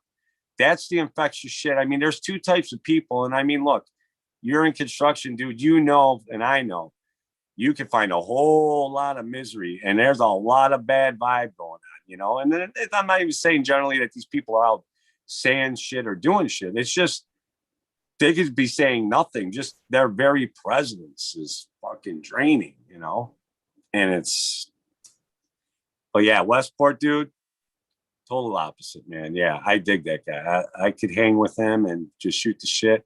Definitely would love to sit there and talk music, because I know that's what he's into it. So, and I want to pick his brain, because he was in Seattle during those right then and there, man. And fuck, had I not quit Eagle, had I not quit playing the drums 4 years before that, I would guarantee you would have known me not as Stoney, but well, maybe, because honestly, I'll be honest with you, I probably would have used that name. That name was given to me. That's not a name I made up. That was given to me in 1982 as a reference from the Flintstones cartoons. Because when we were kids, you didn't have cable. You had cartoons on Saturday mornings, and then you had cartoons on for like an hour or two after school. We had Flintstones when we were kids, and the one dude at school, he saw it and came in the next day and said, dude, they had Tony Curtis on the Flintstones. His name was Stoney Curtis. And then they had the other one was Brock Rockafeller, who was some Rockafeller guy. He goes, I just got a name for you. You're Stoney Rockafeller, man. That's what we're calling you. Because I used to have this dude in graphics class, and I'd go out and get really high before graphics class. Because let's face it, doing artwork and being high is way better, right? So I was always high in that class, and they all knew it because I smelled. And so, yeah, I was Stoney Rockafeller since 1983. So, yeah, I should put that on my thing, right. Since 1983. You should. That's funny. I would. Yeah, that's what. That's fun. So, yeah. Damn it, I squirreled that time, Stoney. You squirrel. We were talking about Mr. Westport and what a awesome dude he is, and you gave me an opportunity to get on that show and stuff, and yeah, really, I'm very thankful for that. So thank you, Mr. Westport. I can't thank you in chat. So he is a good dude. He's been saying good things all night long. Chat in general has been saying great things all night long. I love you guys. Thank you. I try to be sometimes people ask me questions and stuff, and I'll answer whatever I can. And everybody that likes or gives me even a thumbs up, man, I'm commenting back to you, because that's how I roll. I do lives. I turn on my shit and go live in my garden while I'm in there, and you can watch me. I'll shoot the shit with you. I go live on Sunday mornings. If you want to take a ride with me, I go looking around. Like I said, I just like driving out in that country, man. Just getting that air, getting away from everything. You're in nature, kind of. I go find dirt roads, man, where I could drive at whatever speed I want, because there's nobody out there, and I'm kind of checking out things. Who knows? I may find some farmer that's got some little section of land that he just doesn't want to deal with because it's an awkward spot or whatever, right? Nothing grows good there, and he wants to sell it for something cheap, and I could put my situation there. But I'll get on there and I'll just drive around and shoot the shit, so get you get out in the woods like that, fucking set you up a little pavilion. This is why I fucking drum set under that pavilion. It just fucking, I know there's times out here where I live out in fucking nowhere, man. You can barely say anything, and fucking that shit will carry for fucking, seems like miles. Fucking rock out a whole forest fucking up here under a pavilion on that drum set. Right? You know what, though? That's what Michigan is. Well, like Western Michigan's like Western Illinois, it's just town and then farms, and a town and then farms and just a highway cutting through it, right? So it's kind of cool for me because I come in through the west side, so what I get to see is what I want. So I'm always looking through there when I'm coming through too, and looking for places there, because it's where I want to be, man. Actually, you guys have way better, opportunities and situations, like I said, to grow, and I could actually do some breeding where I'm legal and not worry about getting in trouble because, I'm not over here setting up shop, man. If I was doing that, I would have done that a long time ago. And I sure fuck wouldn't be sitting here talking to you. I'd be busy. you know, I grow my medicine. I grow enough of it where I have a surplus. I have enough. I could give it to my friends. I have, like I said, I have my one buddy who he is growing at the moment. He still hasn't harvested his first yet, but I give him to supply his wife. I have another friend who's got, what the hell is it? He's got cancer. He had testicular cancer, but it went right to the lymph nodes. So he's currently, going through treatment. He's 54 years old. He has no money. The guy's been down and out too. He was construction, same situation. And unfortunately, he got pulled into the heroin situation too and started using a little bit. He got himself clean, but it's hard. He doesn't have a job. Now he's got all these medical bills he's trying to pay for. And now he's trying to get good quality cannabis, affordable, and he's actually a friend through a friend. I know him, but I don't know him. And so my buddy was asking me, like, how much can I give you to get this amount? I'm like, well, how much do you need? I'll just give you what you need. You don't need, It's like, well, no, and he explained to me. I'm like, well, he's got cancer. I'm like, here, then give him that. I could grow more, dude. Matter of fact, I'll grow the plants bigger now, right? Because now I'll take care of fuck medicine. If I could fuck medicine, that's how we fuck the medicine people. Start giving it away, dudes. You know what, guys? I know we all want to make money. Look, I'm all for this. If you're a rec user and you're coming to me, you don't want to pay $100 for a fucking eighth, and you're a good dude, and you're going to be older too if I ever dealt with you. But I'll take care of you, and you're going to pay a good price, right? For clean meds. I don't care. Maybe I'm putting myself in a fucking bullseye now. I don't know. But I don't fucking care because I'm sick of these people ruining lives, killing people, addicting people, bankrupting people. And then their crony insurance company, because they're in it together, you can't have that business doesn't fight, you know what I'm saying? It's the money's just going from one pocket to the other. Again, we're going to go way off on topic here, but yeah. So my idea is this, guys, we all grow and we all hand a little bit out to our neighbors, all of us. And we could change everything because not everybody wants to grow. Not everybody can do it. And the ones who are blessed that can and want to and are passionate about it should be the ones doing it, right? Not to make the fucking money. So we do it for the right reasons. We crush big pharma, get rid of them. And there's only one way to do it. You got to give the meds out, man. You're just going to have to give them out. Because if I'm charging you. My second addiction, besides Coffee. cannabis, if you could, yeah. They were ragging on me before they that could be. I broke down and tried the cold coffee today. It was surprisingly good. I don't know if I would. It was good. I hate to say it was good. I give you a month, you'll be hooked. I got off of coffee though. I honestly, the only reason I have that is because honestly, around 9:00 here tonight, so 10:00 your time.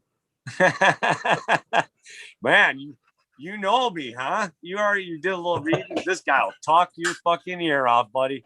I'm just glad this show is about me and that you're allowing me to just, because I'm bad, dude. I get going, man, sometimes, and I won't shut the fuck up.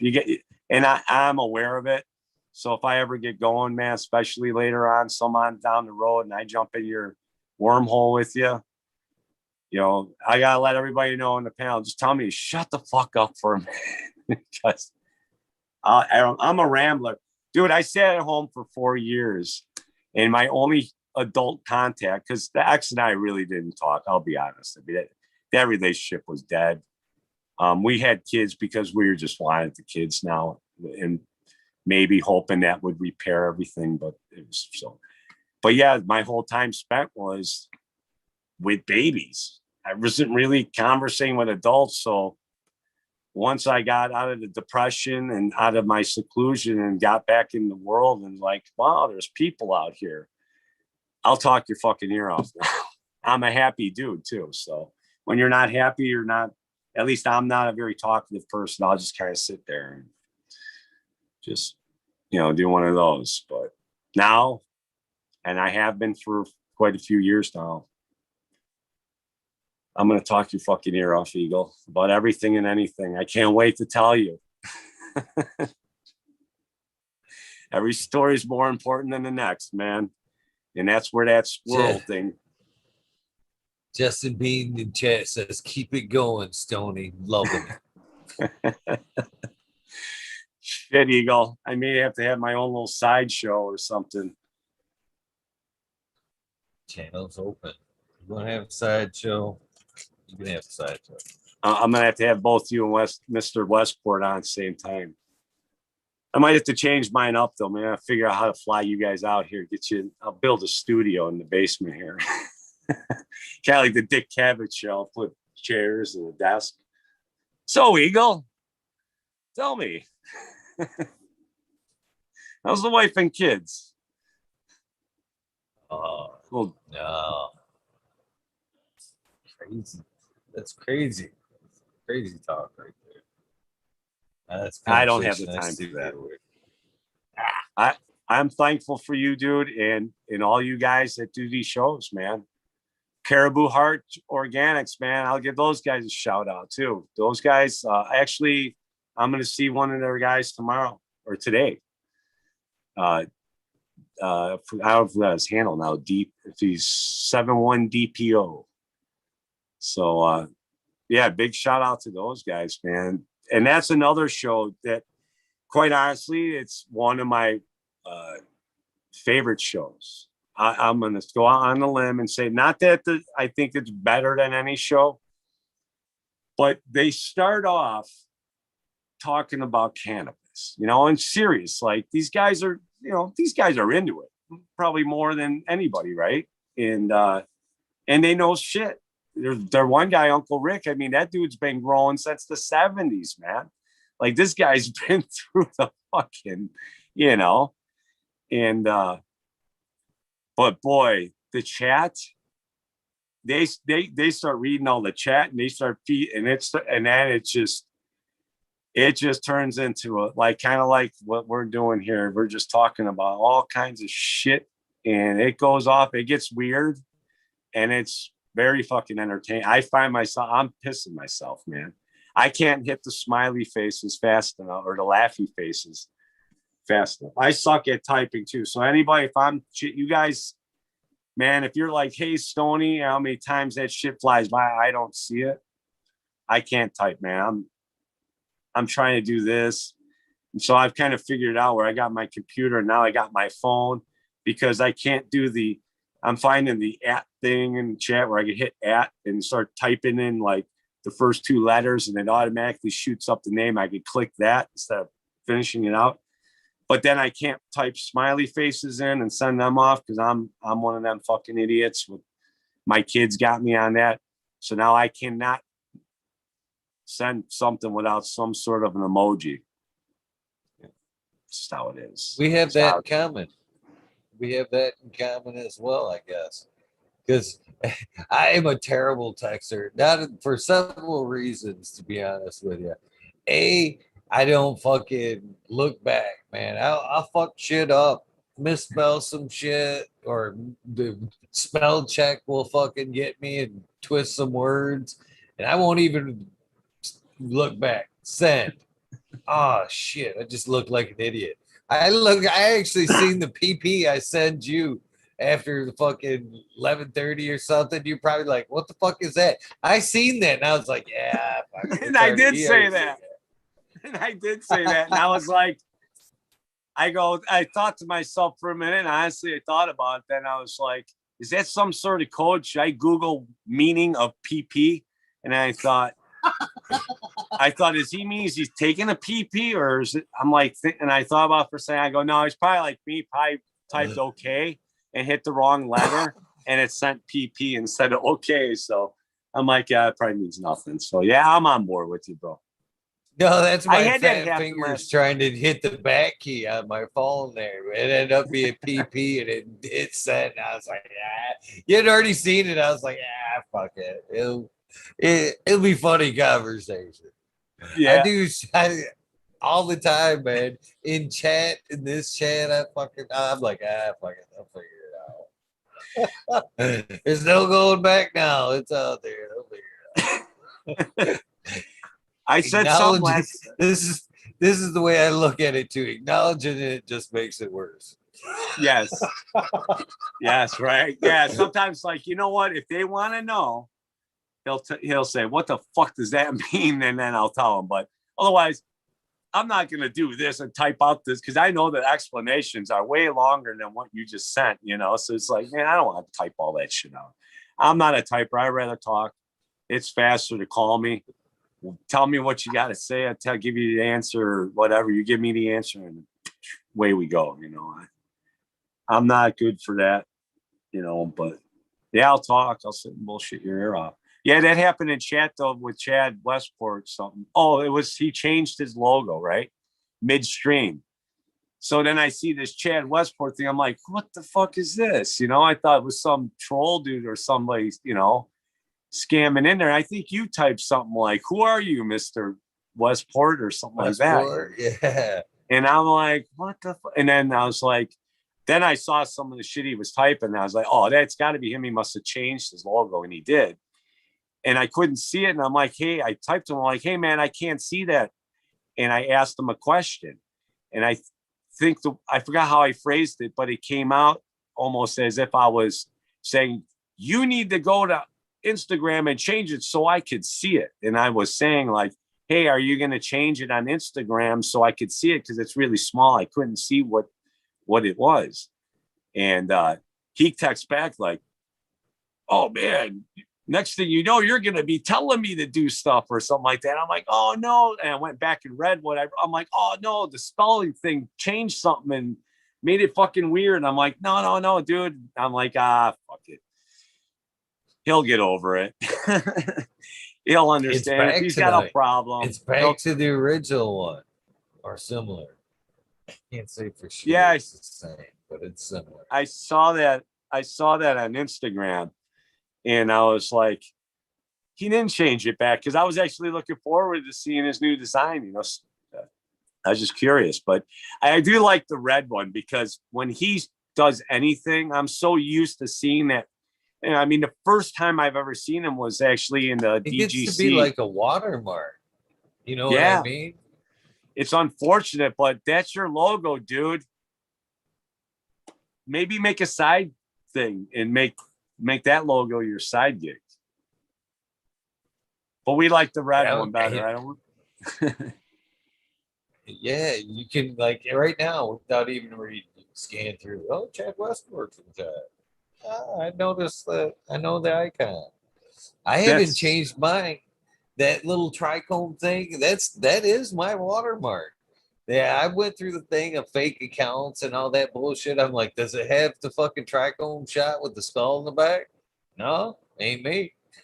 It ain't me because that's pretty much my signature as far as you know the icons go. I use that for fucking everything.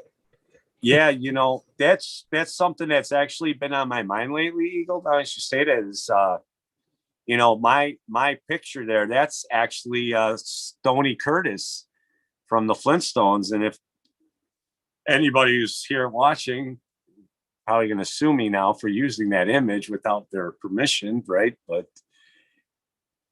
I just put it up, you know, and I didn't expect things to turn into where I'm going to be doing stuff like this. So I'm kind of looking for an artist to maybe do some. I don't even want to have a cartoon face because I don't want to project. I don't want kids to look at it and want to look at it more and see what it is, like younger kids.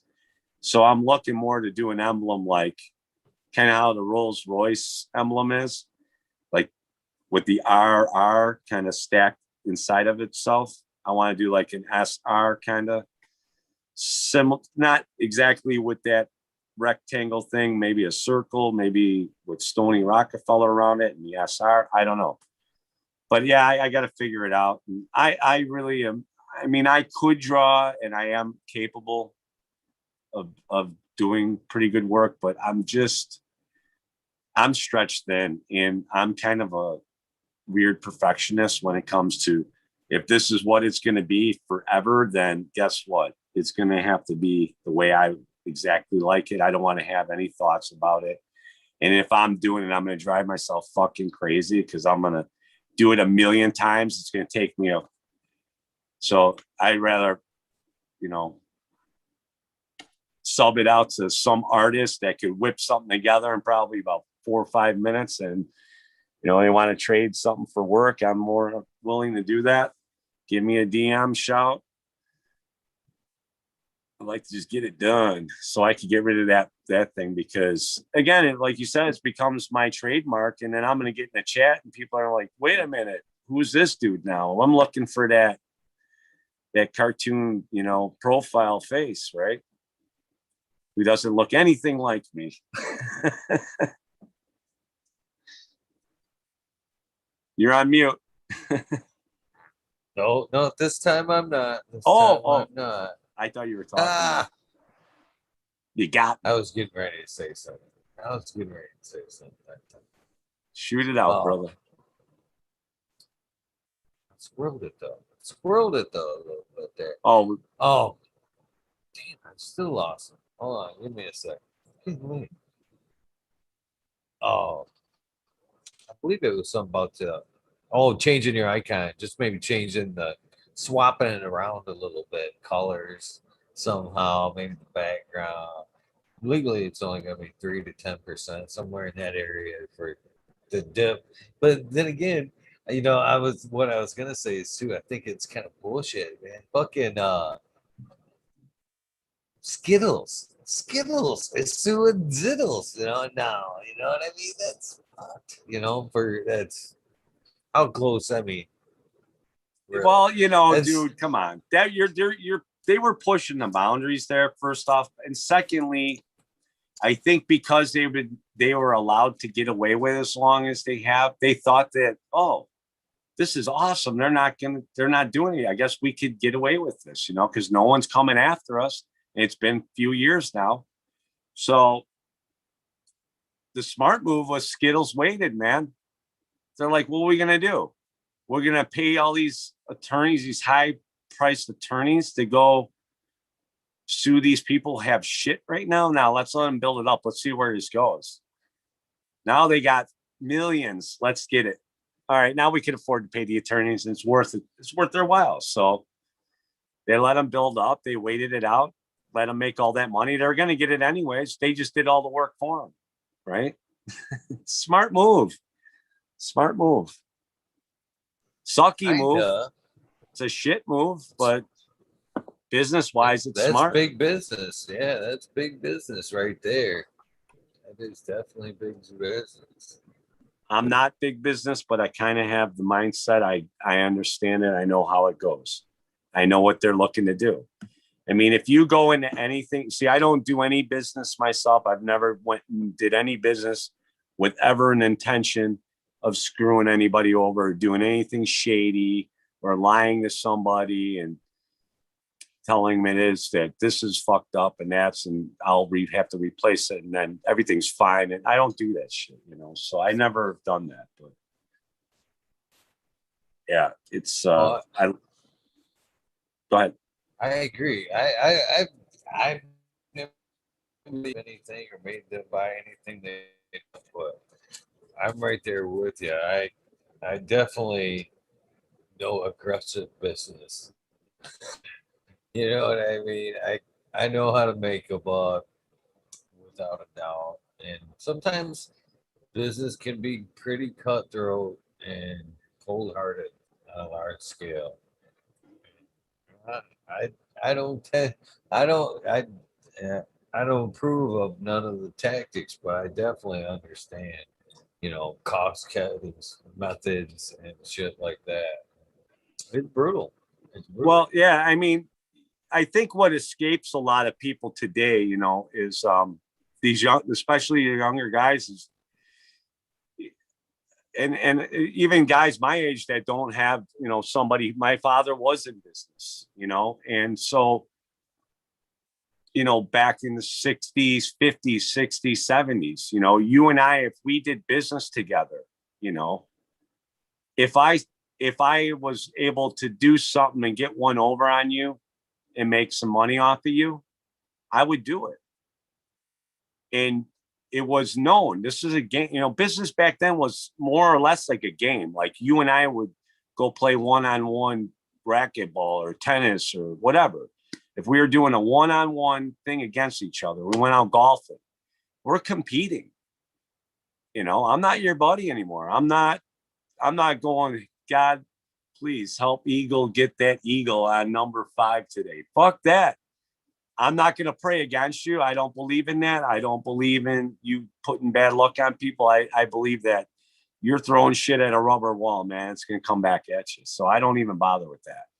But I believe in praying for people. But right, I wouldn't be doing that for you in that situation, right? And if I could beat you, I'm going to beat you, right? So, that was business though. And that's how business was done. And it's just a game. Like you might get mad at me or whatever. I may fuck with you a little bit while you're up there on that tee box. Like, Eagle, why is your shoe squeaking when you backswing on your practice? Now your brain's not thinking about hitting the ball. I'm mind fucking you. That was the tactics of competing, right? Or even playing, if you played hockey or football with your buddies, you shit talked, You're going down. I'm gonna kick your ass this time, right? But afterwards, everybody's buddy. So that's how business was done. Huh? Sorry, Eagle. I got you on that one. It's only business. You could get a little sore with me, and I'm going to be like, hey, man, it's only business, right? And then you have to accept it and start planning your attack on my ass.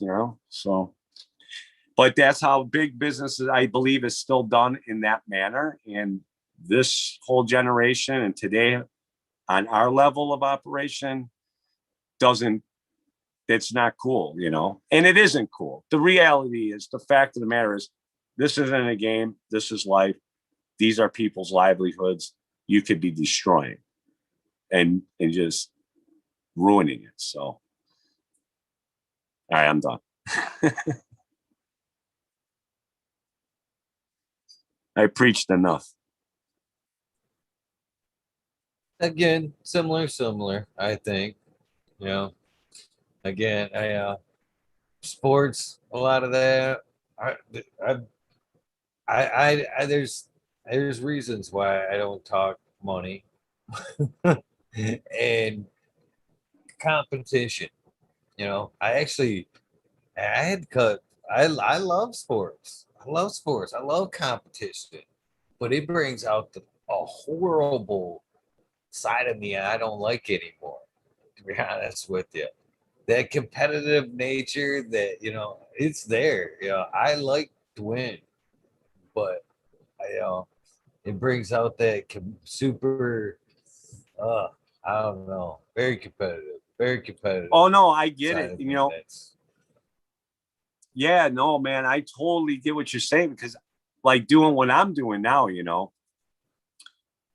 I could easily, be posting my stuff, because I do see some people. There are people who post things and kind of like want to like shove it in your face, like, look what I'm doing, and my shit's better or whatever. And, that's fine. There's people that are doing that shit. Honestly, I like, if I'm doing something good and you like it, man, then I want to share with you what I'm doing and how I got that way, right? I want you to do what I'm doing. Actually, I want to give you what I'm doing, and maybe you're going to add something, your part of your way to my way, and maybe take that same plant and do something fucking even crazier, right? So now, by me sharing my info with you, help you do something that's even more dramatic or made some, whatever it is, something better, right? And then you give me that information. Then I could pass that to someone else. And we're all, again, this is a medicine, though, at the end of the day. We're not talking about entertainment only here. I mean, yes, I use it for entertainment. Of course, I get high for just because I want to get high because, hey, man, I feel like, playing something on my drums and I feel like, laying back and smoking a little bit's going to get me, where I want to be. So I go do that. But a lot of times too, I'm in panic mode or something's going on in my life. And I'm like,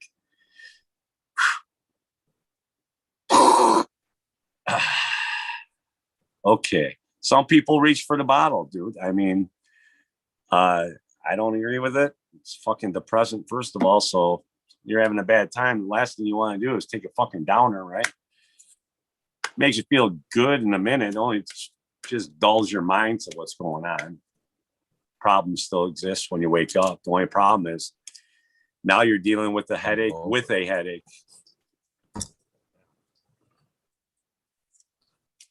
Not to mention you probably made some bad decisions in between. Yeah, Eagle, we're going to have to make about 15 episodes just to get through the first half of my life of bad decisions on alcohol. And then probably another 35 to do the back half, because that's when things really got fun. When I had some money, actually, was single, making, 200 grand a year almost. I was spending it though. Believe me, I was in the fucking, I'm going to get the, I'm going to have the best surround sound system, the best LCD screen. I'm going to have the best, being an electrician too. I had access connections to these situations, pro audio. I had these connections, so I can get shit better than yours, Johnny, and it's all bullshit. Because at the end of the day, I'm sitting in that fucking room alone with, potentially $40,000, $50,000 worth of equipment. I got a sound system that'll blow away any fucking IMAX, right? I can blast you through the walls with my system. And yet nobody's here. Nobody gives a shit. At the end of the day, I teach my girls, I'm trying to really pound that in their heads. And I'm trying to make it so they understand that when I say that nobody gives a shit, I don't mean in a literal sense that they don't care about you at all. It's just that at the end of the day, when everybody lays their head down to rest, the last thing they're going to be thinking about is probably you and your problems. They're thinking about what they're doing. So at the end of the day, all you have is you. And if you can't deal with you, if you don't know yourself, or, look, we're all afraid of ourselves. We're afraid of the truth. We all know the truth about each one of us. We know our flaws. We know what makes us nervous. We know, what I'm saying? We know all these things, the things that we try to hide. We don't want to, we're men. Fucking last thing you're going to do on a construction job site is tell everybody that you're scared of the dark or some shit, right? If that's your thing, maybe you are. Whatever the reason, maybe something happened to you traumatic and the dark was part of it and you still don't fucking like it, man. Or maybe you're in the dark one day and all of a sudden, this has happened to me, man. You just get some weird feeling and the hair on the fucking back of your neck stands up. I'm like, holy shit, that was weird. Where's the light? You get that. Again, these are things that we don't want to project out there because they're looked at as negatives, or people are going to come at you and make fun of you, and, so if you come down to it, make truth with yourself and make peace with yourself and accept yourself for who you are and know that you're just a beautiful person. And we're all beautiful people. And I'm not talking this shit. I'm talking,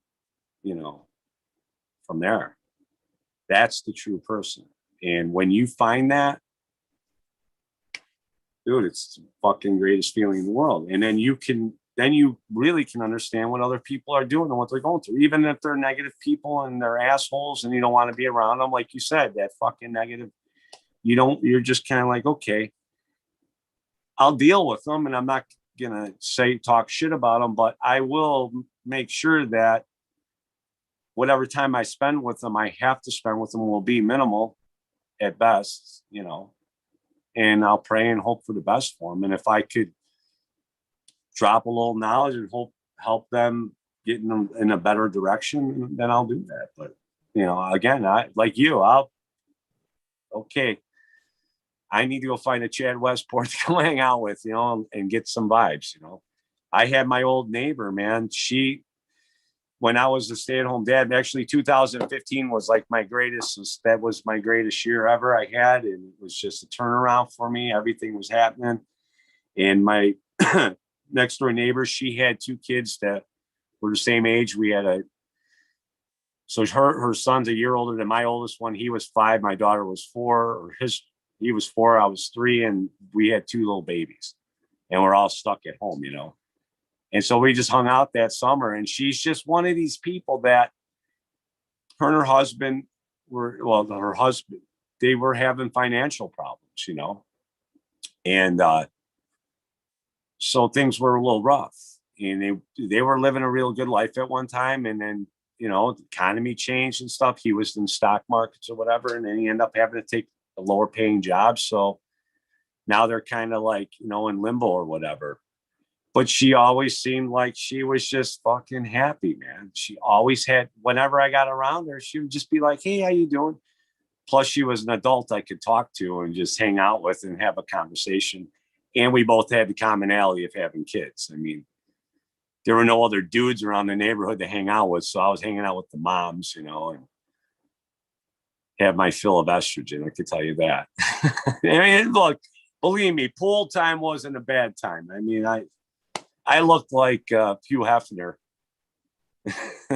Probably made some husbands mad, but I don't do that shit. So, but yeah, she was they ended up moving out. They're doing better, I guess, financially. I talk to her every once in a while, and things are going good for them now. So it got, you know, again, you go through bad and stuff, but she kept her head up, and I bet things could have been way worse, but it's turned out, you know, it's getting better as time goes on, even through these bad times. So it's just, to me, more proof positive that when you are just keeping that happy vibe and shit and just keeping it going and realizing, yeah, shit's bad, but, you know, look, everyone has the down days. I'm going to sit there and tell you I'm got sunshine shooting out of my ass all day long. You know, that ain't the truth. It happens, man. I mean, the other day I had to chop that plant down. Once I chopped that one down, I went to my seedling tent. And I'm looking at my seedlings because excuse me, just started doing this no water or no newt thing, just water only. And these things are starting to yellow out. And I'm like, whoa, man, what's this? I had to chop that down. Now I'm looking at these babies are dying on me. I'm like, this is a bad day. And then it's like, no, it's a learning day. We're going to school. And we just got hammered with a whole bunch of homework.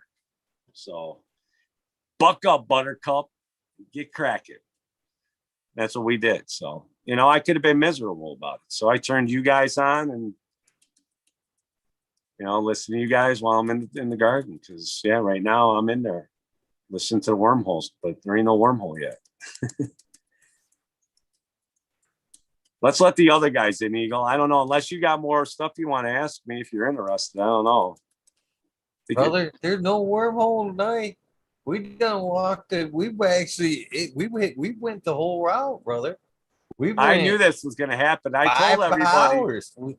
We did 5 hours tonight. I love it when we go the gauntlet. I love it when we go the whole shit. How many people are left in? How many left in chat? 2? 70. Wow. 70 still watching. Nice. Thank you, guys. We kind of peaked out around about $1.05. About $1.05 for a while, and we hung out around 90-ish for most of the show. Down to 70 right now. You know, you could start your own Nielsen rating company. Eagle ratings. They've been. Chad's had nothing but great things to say about you tonight. Your message, You know, you as a person, it's all been positive, positive, positive tonight in chat. It has to But be, bro. Look around. I listen honestly, and I'll tell you what, it's not easy to do it. And I'll be honest with you. One of the ways I had to do this was I was on Facebook. Um, Actually, I was on Facebook before Facebook was a thing. I was actually involved. I was on it when it was just relegated to the school, to when he put it out and was just for the students at was it Stanford? I can't remember the school. Not Stanford, but whatever school it was, he made that platform for that school, and I was involved with this drum forum that was about making drums and stuff. They were all custom builders. So I was involved in that. And I guess the forum started blowing up so big that he didn't have the space for it. He was going to that school at the time. So he put the entire forum on the Facebook platform. And I was like, well, what the hell is Facebook? And he kind of, oh, it's this thing at school this guy made. It's a thing for sharing homework and stuff. But I'm able to share this forum on there. This way I don't have to pay money out of my pocket. So yeah, I was on Facebook before that was like 2003 or 4, I think, when I was on there. And so I had a Facebook page since then. And I got on there, dude. And then it was kind of cool reuniting with people, because by that, 2008 was when I really got on there and started using it as it's used today. And it was just contacting all these old friends, from high school that I haven't seen in 20 odd years. And then, as time goes by, I realize why I wasn't in contact with a lot of these people over 20 odd years, and then I started watching the whole fucking political thing getting, the left right thing that they've created here, and the separation, and then watching friends battling each other and family members battling each other, and fucking friendships breaking up that were 40 years strong because this guy's a Democrat and this guy's a Republican. I'm just like, fuck this. First of all, I'm not that. I know it's a bunch of bullshit. I know there's no Democrat. At the end of the day, when the doors close and we're not privy to see anything, they got their arm around each other. Hey, man, what time should the wife and I come over for the barbecue tomorrow? They're all hanging out, man. This is a good cop, bad cop. Pick a side, and then let's battle, and let's jack your ego up, man, and let's make it so you get fucking angry at this guy because of his beliefs, because of his perspectives. You need to hate that guy. So, anyways, here we go. We're going off the other way, dude. I'm squirreled. I don't even want to talk. Oh, so Facebook, all that shit. Yeah. I had enough, man. 3-4 years ago, Facebook gone, done. Instagram only, looking at pictures of cannabis,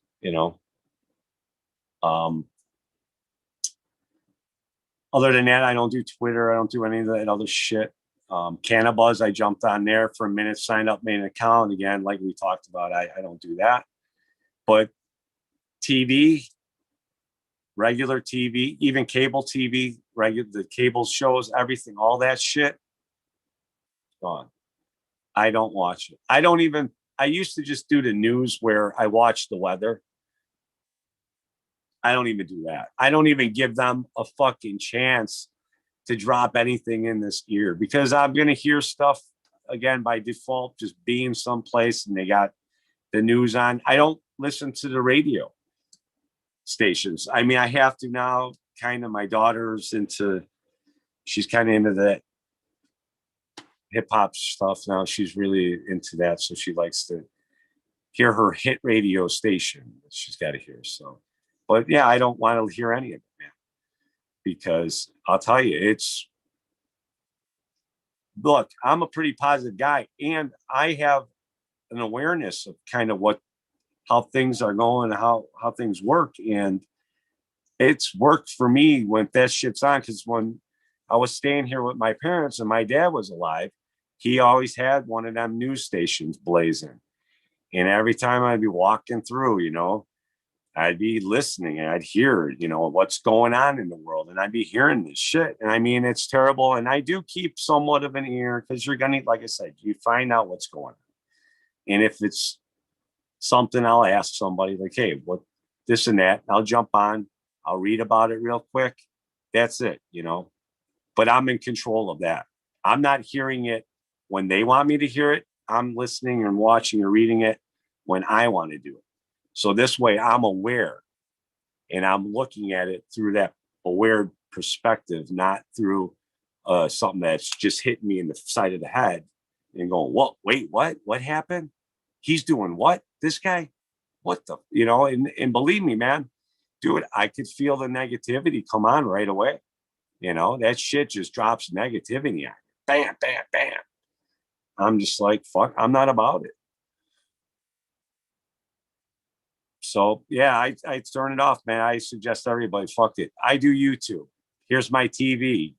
Eagle, Michigan Bro Show, Caribou Heart Show, Bracing Organic Show, Home Grow Show, Future Cannabis Project, all the stuff that's on there, So that's my TV, man. I'm YouTube. I don't like YouTube kind of too because they're pushing. Actually, what happened the other night to me, ABC News, World News somehow popped up on my, just started playing live thing. I don't know if a video was over because I had something going and I left the room, and then it's like autoplay, but it went to like a live ABC segment about some shooting thing going on. And I'm like, geez, man, now I'm on YouTube and now here they are. They're pumping their information. Again, look, that's our right as a U.S. citizen or as a U.S. company, whatever. And they have the right to talk, and that's fine. But I choose not to listen to it, and I don't want to have it slammed at me either. Just put it in the bin with everything else and let me pick it. If I want to watch it, I'll watch it. But don't just turn that shit on. I'm not into that. So you are the defender of your mental fortress, my friend. Yeah, you're not getting in there. And if you get in there, Eagle, there might be no getting out. And yeah, it's going to be a bad time. There's a lot of shit going on in there. They say the devil's, the idle mind's the devil's playground. Well, I'll tell you what, mine's a fucking amusement park then. Mine is too. That's why I said it's a fun place, man. There's always at least a comedy skit going on in the background that I tend to enjoy. I'm serious. When I laugh at myself several times a day. I'll do something or think something. I'll be stopping. I'll be like, "You are one crazy motherfucker."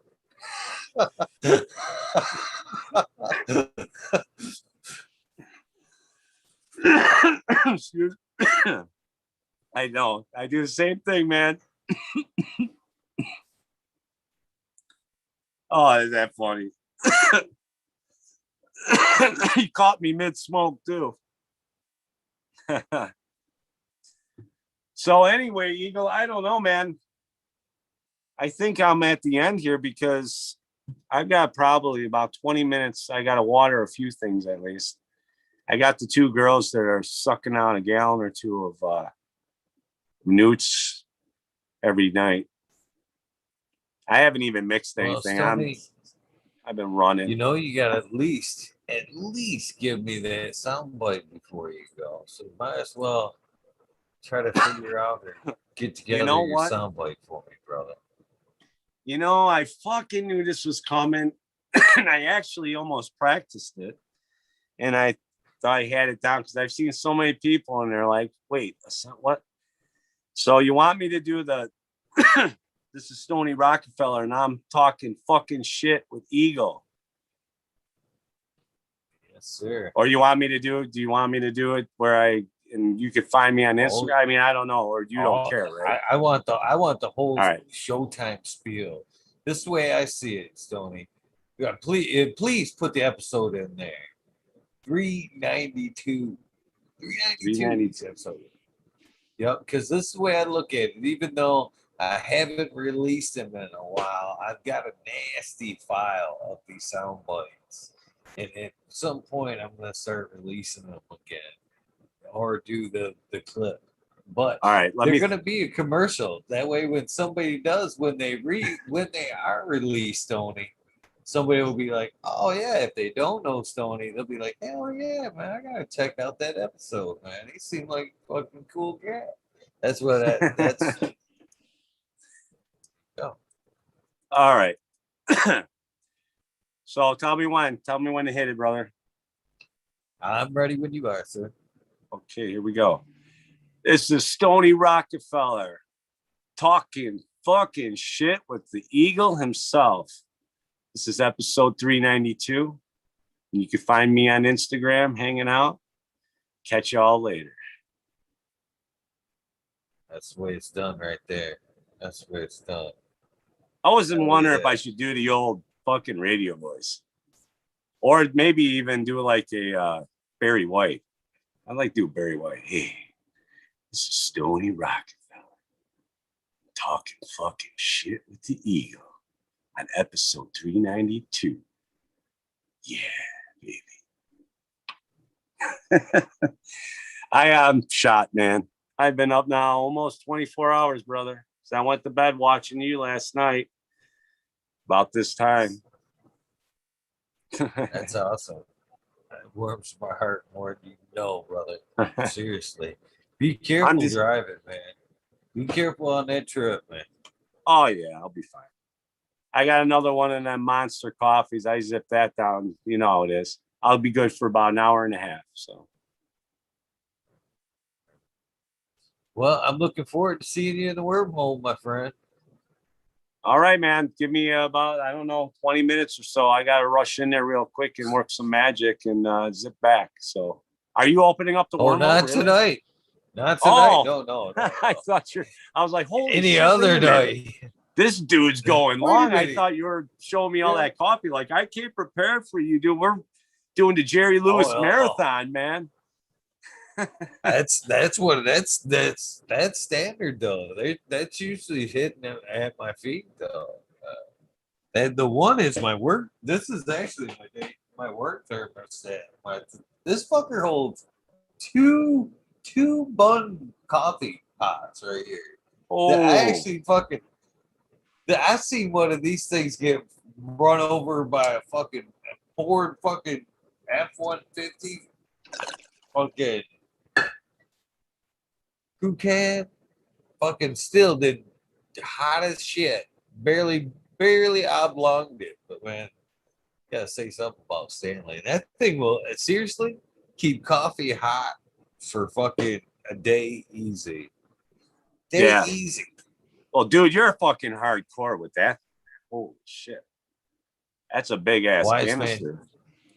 Wise man taught me the secret on coffee, keeping coffee hot a long time ago. And I never even fucking thought about it until he fucking said it. And I was like, that makes perfect sense. Because you watch a ton of people on the job site do exactly what he said. And he's like, you wonder why your coffee's not hot at the end of the day. How many people, look, this thing's fucking, I bet you, if I get close enough, let me see if I can. I bet you might even see some steam come out of here. Hold on. Oh, yeah. It's still hot. Yeah, a little bit. No, I can see like a little bit. You see that a little bit? Yeah. Did you see it when I put my hand up there? It fogged I a did. little bit. This was made at fucking 10 o'clock this morning. 10 o'clock this morning. This was made. That's amazing. The secret is not to do that. The secret is not to do that. How many people on the job site you see take this off, pour a cup of coffee, you just let out all your heat. That's right there. These things are meant to be. There's them now. You don't ever take that off. You turn it till you can dump the coffee. You don't ever take that off. Yep. Yeah. You know who does that? Coffee. The young guys take it off. The old timers are the ones that I see always did that. They just screw it a little bit and then dump it. The only time I ever saw them take it off was they had soup in there, and then they poured it out, But yeah, no, Yep, the yep. coffee, yeah. I used to see him because I remember asking one of the guys, like, what's that? He goes, no, you just take it off like that. It stays hotter. And that was it. So I was like, oh, okay. I never thought about it until you just said it. I'm like, just took me back like 30 years almost, you know? Crazy. That's about when I learned it, brother. To be Right. honest with you, man. I've been a coffee drinker, man. When I was like ninth grade, they tried to get me to quit drinking coffee. To be honest with you, because I was wrestler. I've wrestled fucking since fourth grade. I wrestled fourth grade freestyle all through school, both school and freestyle. But at Oh, that fuck point, I you was guys. fucking drinking coffee like a madman. I had a coffee maker in my homeroom, and I was toting gallons with me to fucking meets and fucking whatnot. Just yeah. And I started getting like a kidney fucking problem. I thought it was a back problem, and the doctor's like, "No, man, your kidneys are fucking fucked, man. Quit drinking that coffee, dude. You're still growing. Just quit drinking that coffee." They pulled the coffee maker out of the homeroom, and I had to pirate coffee after that for a few years. I would actually get up every morning. This is no lie. This is no fucking lie, Stoney. I would get up, and because I was wrestling, I would get a bag up, garbage bag up, and fucking run to the fucking gas station and fucking get a cup, big old fucking 64 ounce. I wouldn't even get a coffee cup, like one of the pop cups. Oh, yeah. Fill You had that up with put a straw in it too, so they wouldn't give me no shit about it. Fucking drink that motherfucker. That 64 ounce and the Snickers. That was my fucking meal for the day right there. That was good. that sounded like my buddy used to do that I used to work with.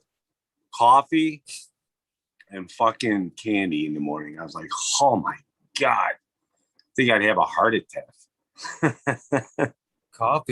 Coffee and Snickers are like a golden treat, man. I that's Oh, the taste has got you to be phenomenal together. coffee, Snickers, and cannabis. Oh, that thing are those three right there. Perfect morning. Perfect morning if you can get those three together.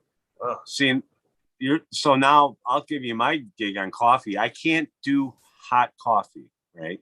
I could drink it, but if I do drink it, I'm like that. I mean, I'm just nuts, man. I could drink iced coffee all day long, gallons of it. And I mean, I get the lift from caffeine, you know, but I'm not like this for whatever reason. I think if it's because the heat, the way it enters my bloodstream, I don't know, affects me a little different. My buddies, so I never really drank hot coffee, but I really do enjoy the warm coffee. I do like it, you know. And so I'll do decaf, but Oh, but when I start smoking again, I know. But when I'm working, the last thing I want is be sticking my hand in that live panel, do one of these. You know, I it's not good. Makes for a crispy Stoney, and we don't want that. So yeah, I just I started smoking again, and I'll never forget. We went to Jamaica in 2006, and I remember going there, and my ex had been there many times, and she actually knew people out there because she'd been there so much. She actually had friends she grew up with who they had a condo back in the 80s and 90s. So like she was going there every year with them since she was a kid. So they knew some of the Rastas around the neighborhood, you know, around the area, and they were down in the grill. So we booked a trip, and she took me down there, you know, and you know we met up. I remember asking her because I was worried, like, you know, are we gonna be able to get weed there? Like, cause I want to get high. I don't want to be drinking, you know, because at this point I was kind of like not wanting to drink anymore, and I was smoking most of the time at that point, and she's like, don't worry about it. And I was really worried, man, like I wasn't gonna get it. And then once we got there, I mean, we got off the plane, and I hand my luggage to this luggage handler who looked exactly like fucking Bernie Mac. And the first thing we do is we jump on the bus and they take you on this bus ride. And halfway to the grill, they jump off the main road and you start heading into like fucking farmlands. And you're like looking around like, wait a minute, where the fuck am I? Now, this is my first experience out of the country too, you know. Now I'm looking around like, wait a minute, why ain't we going along the ocean? Because I know we're staying on the ocean. We should be driving along the ocean still. Why are we going that way? The ocean's that way, you know. Well, their gig is they bring you out in the middle of these farm fields. There's like a bar, like a tiki hut bar setup. And you go in there, and they tell you it's a rest stop because there's no bathroom on the bus. So you get off, go to the bathroom. What it is you go in there. They encourage you to buy a beer. I mean, what is it, 50 cents? All right. So you buy a beer, you have a beer, you go to the bathroom, you maybe buy something there, right? Help the local economy.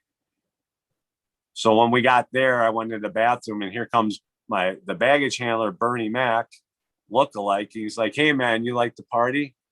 I'm like, yeah, sure. Why not? Right. And he's like this. I'm like, no. He's like, oh, you like this? I'm like, yeah. He turns around, reaches into his pants. I'm like, wait a minute, what the? I don't know what he's pulling out. You know, a gun, something worse than a gun. And I'd have preferred the gun. And yeah, man, he pulled out a sack. I mean, dude, it was a pound. All like, and he's like, opens up the bag and he's got like several little bags. And I'm like, I'm like, dude, you know, like, what the fuck? You know, he's like, oh, it's all right, man. Don't worry. It's cool. I'm like, you know, so he's like, well, how much is that? You know, the price was I was like, I can't even smoke this in a week. There's no way. You know, he gave me like 3 or 4 ounces for like $60. And he's like, I'm going to hold on to it till you get there. Because if we get pulled over and you have it, or it's in your suitcase and they go through it, you're going to jail. And you don't want to go to jail. So I'll hang on to it and then I'll put it in your bag. Now I'm like, oh, there goes my $60, but whatever. Okay. It was in there. And I mean, so now we got to the hotel and I mean, we got out of the bus or whatever, the cab, and walked inside the checking desk and, you know, talking to him, and he does his thing. And then, hey, if you need this, man. And I'm walking through and I see some chick, you know, like a maid or something. She smiles and she's like, oh, you need some. Get outside and we're walking through, a guy painting. I was there 5 minutes and I got hit up like 10 times. I'm like, oh, I made it. I'm in paradise. I was worried I couldn't get it. Now I couldn't get away from it. Then it became fucking annoying. It was like, all right, no, stop, man, please. It went from one end to the other, man. Be careful what you wish for. So, I believe you smell like cannabis. Come here, I want to talk to you. Oh, dude. But yeah, so there was my coffee thing. So I was on the work schedule. I'm getting up way early. You know, we're on the East Coast. So, or we're on your time, actually, I think. Or no, actually, they're on Central time. That's right. Because I was getting up early. So I was getting up around 3 a.m. We were going to bed early, too. I mean, shit, you were knocked out by 9 o'clock, being out in that sun all day, smoking, maybe have a couple of cocktails, 1 or 2 of those Slurpee looking drinks, you know. They're pretty tasty, but yeah, dude. Oh, fuck. What a great job. But I would wake up in the morning. I pretty much the only person alive at that moment. The sun was just coming up. And I go out on the beach and I grab some of their Jamaican Blue Mountain coffee. Oh my God. I could drink that shit, Eagle. No, got to this, beach, ocean, white sand, me. Yeah, believe me, if we had that ocean here, I'm over there. I'm living there, man. That's it. But yeah, it was that was my coffee thing though. So that was my start to drinking coffee. So I found that if I ate something, I I could drink the hot coffee and not have so much. But if I did like wake up in the morning, jump in the truck, going to work, pull into the, gas station, grab the cup, and shoot back in the car and start slamming it before I ate something, yeah, forget it. I'm shot. If I eat something, I'm good. But the Blue Mountain shit, I didn't have to eat anything. It's just something about that coffee and the smoke. It went hand to hand. It was growing all together in the same areas. We got lucky. I went and saw some stuff.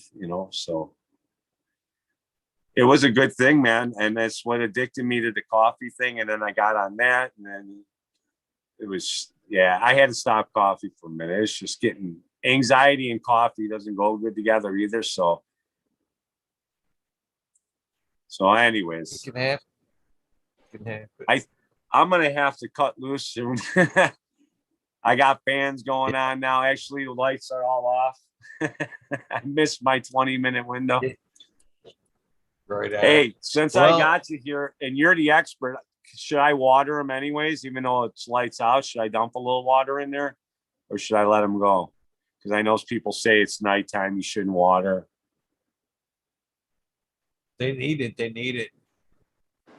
All right. You're not going to be there in the morning. You better wake up with loaded than dry, right? Right. That's what I was figuring. I just thought I would take a shot, man, get a guy who I know knows. I'd water. A lot of that shit, that fucking water all the time, same time, sounds real good, but man, it's not real life. It's not real life. You know what I mean? I've watered at weird times, inconsistent times around my schedule. Them girls look just fine in my opinion. All right, then I'm not going to stress at all. That works for me.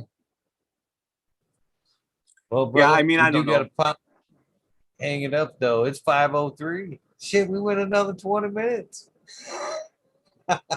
Eagle, I'm telling you, man, brother, I haven't even started in on you. I still got a lot to learn about you now, man. So I got like this, dude, honestly, you and I could go a year and probably still not cover. Look, Eagle, I've got more stories than fucking Disney. Okay. Honestly. I don't know what to tell you. Hoping, come on and tell them, brother. I'm hoping you come back on and tell them. This night was easy to do. It's been a great conversation. It was an easy conversation, man. So, and shows how fun I appreciate that. This has been. I mean, it's been literally effortless. I love these ones. Thank you. Yeah, I was again, I was nervous, obviously, at the start, and I was kind of like, I mean, I knew what to expect, but it's like when you get involved, like, look, I've been on stage playing drums, and you know what to expect, but when you get up on there, there's always something that happens, and that unexpected thing, and you don't know what's going to happen. Like, I'm watching my mom's dog right now, and this dog's kind of a maniac, but surprisingly, hasn't moved from its spot. I hope it's not dead. I have to go check, but normally the thing's all over me and she hasn't bugged me once. I figured that this phone would go flying and shit would be at some point, but knock on wood, everything's been pretty cool and smooth. But how many people we have left in chat? There can't be more than 2 now. I mean, Chad Westport, 64. Chad Westport popped up as soon as you said his name. Oh, man.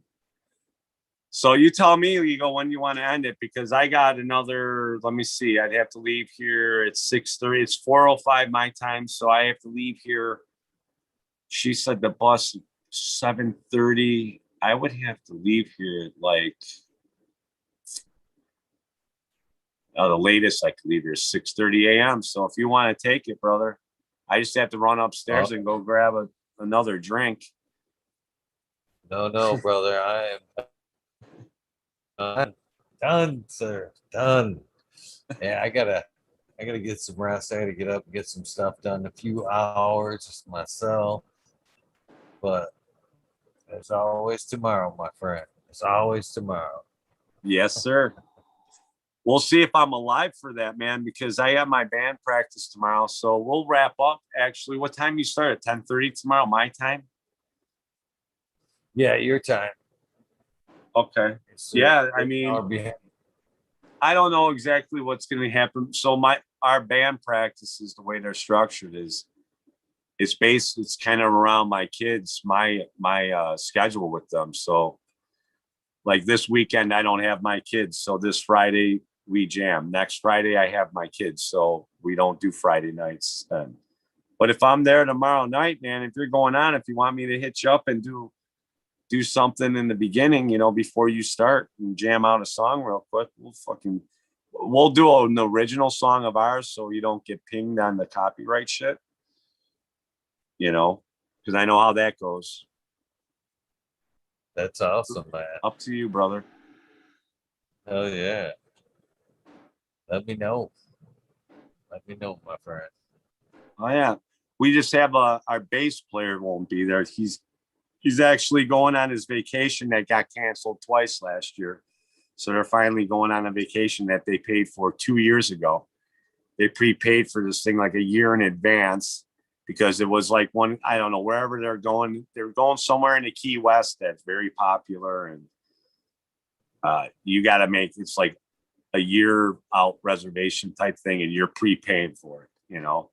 So they prepaid for this thing, and now it's been like almost 2 years. So they're finally going. But It's I like told one them, of the night tickets for one of these super concerts. And not right, getting to see it. right. See how that goes, right? All right, man. Well, you know what? I'm ready to let you go and get some rest because maybe I could sneak an hour of sleep in there too before I go take off and onto my crazy life. Right on. Thanks again, my friend. For Thank real. you. Hey, man, you just called me friend, and I like that. I really appreciate that. Really, it really means a lot. All you guys in chat, man. Actually, anybody that acknowledges me, and I don't care if you're growing, little plants or whatever. I don't know. There's this girl around. If you've seen her, I think she was on a DGC. She got interviewed. She was on Chad Westport's Shield Maidens. She's really a cool chick, man. And she's doing stuff like that. So she's just reaches out. Scooter, dude, another great guy. What a cool dude, man. Great episode too. That was a great episode too. I did send you that thing on plant and consciousness, that link. You want to check that out. Oh, you just That sent one it? that one I was telling you about. Yeah, it's only like a 2.5 minute video if you're curious. But I'm pretty gonna cool. check it out. I will Right, check bro. it out, man. I appreciate it. Yeah. And I just like, we're all friends, man. Everybody in chat, all you guys, anybody acknowledges me, I'll acknowledge you back. If I don't see you in chat and you say my name, man, again, I'm down here looking like this, doing this, and that fucking thing's flying by, man. And if I go back to try and reread and then type shit more, so now I've been finding that whoever's on the panel, it's just easier for me to put all your names in all at one time and just have one big mass thing out and acknowledge everybody in one shot. And then I can just sit back and Right now. Well, I appreciate you taking the time to acknowledge me, my friend. fuck. Absolutely. It's awesome, dude. We're gonna build a good friendship, my man. You're gonna see a lot more of me. So, my friend. Well, have a good day, and again, have a safe trip. And I'll talk to you soon. Yeah. We'll see you, man. Thanks a lot. I really appreciate this opportunity. I really do. And for letting me shout out all those people. I hope I didn't miss anybody. Old school chronic seeds, man. Honestly, you guys want to try skunk piss, man. The guy's not saying it is. He's saying he's had the real shit a lot, and it's the closest thing that he's ever found to it. And I don't know if you know James Loud, and I guess he's growing it out right now too. So I'll check him out. And if you're in my area, man, Next Level hydro store, indoor gardening. All right. Well, that wraps this one up, guys. 392. I can't believe it. And again, if you guys are curious, I've been doing this as well. 1 year ago to this day, Can of Queen Genetics episode, I believe it was 44. 44. So if you guys are curious on wanting to see an older episode, go back and check out Can of Queen episode 44, 1 year ago today. So I've been trying to remember the past as I go along. Actually, since the show's been going on, real quick, this is like last year's book. Okay. Well, this book's got last year, this year. So it's clipped. So I can like go back as I've gone on. I try to catch birthdays. So I'm sure I think yours was last Sunday, I believe. Up right there. Check it out. What's that say? What's it say? Stoney Rockafeller, yeah. What's it say? I can't read it. I see Stoney Rockafeller's birthday. B-Day, May 2nd. Yeah. Yeah. So I try to do that with everybody. So yeah, as I picked up on that shit, so I look back at last year and try to, this was your episode, your birthdays, try to keep them rolling. So as I learn, I can preempt your happy birthday next year. You won't have to tell me next year, Stoney. I was hammering you that day because you're like, who's got the birthdays? And man, I'm like, me. I kept like, man, did he see it? Because I know you're probably, that shit was shooting by, and dude, you're doing other things. Right. No, I can't say shit, man. Like tonight, man, sometimes you like see me doing shit. And I wonder what people think when I'm up here doing shit. Because I'm writing down names, I'm fucking catching birthdays, I'm fucking doing shit in chat, I'm talking to you. Right. Writing down people new names in chat and shit for the shout outs list. I try to catch a lot, man. I really try to. I do. This community means a lot to me, bro. I try to. Now you know what it's like to be now you know what it's like to be a drummer, man. Legs and arms all doing different things at the same time, man. Your brain, though, you're using your brain trying to stretch that one thing out. I give you kudos. That, and at the end of the show where you say everyone's name, when I told my buddies about that, they're like, he does what? I go, dude, he goes through every fucking name, man. Whether you're past or present, you could be back, off into the netherworlds, gone from this earth, and he's saying your name still. He doesn't have to shout you out, but he does anyways. And, it's funny. So you get the mixed reaction, because these guys are in a band, so it's not like you get to pick and choose everybody, right? So you got some guys that are still rough around you. That's fucking crazy, And then my other buddy's like, no, it's not. That's fucking dedication there. And I'm like, see? So somebody got it. Somebody else didn't, but there we are training them. We got to train that guy. We get him straightened out soon.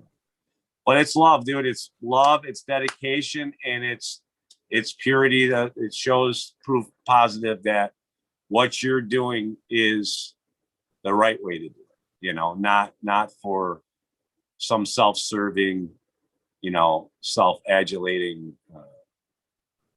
type of situation. I give you, dude, all the credit in the world for what you're doing, because that is crazy. It is. I mean, it's like what, 10 or 15, 20 minutes it takes you to do that. And it takes you longer every friggin' time you do it.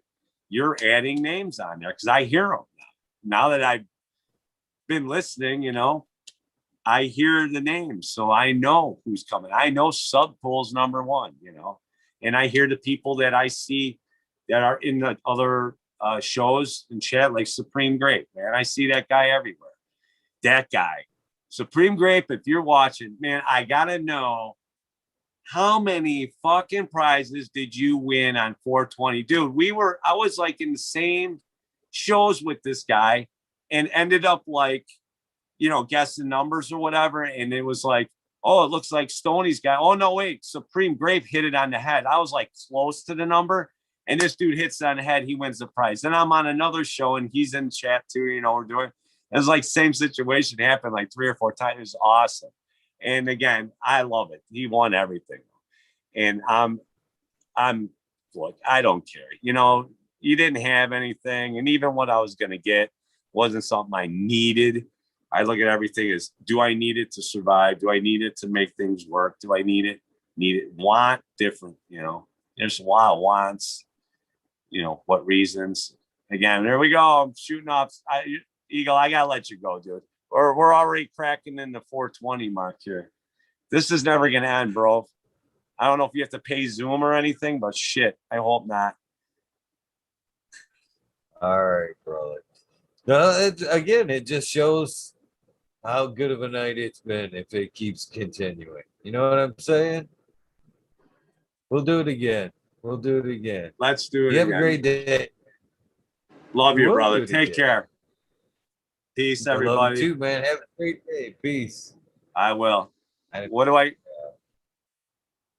Just hit end if you want to get out. Okay. I'm just gonna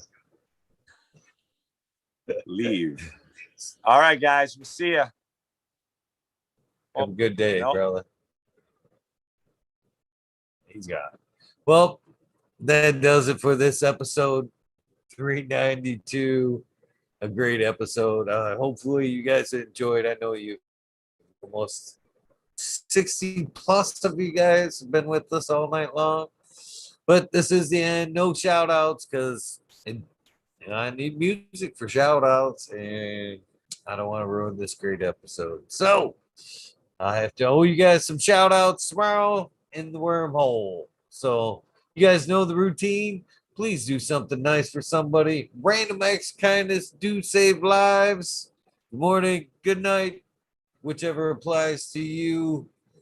See you tonight, 11:30 with, look here, James Tuscan. A guest provided to me by John, Mr. John. Jimmy, we'll be here tonight. Drop the book. I'm sorry. See you guys tonight, 11:30.